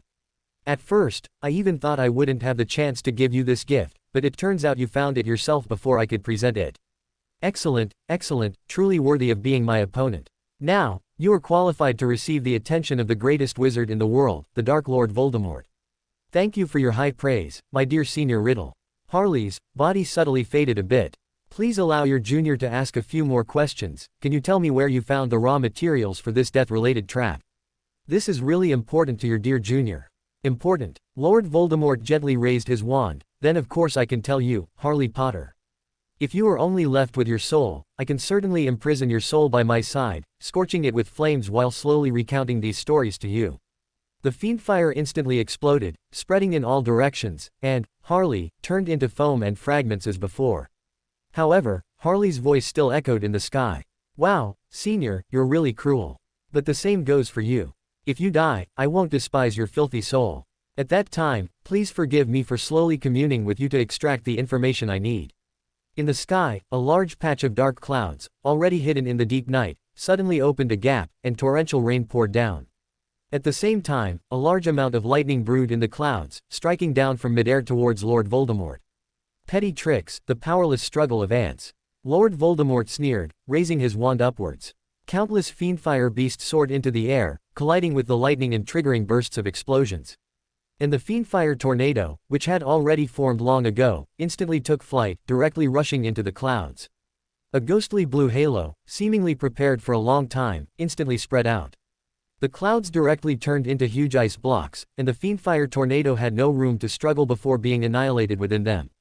Lord Voldemort raised his non-existent eyebrows and lightly tapped his wand. The giant ice blocks that had fallen instantly split into 4 pieces, landing around him. The impact of the ice blocks hitting the ground stirred up a strong wind, but Lord Voldemort stood steadily in the center of the 4 ice blocks, not even his robe's hem fluttering in the wind. Very good, Lord Voldemort nodded. "Harley Potter, your power is indeed not weak. It seems I really need to bring out the gift I prepared for you in advance." Lord Voldemort instantly raised his hand, and a dark mark exploded in midair, a ghostly green skull with a flicking tongue, still as eerie and terrifying as ever. A commotion suddenly erupted in the forest not far away, shrouded in darkness, and a full moon inexplicably appeared in the sky. However, that full moon was different from the red moon Harley had seen before and the current white moon. Instead, it shimmered with a faint green light, just like the skull next to it. Owu! A long wolf howl sounded, and countless werewolves instantly burst out from the forbidden forest. Their eyes were blood red, they ran on all fours, and they continuously howled. And countless goblins suddenly emerged from behind the gravestones. These goblins wore clothes in the style of Gringotts, German and French branches, spoke German and French, and even carried inferior second-hand wands. However, the goblins, like the werewolves, seemed to have their usual cunning large eyes now filled with drunkenness and confusion, seemingly disoriented. Instantly, countless spells flew towards Harley. These goblin system spells were more troublesome, eerie, and difficult to guard against than ordinary wizard spells. But Harley, instead, frowned, clearly somewhat dissatisfied with these gifts. She gently raised her hand, and a ghostly blue halo instantly enveloped the entire graveyard. The werewolves' advance instantly halted, and the spells were forcibly frozen in midair. Lightning, guided by the man-made disaster ability, reappeared and accurately struck the goblins and werewolves. These creatures were unable to make any further movements, and instantly collapsed to the ground. The scene became a bit awkward for a moment. Chapter 343 Thank you for the gift from nature. Harley was a bit dazed at the moment, even feeling like laughing. And while the Death Eaters didn't dare to openly question or show any unusual expressions, their small eyes, as they looked at their boss, were also filled with confusion and disbelief. Boss, are you joking? Or are you throwing the fight? The atmosphere had been built up so much, saying a big gift was prepared for Harley Potter. But we waited for a long time, the cheers and howls were deafening, our throats were hoarse, and in the end, only a bunch of werewolves and goblins rushed out. And these things were so weak, not even as good as us, just so cleanly and decisively taken down by Harley Potter. Are you kidding me? We could have done better than them. Of course, these words were absolutely not to be spoken aloud. The Death Eaters could only grumble in their hearts, and at the same time, began to plan an escape route for themselves. Only Lord Voldemort still stood nonchalantly, gently stroking the serpent-like fiendfire coiling around his body. A cruel smile always played on his face, and he didn't even spare a glance for the fallen werewolves and goblins. Hey, Senior Riddle, Harley couldn't help but shout at Lord Voldemort, what's going on? I haven't had my fill yet, why have all the gifts you prepared for me fallen? These gifts are really too fragile, simply too weak. Or were you intending to give them to me to kill? Well, there were at least dozens of werewolves and more than 20 goblins, why were they wasted like this? And they followed you, yet you sacrificed them like this. Are you worthy of their trust in you? Don't misunderstand, they were meant for you to kill. This was the condition I agreed upon with the werewolves and goblins. As for you saying wasted, how could that be? Lord Voldemort sneered contemptuously, without even waving his wand, he simply snapped his fingers. The dark mark attached to the magic moon in the sky instantly glowed even brighter. In the woods not far away, more werewolves emerged again.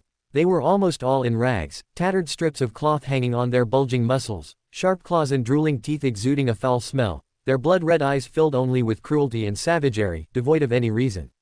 However, the leading werewolf, although also in wolf form, walked upright and maintained a certain degree of calmness and ability to think in his eyes. He even wore a neat wizard's robe, held a wand, and commanded the other werewolves. Harley recognized at a glance that the unique werewolf was Fenrir Greyback, the leader of all werewolves in the entire British Isles. In addition, more goblins emerged from the woods and behind the tombstones, but these goblins were not the same as the previous ones. They wore fine alchemical armor, held wands and alchemical swords forged by goblins. More importantly, the eyes of these goblins showed reason and wisdom, and they could communicate from time to time, clearly different from the previous controlled unfortunates. You see, Lord Voldemort smiled kindly at Harley, gracefully spreading his arms as if embracing the entire sky. Those earlier ones were just side dishes, appetizers, the unfortunate ones abandoned by their race, but these now are the formal appetizers of prepared for you. Gathered here are almost all the werewolves in Europe who struggled to survive and harbored resentment towards ordinary wizards. As well as all the goblins in Gringotts in Europe who faced some exclusion, and at the same time wanted to reclaim the right to use wands from wizards, harboring rebellious intentions. I reached a small agreement with them, promising to guarantee the future status of werewolves, allowing them to freely hunt muggles, and even hunt an ordinary wizard every once in a while. I also promised to grant goblins greater power, allowing them to use wands, even to enter the Ministry of Magic to hold certain positions, and to be written as victors in history books. So these werewolves and goblins naturally willingly followed me, became my servants, and signed various magic contracts. As for those previous wastes, as I said, they were just unfortunate ones pushed out by their race, merely keys to unlock tonight's main course. Didn't you already discover the unusual aspects of this graveyard earlier? That's the most important main course I've prepared for you tonight. Purple flames suddenly ignited on the bodies that had fallen to the ground earlier, followed by gray and black gases rising. The bodies themselves were rapidly digested, finally disappearing into the soil of this graveyard. Immediately, the entire graveyard seemed to have completely turned grayish-white, exuding an extremely strong aura of death. Something had been activated by the previous bodies, and it was taking effect. Harley's slightly cold gaze swept across the ground, and a layer of spider silk and ice immediately formed under her feet, separating her from the ground. She had already sensed that something was off about this graveyard. After all, Harley had previously wanted to use the magic mirror to infiltrate this place, forcefully dragging all living creatures here into the mirror world and constructing an identical space, thereby maximizing her home field advantage. However, this time, the magic mirror failed to silently drag people into the mirror space, unlike in the maze of the Triwizard tournament. The extraordinary ability Harley activated by injecting a large amount of magic power didn't even get a chance to struggle, being directly repelled by the even more powerful force hidden in this graveyard. Ultimately, Harley could only choose a compromise. Through the demoness of Unajing's deeper understanding and mastery of the mirror world, and her ability to freely transmit power through it, she forcefully projected the unique mirror world of that magic mirror into the real world, while also preventing it from uncontrolled rampant erosion and potential backlash. This was also why the Death Eaters couldn't apparate out of here. Although this was still the material world, it already had a layer of the mirror world shadow. And by utilizing this layer of the mirror world, Harley immediately grasped the specific changes in the graveyard. The gray gas that had previously clung to the gravestones was now incredibly thick and difficult to disperse. River of eternal darkness. Upon sensing an aura here that was most unlikely to appear, even Harley's expression began to change. She never guessed that such a power related to this source material would appear at her dear senior Riddle's Easter feast. Although its aura wasn't strong, suggesting Lord Voldemort had obtained an item that had been eroded by the River of Eternal Darkness but not deeply, it was enough to make Harley wary. Come on, I've activated the magic I prepared in advance using the flesh and blood of werewolves and goblins. Now the magic power and bodies of the werewolves and goblins in this graveyard will also be strengthened. Lord Voldemort lazily waved his hand, and the two armies immediately began to press closer. Continue, Harley Potter. I'd like to see how long you can last against them. Upon receiving the command, the werewolves instantly unleashed their nature, charging forward desperately. Only their leader, Fenrir Greyback, didn't rush forward with them, even quietly retreating a few steps. Clearly, as the werewolf leader, he held a certain status among the Death Eaters, understood certain hidden truths that other werewolves didn't, and knew how dangerous the upcoming battle would be, so it was naturally impossible for him to foolishly test the waters. And the goblins' minds also seemed a bit unclear. Although they held wands, they still brandished their swords and marched forward with big strides. Of course, as they advanced, they would also intersperse various spells. Harley frowned, somewhat puzzled by Lord Voldemort's intention. Although Lord Voldemort had used the lives of werewolves and goblins to activate the unknown magic hidden in this graveyard, and this magic had given the werewolves and goblins some enhancement. However, these enhancements were limited. Werewolves, who could barely reach Sequence 5 level when transformed, gaining extremely high magic resistance and physical enhancement while also falling into madness, only possessed the strength of ordinary Sequence 5 Beyonders after being enhanced. In the goblins, strength was even more pathetic. Even after enhancement, they only barely reached the Sequence 5 level. At most, the numerous long-range spells they launched were annoying, falling on her like mosquitoes crawling on her skin, not even counting as bites. No matter how many of these two there were, they posed no threat to someone of her Sequence 3 Demoness of Unaging level. And Lord Voldemort was also one of the top wizards in the entire wizarding world, his overall strength comparable to a demigod, and when fighting her, it was impossible for him not to feel the intensity of her magic. Then he should have realized that sending out these cannon fodder was just sending them to their deaths, at most only consuming a little of her time and a small amount of stamina. Honestly, keeping these werewolves and goblins to threaten and control the entire wizarding society would have been much more useful than using them against her. Harley didn't believe Lord Voldemort couldn't think of this point. After all, Lord Voldemort was only mentally unstable due to his research into dark arts and splitting his soul to create Horcruxes, but he wasn't completely stupid. Now, Lord Voldemort allowing these people to die like this truly puzzled Harley. Of course, puzzles aside, they still had to be killed. Since the other side sent out cannon fodder, Harley didn't want to use too high-level abilities. Black fireballs and ice spears condensed behind her, accurately hitting werewolves and goblins one after another. Under these nearly demigod-level attacks, the hit werewolves were undoubtedly directly engulfed by the black fireballs, or impaled to the ground by the ice spears, constantly emitting painful wails. Occasionally, companions would try to assist those unfortunates pinned to the ground, trying to pull out the ice spears, but this would only bring them an invasion of cold air and exacerbate the suffering of the injured, accelerating the loss of their lives. The goblins' situation was slightly better, but not by much. Wearing alchemical armor forged from precious magical metals, they could barely withstand the first dark fireball or ice spear. But when the second attack arrived, the goblins also died instantly. For Harley, everything seemed to be moving in a good direction. However, in less than a minute, Harley realized what Lord Voldemort was truly thinking. Every time she killed a werewolf or a goblin, a wisp of grayish-white mist would quietly flow towards her along the traces left by magic and extraordinary abilities. These grayish-white mists had no direct harm, only silently bringing erosion to Harley. At the same time, when the bodies of these goblins and werewolves fell to the ground, they gradually melted, finally disappearing completely. Clearly, they had originally brought out a bunch of their own kind as sacrifices, thinking that this way they could rest easy and not have to offer their lives. But Lord Voldemort didn't see them as true allies or subordinates. These creatures could be turned into sacrifices at any time. After all, they weren't pure-blood wizards, and in Lord Voldemort's eyes, the lives of werewolves and goblins were worthless.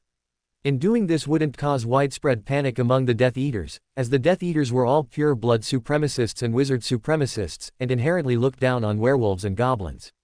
In fact, the Death Eaters would even applaud Lord Voldemort's actions in clearing out what they saw as the dregs of the wizarding world, and would support him even more. Harley's face showed expressions of anger and disgust at Lord Voldemort's actions and the trap he had set.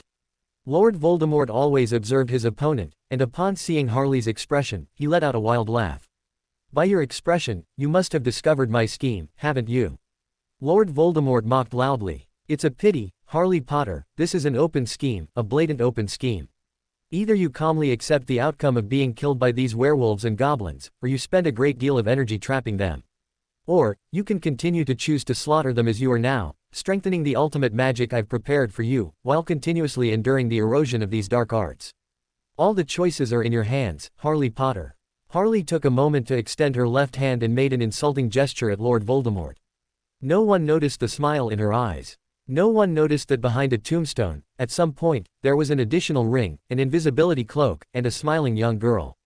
At this moment, both the ring and the invisibility cloak were glowing, with thin grayish-white gas constantly pouring in. Thanks to the bounty of nature. The casualties among the werewolves and goblins grew larger and larger, but they showed no intention of retreating. On the contrary, the madness in the werewolves' eyes intensified, and the goblins gradually lost their reason, continuously joining the battlefield. In less than 10 minutes, hundreds of werewolves and goblins were all slain. However, the scene was not bloody at all. In fact, it was very clean. There were no bodies on the ground, only constantly swirling grayish-white mist. The Death Eaters in the distance had initially been frantically applauding and cheering for their master. When the fighting ceased, and they noticed the situation on the ground, all their voices were choked back in their throats. Although the sacrifices were werewolves and goblins, not of their own race, everyone followed the same boss, the same ruthless master. When the rabbit dies, the fox mourns, people grieve for their own kind, and this saying always applies. P.S. Regarding the strength of werewolves, many werewolves also have the identity of wizards. I don't know if the original work ever mentioned Muggle werewolves, but according to the description in the original text, Fenrir Greyback definitely created a large number of wizard werewolves. So the strength of these wizard werewolves is higher than that of werewolves of a single path. Chapter 344 Your magic is very useful, but it is mine now. Most of the minor enemies on the field had already been cleared, leaving only the Death Eaters who had long since retreated to the edge of the battlefield to observe. However, the expressions on Harley's and Lord Voldemort's faces were diametrically opposed. Lord Voldemort, who had lost a large number of followers and servants, was full of rampant and cruel smiles, as if he had seen some great good news. And Harley, who had just inflicted a large number of casualties on the enemy, did not look much more relaxed. She still held her wand tightly, ready for battle. "It seems you chose the third ending, personally elevating this magic to its strongest, Harley Potter." Lord Voldemort did not act immediately, but instead drew out his words, elegantly waving his wand. I have to say, in this regard, you did much better than that old man Dumbledore. If it were him, he would only be soft-hearted, trying his best to let all these werewolves and goblins live. That's why you will never reach Professor Dumbledore's height, Harley said with a crooked smile, mocking him unceremoniously. HMPH. Lord Voldemort scrutinized Harley, as if he had heard an incredibly funny joke. That statement would be more convincing coming from my Death Eaters than from you. When you slaughtered those werewolves and goblins earlier, I didn't see you show any mercy.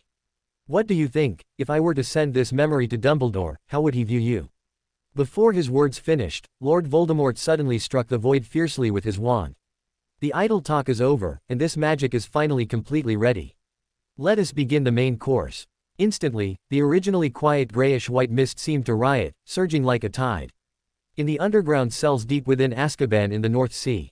In the deepest layer of cells, Bellatrix Lestrange was carving numbers on the ground with her fingernails, calculating the time she had been imprisoned and the time Peter Pettigrew had escaped. The other prisoners leaned against the wall, their eyes vacant, not moving at all. No one spoke. After all, they had been in this cursed place for almost 13 years. Everyone had already discussed all the communicable, non-confidential information. Besides, everyone hadn't had a full meal in a long time. If they had the energy to chat, it would be better to save some strength to better endure the next round of Dementor meals. Suddenly, all the Death Eaters opened their eyes, their faces showing a mix of confusion, surprise, and excitement. Several Death Eaters even howled, desperately clutching the mark on their arms, constantly rubbing it. They felt the summons of the mark on their arms, the summons of their master. More importantly, this meant their master had returned. It was a pity they were trapped in this cursed place and couldn't go. Otherwise, this group of Death Eaters would have rushed over immediately, respectfully prostrating themselves at Lord Voldemort's feet. He's back. Rodolphus Lestrange was the first to let out an excited roar. He has finally returned. We won't be staying in this cursed place for much longer. After all, our master. Before he could finish his sentence, a broken fingernail harshly struck Rodolphus's forehead. Shut up, you idiot. Bellatrix roared viciously at her husband, completely disregarding their relationship. Don't say another word here. He must accumulate strength before he can come to save us. Before that, no one is allowed to expose his existence. We cannot let the Ministry of Magic become vigilant. The Death Eaters exchanged glances, all affirming Bellatrix's statement. So, silence returned to the cells, and the Death Eaters closed their eyes again, conserving their strength as before. Of course, occasionally someone would still be unable to stop their lips from curving upwards, revealing an excited smile. However, this tranquility did not last long. Soon, the Death Eaters opened their eyes again. But this time, their expressions were not excitement, but terror. Because everyone could clearly feel something trembling and struggling underground, seemingly wanting to break through the earth. No one knew what was happening, but everyone prayed that it wasn't an earthquake. They didn't believe the Aurors would rush down the stairs to save them during an earthquake, and they certainly didn't want to die in a common earthquake on the eve of their freedom. Only Bellatrix vaguely thought of something, a hint of uncertainty in her eyes. At the stairs of the lowest underground cell in Azkaban prison, the stairs did not end there. Around a corner, there was another flight of stairs leading downwards. However, that section of stairs had been sealed by the Magical Council, which discovered it, with extremely powerful spells and magical artifacts, so no one could go down. And now, that layer of magic was constantly glowing, seemingly trying to seal something. Below the magic, a river was constantly surging, emitting a grayish-white mist. Occasionally, a wisp of grayish-white mist would inadvertently strike the magical barrier, causing the barrier to emit a groaning sound as if under immense pressure. In the graveyard at this moment, an endless aura of death instantly erupted, surging towards Harley. Harley raised her hand, intending to use her extraordinary ability, but suddenly found that she couldn't lift her hand. Ha ha ha ha, do you feel the shackles? Do you feel the shackles from the rules? Lord Voldemort, sharp-eyed, noticed this detail and immediately burst into laughter. What did you do? Harley was about to ask, but she had already found the answer herself. So that's it, is this why the parchment in the Goblet of Fire back then read, Azkaban Harley Potter? That's right, it seems you've already discovered it. Lord Voldemort let out an unbridled, maniacal laugh. It doesn't matter if I tell you, you're going to die anyway. When I was struggling in the wizarding world, constantly learning various knowledge to strengthen myself, I once used forbidden dark arts to infiltrate Azkaban. The cells there are divided into above ground and underground. The deeper you go, the more serious the crimes of the prisoners.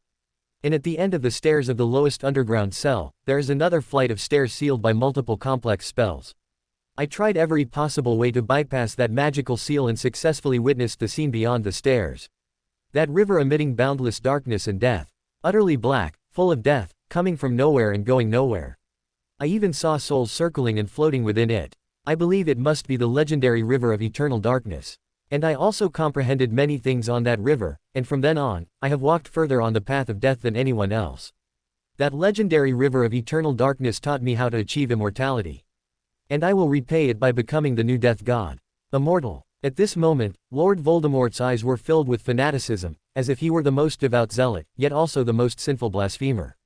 Among the 3 parchments that popped out of the goblet of fire back then, the one that read, Azkaban, was my doing. And the ancient contract of the Goblet of Fire, combined with my curse magic, especially this curse, which also incorporated the soul curse I comprehended from the constant wailing targeting the soul in the unicorn's blood.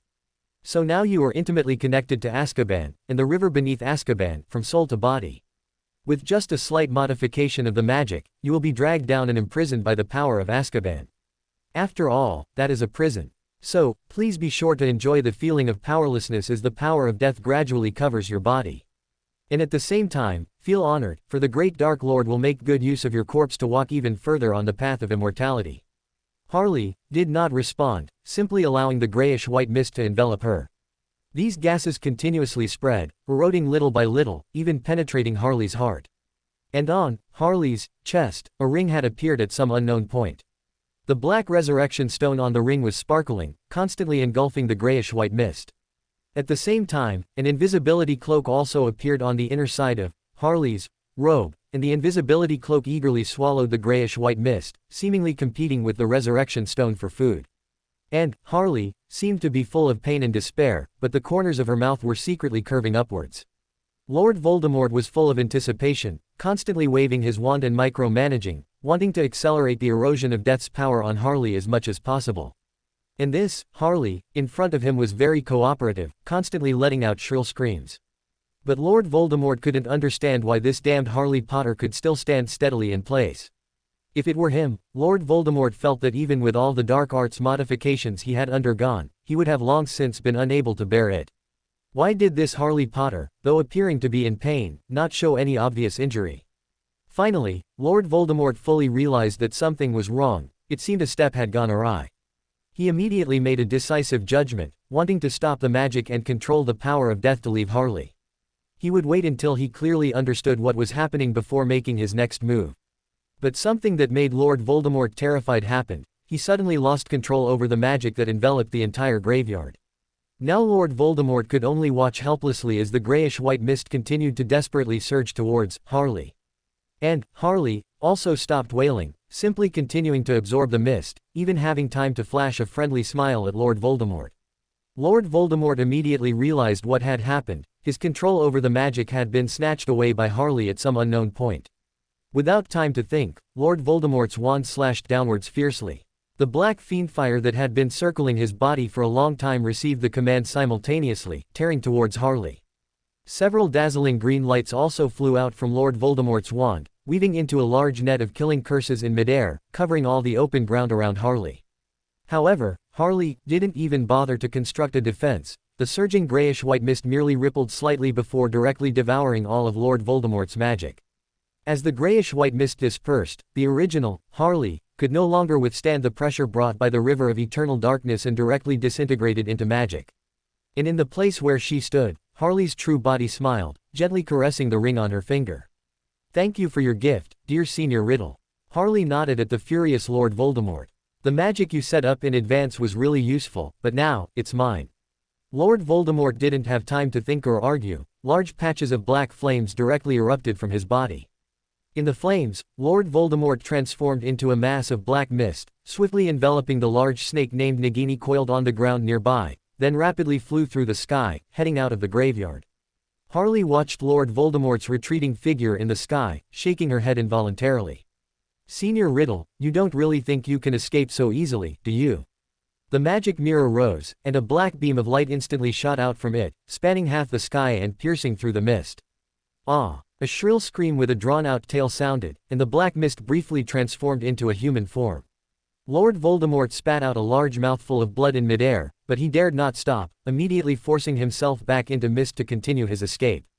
As for the large snake, it was even well protected by Lord Voldemort, not suffering the slightest harm.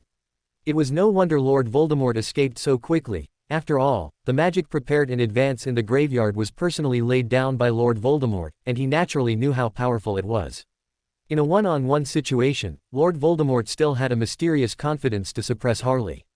But if he lost this magic, Lord Voldemort really couldn't guarantee that he could still defeat the damned Harley Potter. And Harley didn't try her best to stop Lord Voldemort's escape. Although if she wanted to, by merely activating the magic mirror's extraordinary ability, she could use the night and concealment to make Lord Voldemort unable to find his way forward. Or, by opening a mirror space in advance with the mirror, waiting for Lord Voldemort to rush into it himself, she could also prevent him from escaping. Lord Voldemort himself did not possess the magic to freely enter and exit mirror space, and there seemed to be no relevant knowledge in the wizarding world. Once in her home turf, wasn't it up to her how she wanted to play with Senior Riddle? But what was the use? Not to mention that she hadn't found all the Horcruxes yet, making it difficult to completely kill him. Even if she forcibly annihilated this soul fragment, he could reconstruct his body at other Horcruxes. Lord Voldemort himself was still of great use to Harley. It should be known that the silver test tube Harley had given Lord Voldemort earlier did not contain her own blood, but a special liquid concocted through various extraordinary knowledge of mysticism and multiple rare materials. As for fitting the concept of enemy's blood, it only required adding some power from the mythical creature form to the blood. So now, Lord Voldemort's body was essentially a ticking time bomb. As soon as Harley snapped her fingers, he would, boom, and explode, turning into beautiful blood and flesh fireworks. And Harley could use this as a foundation to continuously erode Lord Voldemort and, to a certain extent, influence his thoughts. Even if Lord Voldemort didn't value Peter Pettigrew, that useless person, so much after his resurrection, and Peter Pettigrew couldn't obtain more information, what then? Wouldn't getting information directly from Lord Voldemort be more accurate? More convenient? As for the problem of being discovered, Harley, who was about to ascend to an angel tonight, felt that if an angel-level being could still be discovered by a wizard demigod while prying into someone else's memories, then she might as well not live. It would be a disgrace to angels. Of course, Lord Voldemort couldn't be allowed to escape so smoothly either, otherwise, Lord Voldemort himself would probably become suspicious. So, as he fled, Harley also rewarded him with a piercing attack formed by Dark Control, considering it as an initial collection of interest from Lord Voldemort. She hoped Senior Riddle would like it. After dealing with Senior Riddle, Harley turned her head to look at the large group of sweaty Death Eaters at the edge of the graveyard. End of chapter. Chapter 345 It's all Barty Crouch's fault. Chapter 345 It's all Barty Crouch's fault. On the edge of the battlefield, the Death Eaters were now in a panic. Previously, after Harley had cleared all the miscellaneous soldiers attacking her and easily seized control of the magic Lord Voldemort had prepared, the Death Eaters already had an ominous premonition. However, most Death Eaters held onto a sliver of hope, believing that Lord Voldemort's power could still easily suppress a 14-year-old girl. Furthermore, Lord Voldemort had now resurrected, exuding a formidable deterrent. And their disregard for Lord Voldemort over the past 13 years had already earned them a black mark in their old master's mind. So, no Death Eater dared to escape, they even continued to cheer him on. Who would have thought that while these Death Eaters still had some confidence in their boss and didn't abandon Lord Voldemort would abandon his subordinates and flee alone. Lord Voldemort even took the time to bring his pet snake, but he didn't spare a glance for his servants. Although the Death Eaters had somewhat expected this, as the group of Death Eaters gathered now were indeed the most typical fence-sitters, swaying with the wind.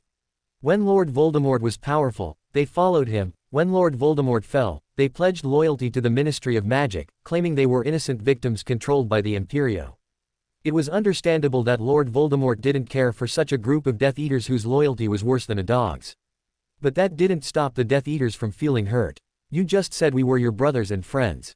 More importantly, they couldn't escape even if they wanted to now.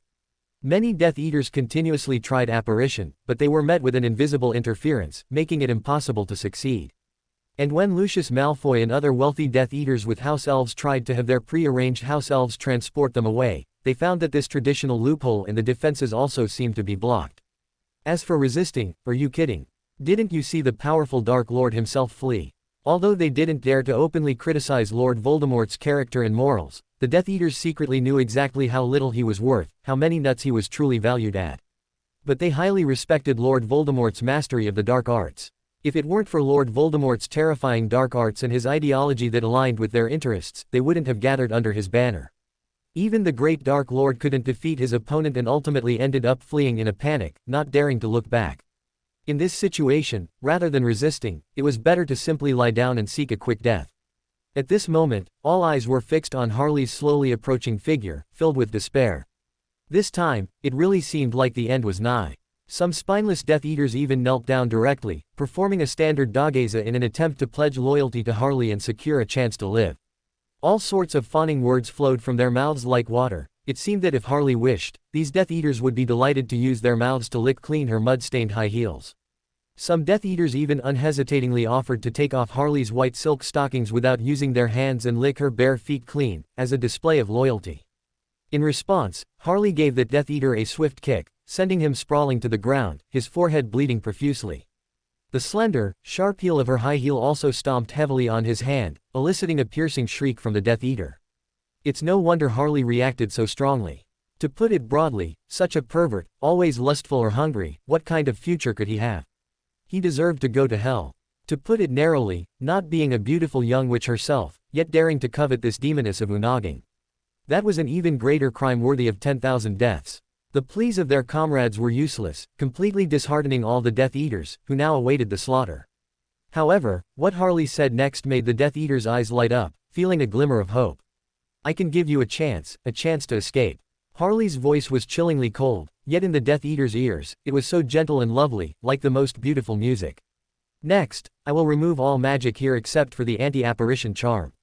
And you can run as much as you like. As long as you run out of the anti-apparition charm's range, you can keep your dog's life. Of course. Harley paused slightly, a somewhat wicked smile appearing on her face. During this time, I will be hunting you down. If you're caught, you die. Any objections? None at all. It seems you are very wise and haven't chosen to hand over your lives to me now and send your souls to Merlin. Then, in this game of cat and mouse, I hope you enjoy yourselves. Game on. As soon as Harley finished speaking, the Death Eaters, who had been constantly focused, immediately jumped up and fled in all directions. Everyone held the mentality of, let others die, not me, running at full speed while throwing various interfering spells at others. Harley watched their retreating figures with amusement, not making a move directly. She suddenly noticed an interesting phenomenon. She hadn't done anything, yet several Death Eaters had already been struck down by spells from their comrades. Interesting, truly interesting. Harley shook her head lightly. Indeed, they are a group of decadent wizard nobles who have been pampered for too long and only care about their own interests. I was somewhat hesitant before, but now I truly feel that using you as ritual materials is absolutely perfect. After all, my wizarding world cannot tolerate such incompetent trash. A green light flashed in Harley's eyes, and a luminous blue halo instantly spread, catching up to all the Death Eaters. Most Death Eaters only trembled slightly, feeling something merge into their bodies, but they didn't dare to look back and continued to flee forward. After stepping out of the anti-apparition charm boundary, these Death Eaters dared not linger for a moment, immediately apparating and leaving the troubled area. Of course, more than 10 lifelike, vivid ice sculptures were left behind. Harley walked slowly forward, and a large patch of thunderclouds suddenly reappeared in the sky. Lightning accurately struck half of the ice sculptures, and the Death Eaters inside instantly lost all signs of life. All the ritual materials are enough. Harley nodded. Hedwig also flew down from midair, a large camera hanging around her neck. Did you take all the necessary photos? Harley looked at Hedwig. Of course, I am the future Spectator Pathways boss. Hedwig proudly puffed out her chest. The future bird of fantasies is destined to be me, how could I possibly fail at such a small task? Then keep up the good work, and by the way, be careful of someone watching you. Harley took the camera, teasing lightly. Hedwig immediately drew in her neck, human-like, covering her beak with her wing. After a while, Hedwig couldn't contain her curiosity and began to peer around, studying the ice sculptures while asking Harley. Sister Harley, are you going to advance to Demoness of Catastrophe now? Of course not now. Harley glanced at the mechanical watch in her hand. This battle has lasted for an hour. The advancement requires more time, so let's do it in the middle of the night. As for now, it's time to go back. Soon, the wizarding world's sky will change. There was absolutely no accident. In the headmaster's office, Fudge was pounding the table. Although he had just been hit by a Crucio an hour ago, and after regaining consciousness, Fudge was planning to apply for an Order of Merlin, first class, under the pretext of being injured on duty but still holding fast to his post, and also use Ministry of Magic funds to arrange for a 10-year, most luxurious hospital room for himself at St. Mungo's Hospital for Magical Maladies and Injuries. But after Professor Dumbledore and Fudge exchanged a few words, a significant change immediately occurred in Fudge. The after effects of the Crucio he had persistently claimed to have also disappeared, his constantly aching heart no longer twitched, and he even became more vibrant than before. All of this was because Professor Dumbledore told Fudge that Professor Snape, the spy he had planted with Lord Voldemort, had felt a summons from the dark mark on his left arm. And this could only mean one thing: Lord Voldemort, the Dark Lord who triggered the First Britain Wizarding War and brought endless fear to the people of the Wizarding world, had returned. And Fudge had been arguing with Professor Dumbledore about this claim ever since, even refusing to call Professor Dumbledore by his name anymore. Dumbledore, I emphasize again, you know who cannot possibly return. Fudge gesticulated wildly. He had been pounding the table just now, and now he was raising both hands and waving them constantly. He was defeated by Harley Potter on that night 13 years ago.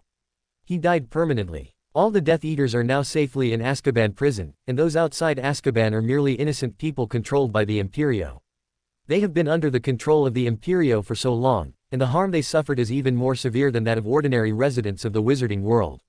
And even though they are victims, they have been continuously donating galleons to the Ministry of Magic, using their insignificant strength to atone for the mistakes they once unconsciously made. Now the entire Wizarding world is peaceful, all residents of the Wizarding world live in peace and contentment, and their lives are sweet. Please don't create panic, Dumbledore. Cornelius, since you insist on saying that, I have 2 questions for you. Professor Dumbledore was also getting angry.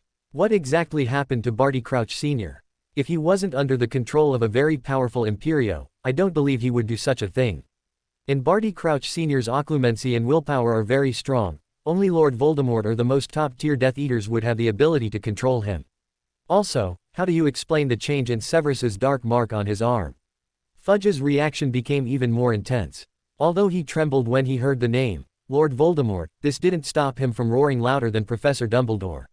How should I know what's going on with this so-called spy you've planted? Maybe he's just a clown trying to make a spectacle. After all, he's a Slytherin, and now he's even the Dean of Slytherin. Fudge instantly realized that his words were problematic, seemingly undermining his biggest supporters, the Pure Blood family, so he immediately and decisively tried to change the subject. But Professor Snape's face had already darkened. Harley's disappearance had already put Professor Snape in an extremely bad mood. Anger and worry filled those black eyes. If Dumbledore hadn't restrained Professor Snape, forcefully ordering him to stay, Professor Snape would have already gone searching the world for Harley. He even vaguely had a bad hunch in his heart, but he was unwilling to admit it. And now Fudge was spouting such thoughtless, foolish remarks, believing him to be a showboating clown trying to stir up trouble. If it weren't for so many people watching at the moment, Professor Snape would truly want to pour a bottle of his latest potion down this idiot's throat. As for that damned Crouch.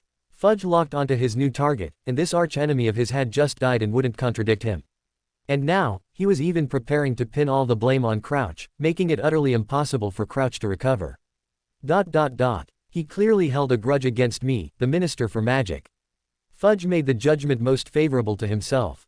I defeated Crouch in a direct election, and then, because Crouch committed an unforgivable error, I reassigned his position according to the Ministry of Magic's laws and regulations.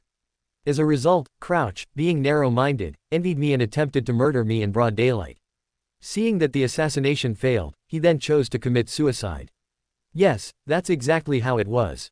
It's all Crouch's fault. Fudge grew more and more excited as he spoke, almost jumping up and down.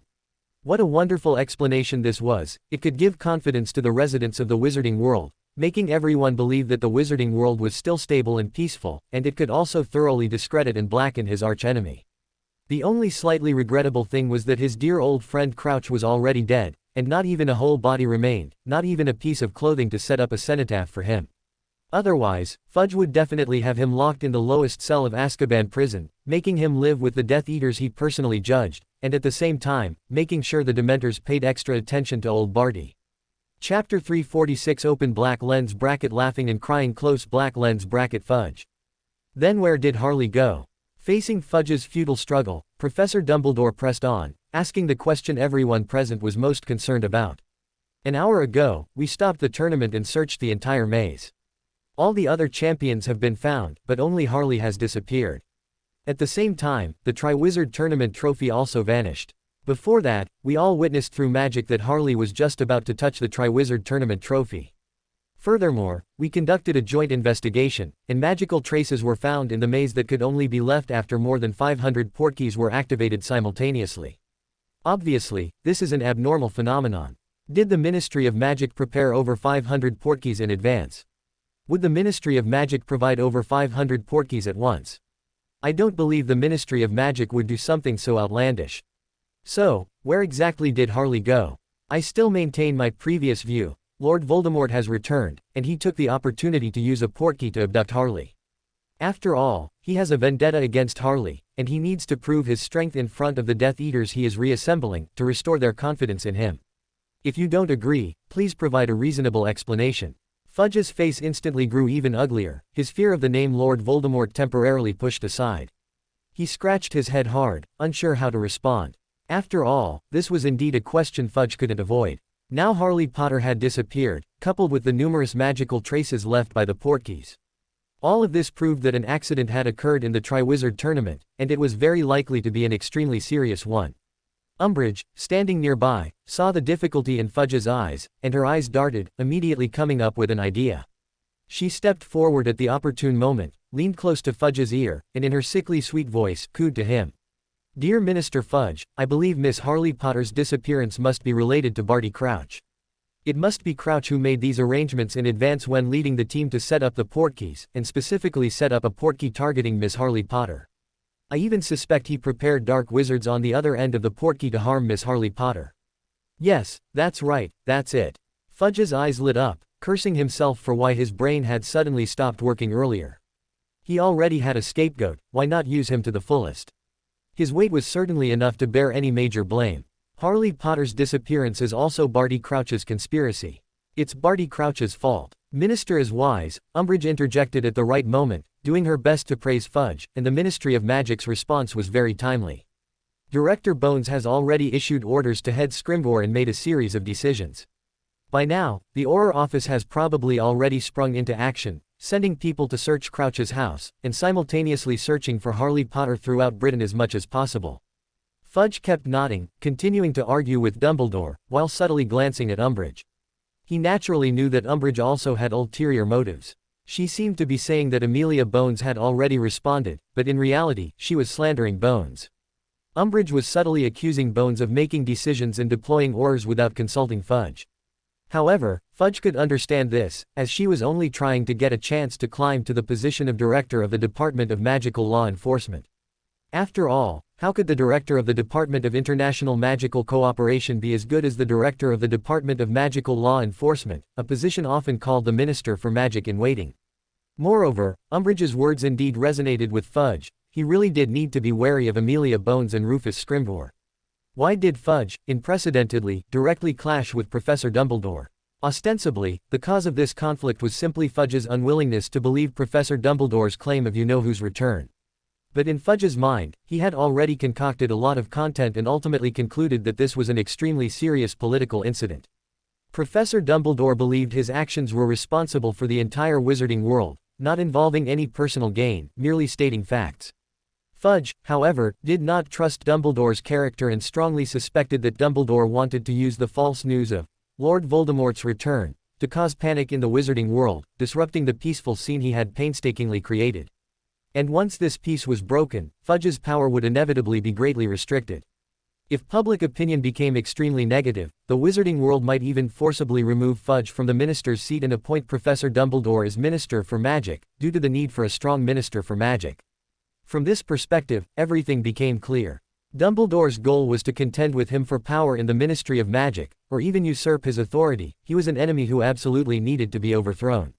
Of course, Bones and Scrimgeour were also targets he needed to be wary of, as both of them had very strong-willed styles and were likely to be admired by the ignorant populace of the wizarding world. Furthermore, both were personnel within the Department of Magical Law Enforcement and members of pure-blood families.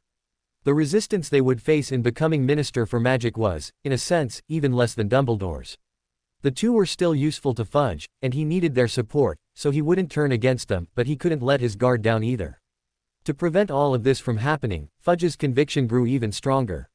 Everything was Crouch's conspiracy. Oh, and Dumbledore's trickery too. And he must adhere to his principles, never wavering. The argument continued, Fudge's tone growing increasingly harsh, even beginning to question whether Dumbledore had gone mad. Suddenly, the headmaster's office door was violently pushed open. Harley walked in quickly, carrying the Triwizard Tournament trophy in her hand. "Give it up, Professor, you don't need to try and persuade Fudge anymore," Harley said to Professor Dumbledore as soon as she entered the headmaster's office. "Prejudice in a person's heart is a great mountain. When this mountain is fully formed, no matter how hard you try, you can't move it. After all, this mountain has already separated what this person wants to see and doesn't want to see, and it blocks everything he doesn't want to see. How can you possibly break his comfort zone and make him face the problems that trouble him the most? By the way, your arguing was really too loud, so loud that I could hear it outside the headmaster's office." Harley. Professor McGonagall's voice was filled with delight, and she immediately rushed forward, carefully checking Harley all over. "Where were you transported by the portkey? We tried to find you, but were interfered with by too many magical traces left by the portkeys. I was so worried about you." After discovering that Harley had no injuries whatsoever, Professor McGonagall patted her chest and let out a long sigh. "Thank Merlin, you weren't hurt at all, otherwise I would truly blame myself for a lifetime. Merlin, I actually failed to discover that the Triwizard Tournament trophy was problematic in advance." Behind the principal's desk, Professor Snape also silently lowered his eyelids, concealing all his inner worries. He still had to go see that person soon, and he didn't know if any of that person's subordinates were among the bodyguards and high-ranking officials Fudge had brought to the office. So he still needed to maintain his cold demeanor and not show too obvious a reaction. However, his chest still visibly rose and fell a few times, clearly indicating he had breathed a sigh of relief. "Welcome back, Harley." Professor Dumbledore also looked at Harley, his eyes filled with composure. "It's truly pleasing that you've returned safely." Judging solely from his expression, Professor Dumbledore appeared very aloof, his attitude at this moment not even resembling that of a professor. However, this was normal, as Professor Dumbledore had great confidence in Harley's abilities. According to Dumbledore's judgment, even if Lord Voldemort had now fully recovered his strength and gathered a large number of Death Eaters still living normally in the wizarding world to besiege her, he would absolutely not be able to hold Harley. In fact, if Harley displayed the Medusa form animagus she had used that day, it would be normal for her to counter-kill a large number of Death Eaters. Instead of worrying about her, he might as well worry about the mental health of his former student, Tom. Fudge, on the other hand, was clearly very eager for Harley's return, even ecstatic, his voice trembling with excitement. It seemed a kind of inexplicable confidence made Fudge firmly believe that an underage little wizard like Harley would believe in the authority of the Ministry of Magic and firmly stand on its side. "Harley, this is wonderful, truly wonderful, you're finally back. Oh, I sent so many Aurors to find you. You probably don't know, Dumbledore has gone mad. He insists that you know who has returned and claims you were captured by him. So please, you must tell us what happened tonight, and prove to Dumbledore that you were merely trapped by Barty Crouch's schemes." Fudge's words were cut short and forcibly swallowed back, because Harley spread her hands and said something completely different from what he had expected. "I'm very sorry, Minister Fudge. Principal Dumbledore is telling the truth. The Triwizard Tournament trophy was indeed transformed into a portkey, and the other end of the portkey was connected to Lord Voldemort's father's graveyard." Harley quickly recounted a truncated story, with the ending being that Lord Voldemort hadn't fully recovered to his peak, and was therefore forced to flee in disarray. "After dealing with some Death Eaters who couldn't escape successfully, I used a portkey to return to where I left. Speaking of which, when I first came back, I was looking for you in the maze, but I didn't expect you all to have returned to the Great Hall. So I came straight here, without stopping anywhere else." Harley finished recounting what had happened to her, and looked at Fudge with a smile on her face. "Dear Minister, this is the whole story, without the slightest concealment." Fudge staggered back 2 steps, his body swaying, almost falling. Fortunately, Umbridge was quick-witted and shoved a chair under him, providing a support point for his corpulent body. "You're definitely lying to me, you're all lying to me," Fudge repeated, his vacant eyes gradually becoming resolute, and his voice grew louder. "That's right. You're all ganging up to deceive me. Deceiving me with despicable lies. Your goal is to disrupt the peaceful situation I've painstakingly cultivated and to drive me from my position as minister, so that you can become Minister for Magic yourselves. I'm very sorry, dear Minister." Harley's voice remained soft, and she gently waved her wand. The room was already at capacity, but the wall suddenly slid open, forcibly adding an empty space to the room. And more than a dozen ice sculptures, exuding coldness, appeared in this empty space, each ice sculpture lifelike. Walden McNair, Goyle, Crab, Knott. Fudge was startled at first, and several names blurted out. These surnames were all among the purest pure-blood surnames in the wizarding world, and these statues seemed to be precisely the statues of the heads of those families. No, these aren't statues. Fudge had just stepped forward to examine them closely when he suddenly recoiled several steps in fright. Harley Potter, you've encased these renowned and respected wizards from the entire wizarding world in ice. They are indeed quite respected. Harley's voice was incredibly sincere, without a hint of sarcasm. It's just a pity they didn't respect themselves enough, choosing to kneel at Lord Voldemort's feet, to kiss Lord Voldemort's robes and toes. Truly renowned, truly respected. Harley clapped her hands twice softly, the applause sounding unusually harsh in the office. The wizards Fudge had brought with him couldn't help but smile, but for the sake of their futures, they forcibly suppressed their grins. Professor McGonagall still maintained a stern expression, while Professor Snape stared intently at the ground. Only the old principals on the wall laughed unrestrainedly, pointing their fingers or wands at Fudge's nose, laughing so hard they swayed back and forth. After all, they had suffered enough from this fool Fudge earlier and had long wanted to curse him out. But Professor Dumbledore had interfered with them using his principal's authority, preventing them from speaking their minds freely. Now that they had an opportunity to vent their emotions, these old principals couldn't have been happier. End of chapter. Chapter 347. I say, Minister, that's a good idea. Fudge chose to ignore the mockery from these old principals. What could he do? These old principals were basically all wizards from pure-blood families, highly esteemed in the wizarding world. Even now, their families still held a place in the wizarding world. And wasn't Fudge relying on the support of these pure-blood families to steadily serve as Minister for Magic? He didn't have the guts to mess with his base. What's more, Harley continued to speak, making Fudge unable to focus on anything else. And these respected wizards even followed Lord Voldemort's instructions and chose to ambush me. Saying this, Harley shook her head slightly, seemingly filled with regret. Fortunately, I was more skilled, so I didn't let them succeed, and instead, I managed to capture a small number of Death Eaters. That's the whole story, dear Minister Fudge. You see, you needed evidence, and Harley has now personally presented it to you. After Harley finished speaking, Professor Dumbledore, still unwilling to give up, once again began to persuade Fudge. If you need it, I can even coordinate with Harley to have her provide memories of everything that happened tonight. Professor Dumbledore's attitude was very sincere and patient, as if he were facing an ignorant student. Although he was well aware of why Fudge was acting this way, Professor Dumbledore's inner sense of justice and love for the wizarding world still compelled him to make this choice. This time, Fudge didn't say much more, as there was so much evidence before him that it was difficult for him to find an excuse. However, his attitude hadn't changed much. He didn't even look at Dumbledore, just shook his head, carefully observing the ice sculptures in front of him. After a brief hesitation, Fudge's tone of voice suddenly changed. A sickening, greasy smile appeared on his plump face, and he looked at Harley with what he thought was a friendly gaze. Miss Potter, could you please remove the magic from these ice sculptures?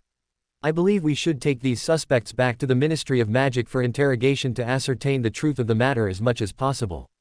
Harley gave Fudge a deep look, observing the fickle politician, a barely perceptible smile playing on her lips. Although she had anticipated what would happen, she still nodded and snapped her fingers. A faint blue light flashed, and the solid ice on the sculptures instantly vanished into thin air, revealing the forms of the wizards within. However, either they had been frozen for too long, their legs numb, or they had directly lost their life essence, so they all fell heavily to the ground. Do you need help? Harley asked, seemingly considerate. Oh, I almost forgot, there's a key person. Barty Crouch Jr., the instigator I mentioned earlier, I'm handing him over to you as well.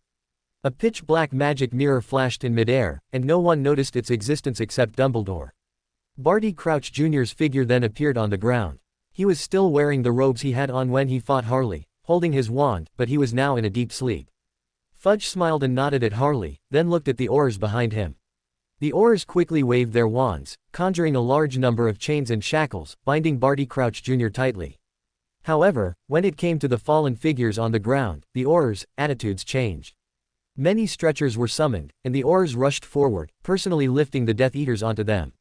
After all, these were all members of pure-blood families, holding various positions, big or small, in the Ministry of Magic.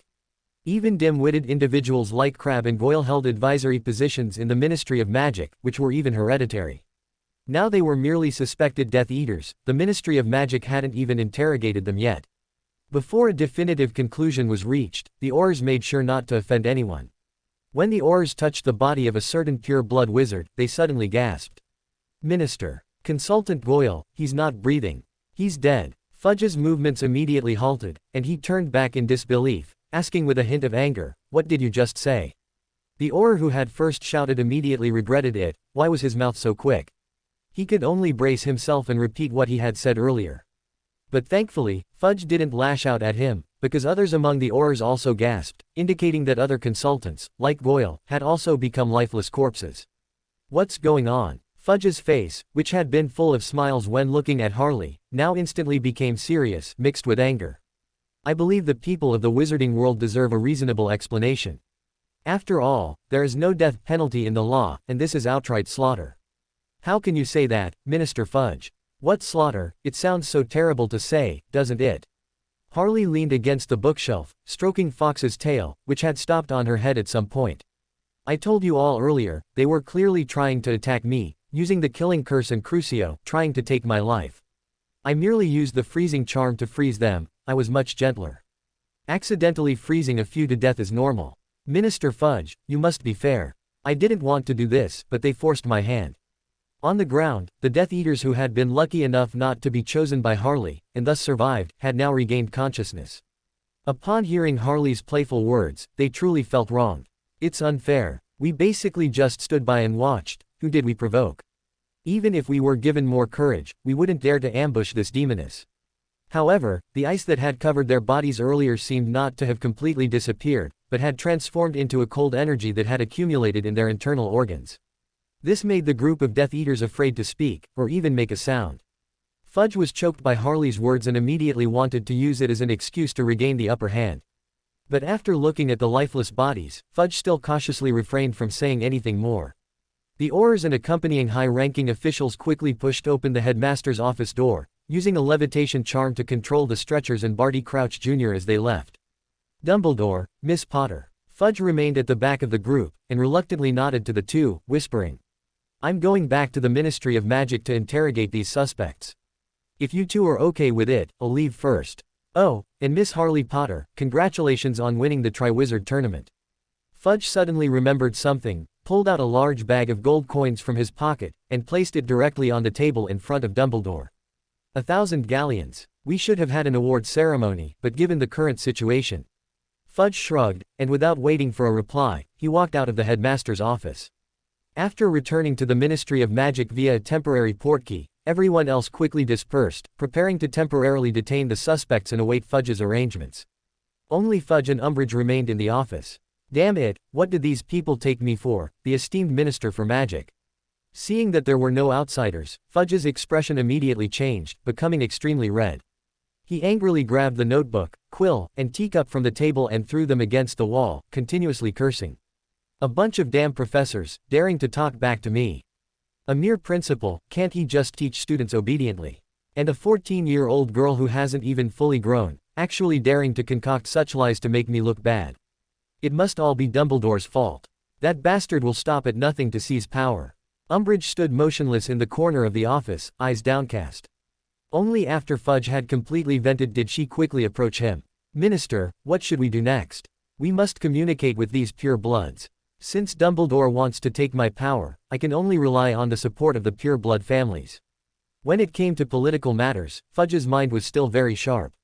Also, talk to the editors of those newspapers. If they don't want their tax situation and safety issues investigated, they should obediently let the newspapers launch a public opinion offensive. Have them interview these influential purebloods, find a way to pin everything that happened tonight on Barty Crouch, and subtly suggest Dumbledore as the mastermind. Fortunately, that Harley Potter was too young and handed over all the evidence, especially the crucial Barty Crouch Jr., to me. Now that I have the initiative, many things will be easier to handle. Listening to Fudge skillfully use his power to achieve political ends, Umbridge opportunistically flattered him. "Minister, brilliant insight. In the headmaster's office, Professor Dumbledore was unaware of Fudge's various arrangements, but even if he knew, he would likely just smile it off. After perusing the book stored in Fawkes's belly, lighting numerous marks to recall his Order of the Phoenix, he then looked at Snape. "Severus, I think it's your turn now. You know what to do, don't you?" "I know, Albus. That mark has been aching, he has been calling to me." "Expected, wasn't it? But I'm very sorry, I'm afraid you'll have to suffer a bit, Severus." Professor Snape hesitated for a moment, his gaze unintentionally sweeping over Harley, meeting her emerald eyes multiple times. Finally, he nodded firmly. "I will successfully complete your command and return alive, Albus." Saying this, Professor Snape didn't wait for Dumbledore to say anything, stood up decisively, and strode out of the headmaster's office. His black robes fluttered behind him, as if bidding farewell to those in the office, especially Harley. "Good luck." Professor Dumbledore's voice held concern. "I'll go deal with other matters first." Professor McGonagall also looked at Professor Snape's retreating figure with concern, while casually saying, "The principals and students from other magic schools are still waiting in the Great Hall. I need to go give them an explanation now. And the Triwizard Tournament, so busy." When only Harley and Dumbledore remained in the office, Professor Dumbledore scrutinized the young girl, a complex expression on his face. "Harley, even though tonight is very busy and I have a pile of things to deal with, we still need to talk. Could you please tell me what you concealed in your previous conversation with Fudge?" "I didn't conceal much." Harley's face showed an innocent expression. "Professor, don't you trust me? At the very least, you didn't mention the werewolves and goblins." Professor Dumbledore remained unmoved, tapping his finger lightly on the desk. "Mundungus reported a crucial piece of information to me. The werewolves had made unusual movements, undertaking a large-scale migration. And many goblins from foreign countries were also mixed in with the werewolves, even bringing goblin-crafted alchemical items, looking like they had ill intentions. I believe they also participated in Lord Voldemort's ambush against you, but you didn't mention this to us at all." "All right," Harley smacked her lips, "I just didn't want to worry you, Professor. This is a somewhat long story, please be patient. Not far outside Hogwarts, on the summit of a small hill. Lord Voldemort stood there, gently caressing his wand, but his gaze was fixed on Hogwarts Castle in the distance. His eyes held admiration and appreciation, as well as a longing and yearning that he himself hadn't noticed. This was once the happiest past of a young boy, the most important home of that boy. Unfortunately, it wasn't anymore. This home had shut him out. As for the reason for rejecting him, it was merely due to some ridiculous notion of justice. Don't worry, I'll be back soon. Lord Voldemort whispered to himself. Dumbledore is old, how much longer can he maintain his peak combat strength? As for Harley Potter, indeed, Harley Potter was so young, giving him a strange sense of urgency. But it didn't matter, even though he had just been driven away once tonight, Lord Voldemort still inexplicably looked down on Harley Potter. He no longer admired the distant castle, but turned around, looking at the ground not far away. 5 minutes ago, it had been empty, but now a black figure was respectfully kneeling there. Severus, you're late. Lord Voldemort's cold voice rang out. I've been calling you, but you've only just arrived. Yes, my lord. Snape's voice was utterly respectful, not daring to show the usual sarcastic tone he used with students. My lord, I am guilty, I confess to you. P.S. A small explanation, why Snape can continue to be a spy. If readers are careful, they will notice that many of Snape's actions were disguised. For example, giving Harley extra lessons was said to be detention. And the author didn't directly write that Professor Snape was very kind to Harley in front of outsiders. Up until 4th year, almost all of Gryffindor still believed Snape was targeting Harley. This explanation is a bit far-fetched, but the author feels it can be made to work. Chapter 348 Voldemort. Snape, you are responsible for assassinating Harry Potter. Chapter 348. Lord Voldemort. Snape, you are in charge of assassinating Harley Potter. You are indeed guilty. Looking at Snape kneeling before him, Lord Voldemort's voice seemed sarcastic, almost mocking. When the great Dark Lord called his servants, you failed to arrive at the first possible moment.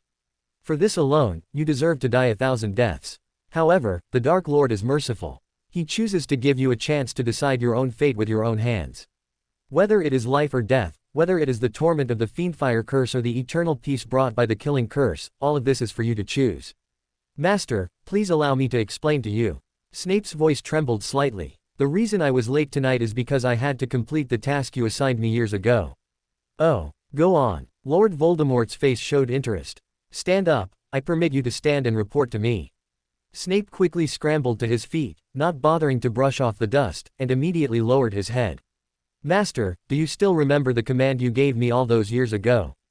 Under your command, I disguised myself as a traitor and pledged allegiance to Dumbledore, but in reality, I was a spy infiltrating Dumbledore's side. For the past decade or so, even though you, Master, had disappeared without a trace, I diligently carried out this mission, hoping that one day when you returned, my efforts would prove useful. And now, I have indeed succeeded. I have brought you a large amount of intelligence about Dumbledore from the past decade. Even though the Avada Kedavra curse could descend upon him at any moment, Snape remained completely unpanicked. He clearly articulated his experiences over the years and flexibly responded to Lord Voldemort's various questions. So now, my master, Dumbledore and Fudge have essentially become enemies, and it's only a matter of time before they openly clash. Although Fudge chose to take Crabbe and the others back, ostensibly for interrogation, I believe he will likely release those who are alive and downplay the whole incident. After Snape finished relaying all the real, verifiable, and disclosable information he knew, he fell silent and stood respectfully to the side. Excellent, excellent. After listening, Lord Voldemort clapped softly, a rare smile gracing his face. This is arguably the only good news I've heard since my resurrection. Indeed, you are more useful, Severus, at least far better than those other incompetent and destructive wastes. Then Master, what should I do next? Continue to lie low and await my instructions. Facing this useful subordinate, Lord Voldemort's voice even began to soften. Since that old fool Dumbledore still trusts you, we certainly must make good use of his trust. And Harley Potter, you are her potion professor, so you can certainly often be in contact with her. Wait, let's assign a task first. If a good opportunity arises, Snape, you must eliminate Harley or Dumbledore. Snape's eyes, which had been fixed on the ground, instantly widened. His toes inside his shoes gripped the floor tightly, and his hands in his sleeves immediately clenched into fists. But he forced himself to use occlumency to clear all distracting thoughts from his mind, relax his body, and meet Lord Voldemort's gaze with an expressionless face. Master, Harley Potter and we don't get along. Because back then, all wizards were spreading rumors that she was the one who caused you to lose your power. So after she started school, I have been using school rules to give her detentions, sometimes for 2 full terms in a year. Therefore, she definitely doesn't like me and is constantly wary of me. Lord Voldemort, who had been pacing back and forth, stopped immediately after hearing Snape's words. Who gave you permission to act on your own? Lord Voldemort's gaze turned cold again. My original command to you was simply to lie low, wasn't it? Snape was already accustomed to Lord Voldemort's capricious behavior. At this moment, he dared not even breathe, merely lowering his head further. Never mind, you should go back for now. Don't be suspected for being out too long, that would be counterproductive. Lord Voldemort suddenly sighed, waved his hand, and told Snape to leave quickly, not even reassigning the task. Although surprised that he hadn't been tortured with Crucio, Snape immediately obeyed Lord Voldemort's instructions and vanished from the spot. Lord Voldemort, however, did not leave immediately but gazed into the distance with a dazed expression. Finally, he gently shook his head. Strange, I distinctly remember wanting to hit Severus with Crucio no matter what excuse he gave. What was wrong with me just now? Why did I do nothing? Noticing this anomaly, and recalling the occasional sensation of unreality and illusion he'd experienced since his resurrection, Lord Voldemort suddenly grew suspicious, wondering if something had gone wrong with his resurrection magic. It seems I need to go back and check. Lord Voldemort's face once again showed his characteristic cold expression. This resurrection magic is also my first time using it, so it's better to be cautious. Thinking this, Lord Voldemort no longer hesitated and immediately transformed into a black mist, vanishing from the spot. However, everything was not over. A moment later, a golden figure materialized out of thin air and landed steadily on the ground. He squatted down, gently caressing the spot where Lord Voldemort had previously stood barefoot, as if sensing something. At the same time, a bittersweet expression appeared on his golden face. Was he influenced? It seems like a suitable partner, or perhaps a bait. We will meet officially very soon. Fourth. He transformed into a golden streak of light, merging with the clouds, and pursued Lord Voldemort in the direction he had departed. In the headmaster's office, Harley had finished telling Professor Dumbledore everything and had left the headmaster's office. To Harley's surprise, when Professor Dumbledore heard that Harley had, accidentally, eliminated all the werewolves and goblins who had ambushed her, his expression remained exceptionally calm. Not even Harley single-handedly driving away Lord Voldemort caused Professor Dumbledore to show any emotional fluctuations. Professor Dumbledore merely smiled, said he understood, and then hoped Harley would go and spend time with Sirius and Hermione. These relatives of Harley's had become worried about her safety after the incident at the judge's table. And when the professors announced that Harley hadn't been found in the maze, they became even more anxious. If Professor Dumbledore hadn't stopped him, Sirius would probably have grabbed his wand and gone to confront Fudge. He believed that the dangers in the Triwizard Tournament were absolutely the fault of the Minister for Magic. The Great Hall was already empty, the Hogwarts students had all returned to their common rooms. The teachers and students from the other magic schools had returned to their respective quarters. Clearly Professor McGonagall had given a reply that everyone found reasonable. As for the outcome of the Triwizard Tournament, the other schools accepted their defeat and were genuinely convinced. After all, Harley had walked through the entire Great Hall with the trophy when she went to the headmaster's office earlier. And her overwhelmingly high scores in the first 2 tasks. Never mind, it's better not to make themselves uncomfortable. When Harley returned to the Gryffindor common room, it was packed with people. As soon as Harley squeezed through the portrait hole, she was immediately knocked to the ground by Hermione, who rushed at her head-on. Hermione didn't say anything, just lay on top of Harley, hugging her tightly, which made Harley feel a little unnerved. Harley had been prepared for Hermione to scold her. After all, in her first year, Hermione had scolded her, hoping Harley wouldn't go off on adventures alone. But this time, Hermione's voice held only joy, a slightly trembling joy tinged with lingering fear. Harley, you're okay, you came back safely. That's wonderful. That's truly wonderful. Hermione, I was just teleported to another place by a pre-arranged portkey. Harley said helplessly. I only faced a few not so dangerous dark wizards, there's no need to worry about me. How can I not worry? Before Harley could finish speaking, Hermione covered her mouth with her left hand. These people who set the trap dared to use the killing curse on Professor Dumbledore at the judge's table. How can that not be dangerous? Harley, when I saw Barty Crouch use Crucio and the killing curse at the judge's table, and then immolate himself with fiendfire, I wasn't too worried. But when you disappeared, I suddenly felt an inexplicable fear. I was really afraid that you would also encounter a madman like Crouch who used the killing curse indiscriminately, afraid that you would die unprepared. Towards the end, Hermione's voice even had a hint of a sob. Harley gently patted Hermione's back, then noticed her classmates gathering around, looking at her with concern. And Sirius and Professor Lupin, standing at the outer edge of the crowd with childlike smiles on their faces, suddenly realized what she had overlooked. Perhaps her own strength was immense, and she possessed strange immortality and substitution abilities, making her fearless of everything and daring to frequently put herself in harm's way. But her loved ones did not know this. They only knew that Harley was still a 14-year-old underage witch, who, despite her exceptional magical prowess, would die if hit by the killing curse. Every one of her adventures, in Harley's eyes, was merely a harmless journey. But in the eyes of Hermione, Sirius, and others who were unaware of the truth, she was walking a tightrope over a chasm, liable to be shattered at the slightest misstep. And this time, although she left a wand clone, she did not allow it to appear openly. This clone remained hidden in the shadows of the maze, serving as a backup for Harley, and also monitoring if any other Death Eaters appeared.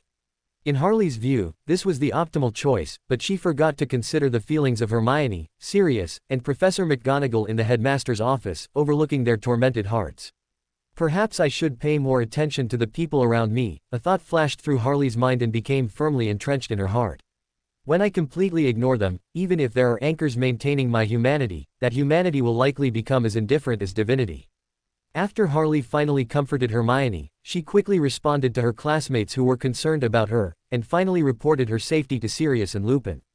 And when Harley showed a hint of fatigue, the people around her immediately noticed this detail and stopped disturbing her rest. In their eyes, since the killing curse even appeared at the judge's table, Harley must have encountered even more dangers. Although Harley winning the Triwizard Tournament was a cause for joy, the Gryffindors tacitly chose to postpone the celebration and leave Harley space to rest. Night, by the cemetery in Little Hangleton. Harley, who should have been lying in bed and firmly held by an octopus-shaped Hermione, suddenly appeared in midair. The cemetery below was still shrouded in gray mist. Fortunately, the surrounding Muggle-repelling charm was still firmly at work, preventing innocent, poor people in Little Hangleton from accidentally entering here. Harley descended directly, closing her eyes and carefully sensing. The spirits of the werewolves and goblins were still wailing, their souls firmly bound here by the power of the River of Eternal Darkness, whose origin was unknown. Although Lord Voldemort was trying to complete his magic, he also helped Harley a great deal. The most correct ritual for advancing to Demoness of Catastrophe should be to induce a disaster, actively destroying a city. While causing a large number of ordinary people to die, it also needs to cause severe damage to buildings and various facilities, leaving a far-reaching impact. Harley kept recalling, while spreading out her hand. A crystal-clear Beyonder characteristic, constantly flashing with various colors of light, appeared in her palm. However, these werewolves and goblins all had the strength of Sequence 5, their quality was many times higher than that of ordinary people. They were killed by the thundercloud disaster I created, and coupled with this cemetery already being special, forming a sufficiently large anchor point, it also met the requirements of the ritual. Earthly angel, demoness of catastrophe.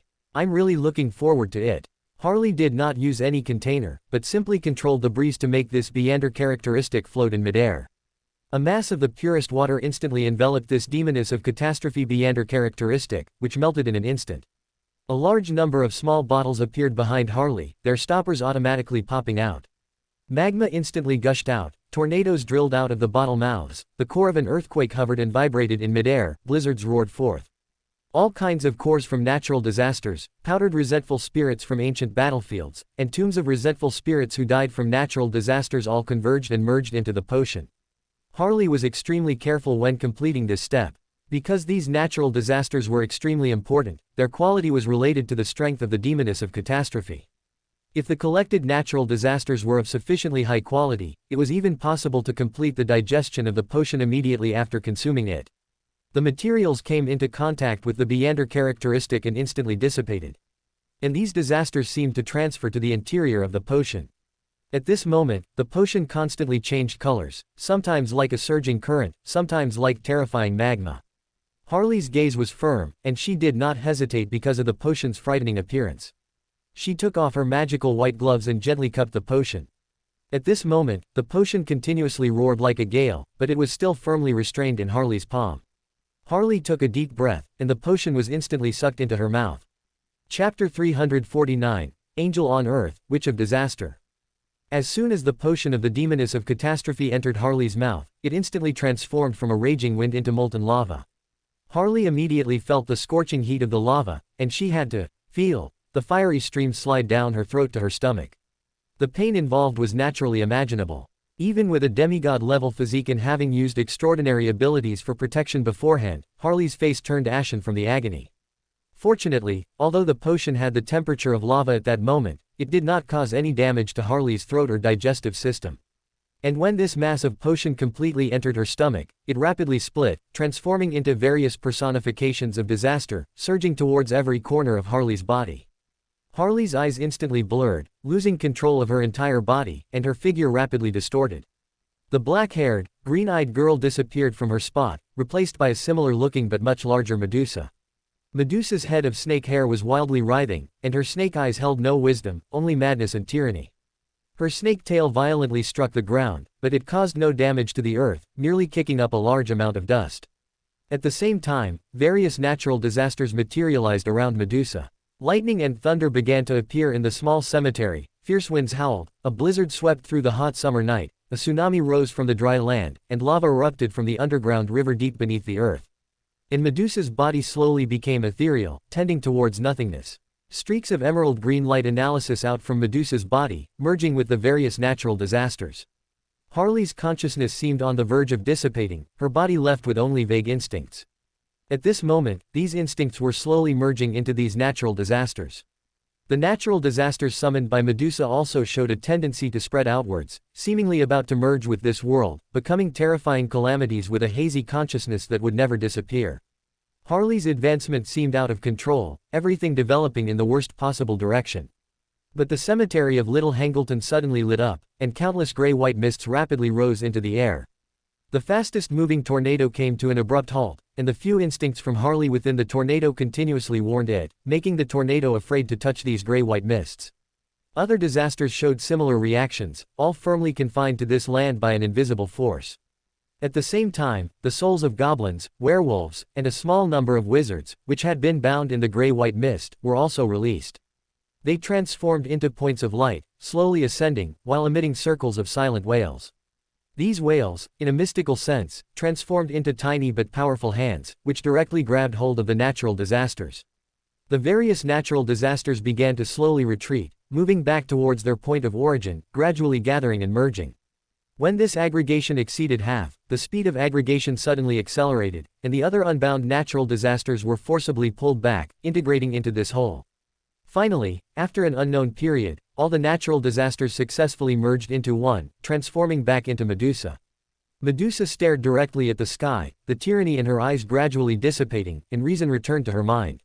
She seemed to finally recall something and let out a piercing scream towards the sky. A beam of emerald green light ascended, and the mythical creature form vanished. Once the light dissipated, the beautiful witch who had inexplicably disappeared earlier stood in her original spot again. However, Harley's overall state had not yet completely stabilized. At this moment, her eyes were no longer emerald green, her left eye was bluish-white, as if a blizzard swirled in its depths, her right eye was deep purple, with what seemed like thunder roaring within it. And Harley's black hair constantly flickered, occasionally turning back into a head of slightly menacing snake hair, then changing back again. Harley's snow-white skin would also randomly be covered with a layer of greenish scales, which would then be forcibly suppressed by a green light. In addition to these physical anomalies, Harley also felt a powerful mental contamination. The extraordinary characteristic that had already merged with Harley's body now seemed to suddenly awaken a certain consciousness. A strong and terrifying will, as if high above, looking down on all living beings, impossible to refuse, temporarily awakened a little and transmitted scene after scene to Harley. Some of these scenes were about the mystical knowledge of the demoness of catastrophe, including the composition and enhancement of various natural disasters, as well as other abilities of the demoness of catastrophe. Others were scenes of calamity witches who once existed on this land exercising their authority. Those calamity witches were indifferent and cruel, most of them lacked reason, and the few rational beings among them had only cold divinity in their eyes. They walked on the earth with many other beyonders, controlling various disasters and carrying out wanton massacres. As for their targets, only a few calamity witches massacred wizards from extremely ancient times or other races that had once opposed wizards. More scenes showed various strangely shaped monsters. Clearly, before the appearance of humans and wizards, there was once a more primitive world, and more powerful creatures existed. Unfortunately, according to the scenes Harley saw, those creatures seemed not to understand the function of anchors, nor did they understand the various knowledge about extraordinary characteristics. They merely fought each other in madness and eventually perished in the long river of history. These memories were vast, desperately pouring into Harley's brain, seemingly wanting her to forget everything, to forever forget who she was. But another force was contending with this madness. Harley seemed to see a large number of stars lighting up around her, and from within the stars came the voices of many people. Hermione, Fleur, Sirius, Lupin, Professor Dumbledore, Professor McGonagall, Professor Snape, the Weasley twins, and her companions from the Gryffindor Quidditch team. The heartfelt voices of Harley's relatives and friends constantly echoed in Harley's mind, resisting the influence from the extraordinary characteristics. In addition, many more points of light were also revolving around the stars, and Harley clearly felt the call from within the points of light. These were the thoughts of many ordinary students at Hogwarts. Their deep impressions of Harley formed after experiencing these 4 years, especially the year of the Triwizard Tournament. At the same time, many little wizards even unconsciously began to believe in Harley, using what Harley would most likely think as a basis for thinking when solving many problems, and thus arriving at their final solutions. And the voices from these people also enveloped Harley, influencing her consciousness and saving her spirit. Furthermore, the negative effects from the Black Knight magic mirror and the manipulating glasses now played a positive role. 2 invisible forces surged into Harley's body, interfering with Harley's spirit, and slowly pulling it back towards a positive direction, bit by bit. Finally, the physical abnormalities gradually returned to calm. Harley's black hair no longer unconsciously turned into snake hair, scales no longer appeared randomly, and her eyes returned to emerald green. Harley's physical abnormal reactions disappeared, and her spirit completely stabilized. Harley fully recovered her human memories, returning to the good state she was in before taking the potion.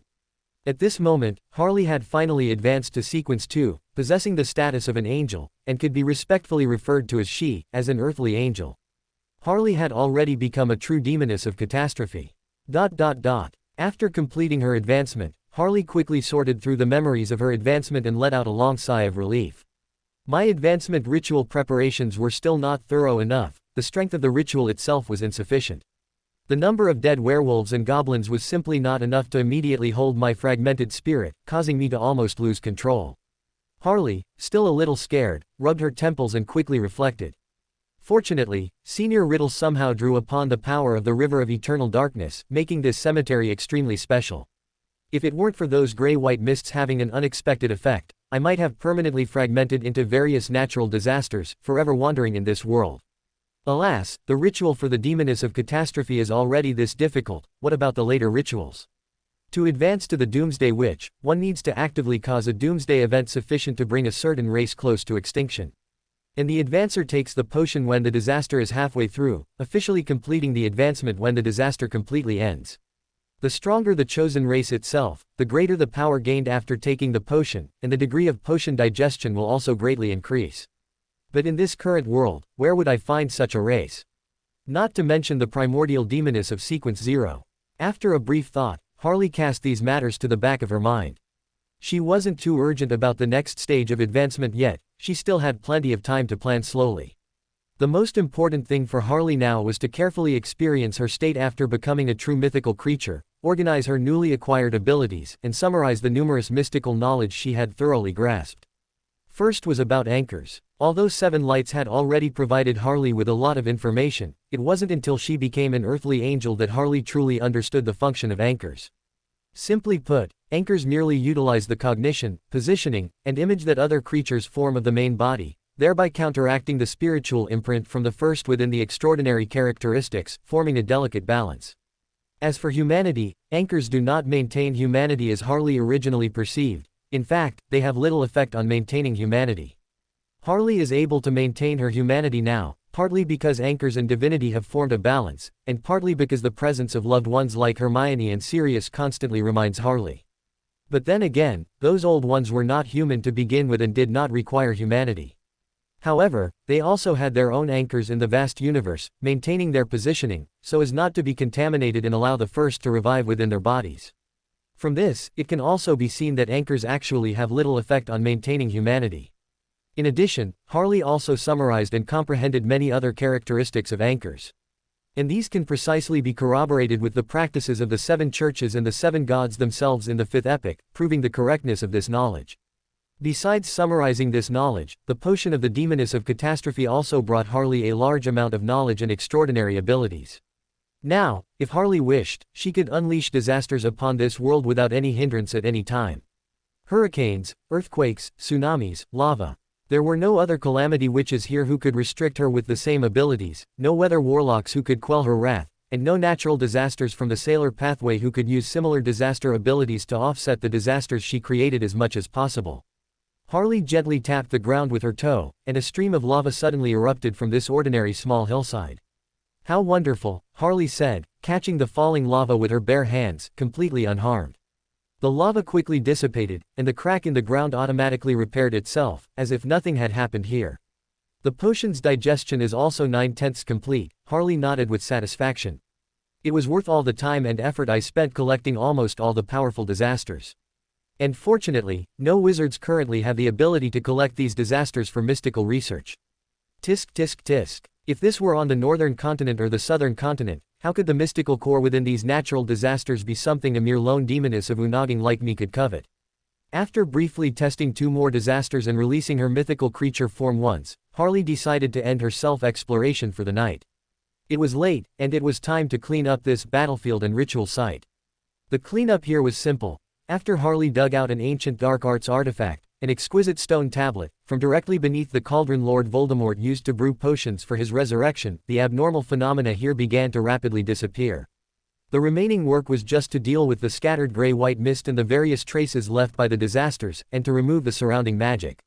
After completing all the work, Harley put away all the spoils, preparing to research them later. A sheet of ice suddenly appeared beneath Harley's feet, and Harley stretched her body, lying straight down onto the ice. Without any sound, ripples spread across the ice surface, and Harley directly merged into the world behind the ice. The solid ice also rapidly turned into magic and dissipated into the air, leaving no trace. P.S. Regarding anchors, I actually remember the original work mentioning that the effect of an individual Beander's anchor is more effective than that of ordinary people, but this effectiveness is limited.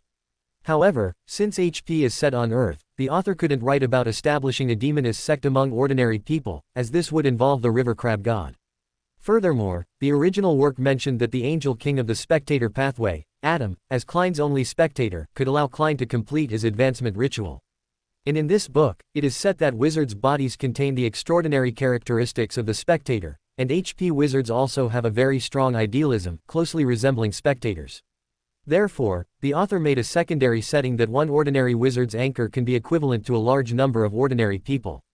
End of chapter. Chapter 350. Alistair, I am the principal. Speaking of which, Senior Riddle, though a bit ugly, a bit wicked, and a bit crazy. He's truly a good person. In her first year, Senior Riddle, personally, helped Harley kill a unicorn, taking all the blame. This prevented Harley from falling out with the unicorn and avoided a large number of potential incidents later on. He also gained Professor Dumbledore's immense trust for Harley by stealing the Philosopher's Stone.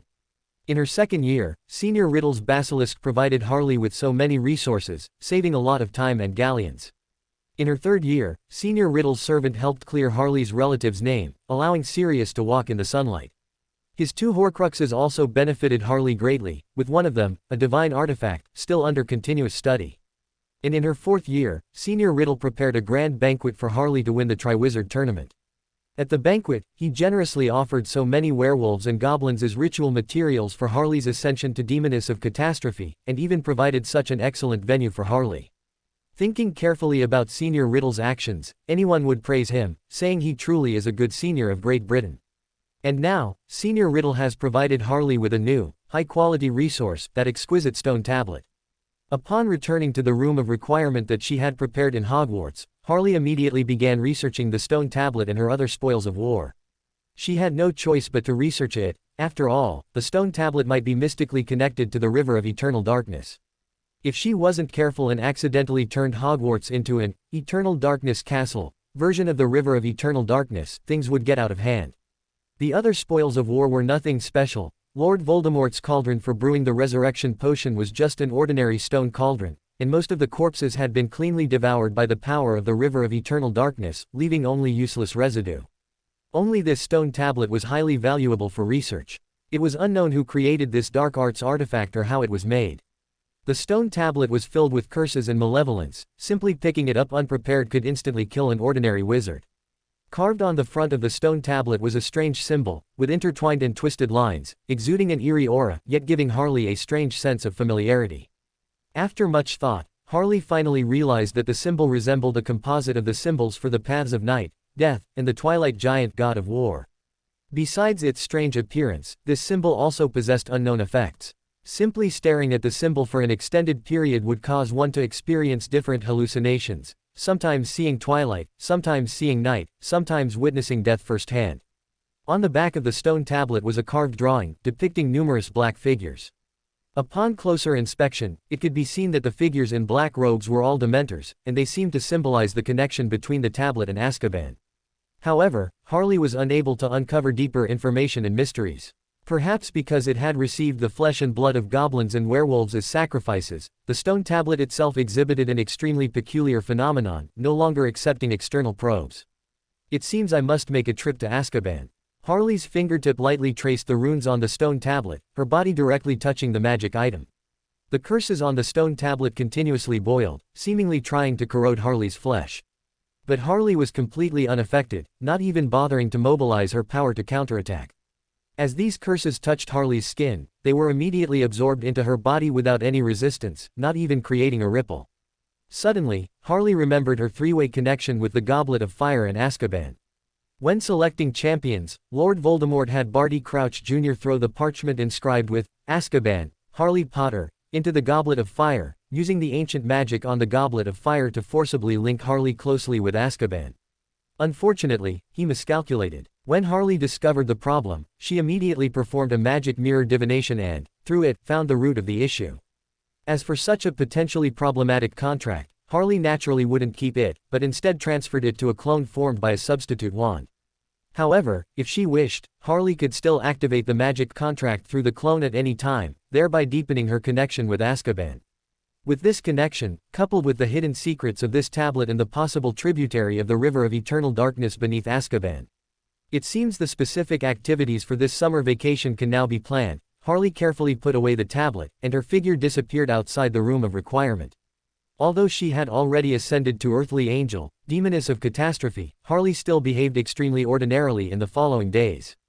She'd participated in the celebratory activities as usual, went to the library on time as usual, and spent time with Hermione and Fleur as usual, continuously deepening their friendship. Regarding the Triwizard Tournament, Harley won the Ultimate Championship, had been acknowledged by everyone, including the principals of other magic schools, who had no objections to this outcome. What opinions could they have? After the incident, all the principals had immediately inspected the competition grounds and knew that the Triwizard Tournament trophy had become a portkey. And with the danger on the judging platform, plus the numerous arrangements in the maze, no one believed that the final destination of the portkey, which the Triwizard Tournament trophy had become, would be a good place. Under such circumstances, Harley still returned safely and even brought back the trophy. Coupled with Harley's despairingly high scores in the first two tasks, so no one chose to make a fuss. On the second night, Hogwarts also held a celebratory banquet, and the entire Great Hall was exceptionally lively. Students and champions from other magic schools did not let their failure affect their spirits, and happily joined in the celebration. However, not all students were celebrating. Several not-so-prominent Slytherin students wore bitter expressions and glared at Harley with hatred. Clearly, they had received news from home, knowing that their fathers were in a state of disappearance. After the Triwizard Tournament victory celebration banquet and the end-of-term banquet, some of them would probably be rushing home to attend funerals. In a way, these Slytherins were quite lucky to have so many days of banquets in a row. It's just unknown if they themselves would agree with this statement. Harley didn't care at all. Who would care about the opinions of such ants who weren't her anchors? Hogwarts was celebrating the Triwizard Tournament victory, but the Ministry of Magic was clearly not that interested in the Triwizard Tournament champion. Their hired writers didn't spend much effort reporting related events, and the articles about the Triwizard Tournament in the newspapers did not feature the bylines of those writers.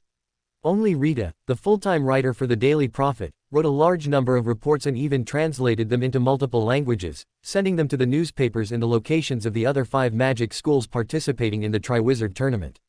How could Harley miss such a good publicity opportunity? And Rita, who was good at reading expressions, would certainly not miss such an opportunity to curry favor with her master. Besides lavishly promoting the glorious achievements of a certain earthly angel winning the Triwizard Tournament, Rita also extensively reported on the terrorist attack that occurred on the day of the third Triwizard Tournament task.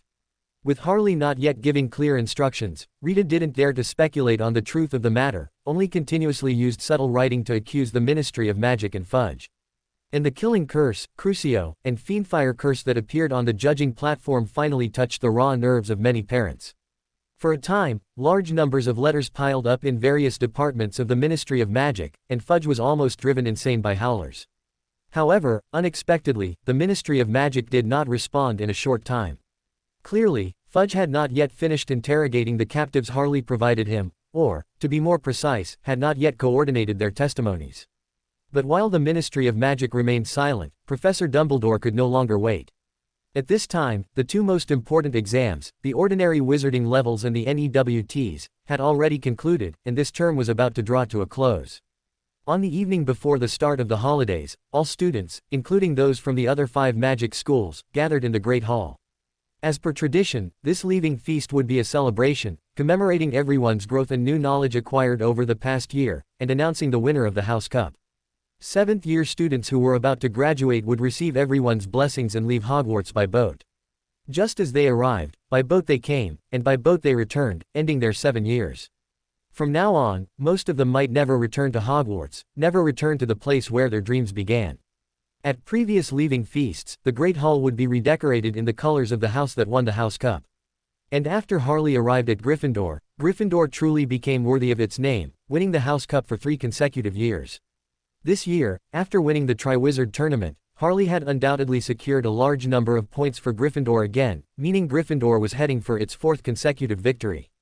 But tonight, the Great Hall had not been transformed into an ocean of gold and red, but was instead shrouded in pitch black. This blackness was enchanted, appearing extremely profound, solemn, and dignified, instilling a sense of tranquility in anyone who saw it. Professor Dumbledore sat behind the long table on the teacher's platform, chatting with Professor Moody, the Defense Against the Dark Arts professor. Moody's left arm was heavily bandaged, and a new scar adorned his face. When old Barty Crouch was causing trouble on the judging platform, Moody, as the experienced safety officer stationed at the front of the platform, naturally reacted immediately. The blasting curses and exploding curses released by old Barty Crouch had destroyed the Ministry of Magic's alchemy facilities, and the fragments of these alchemical tools rained down, threatening the safety of the students.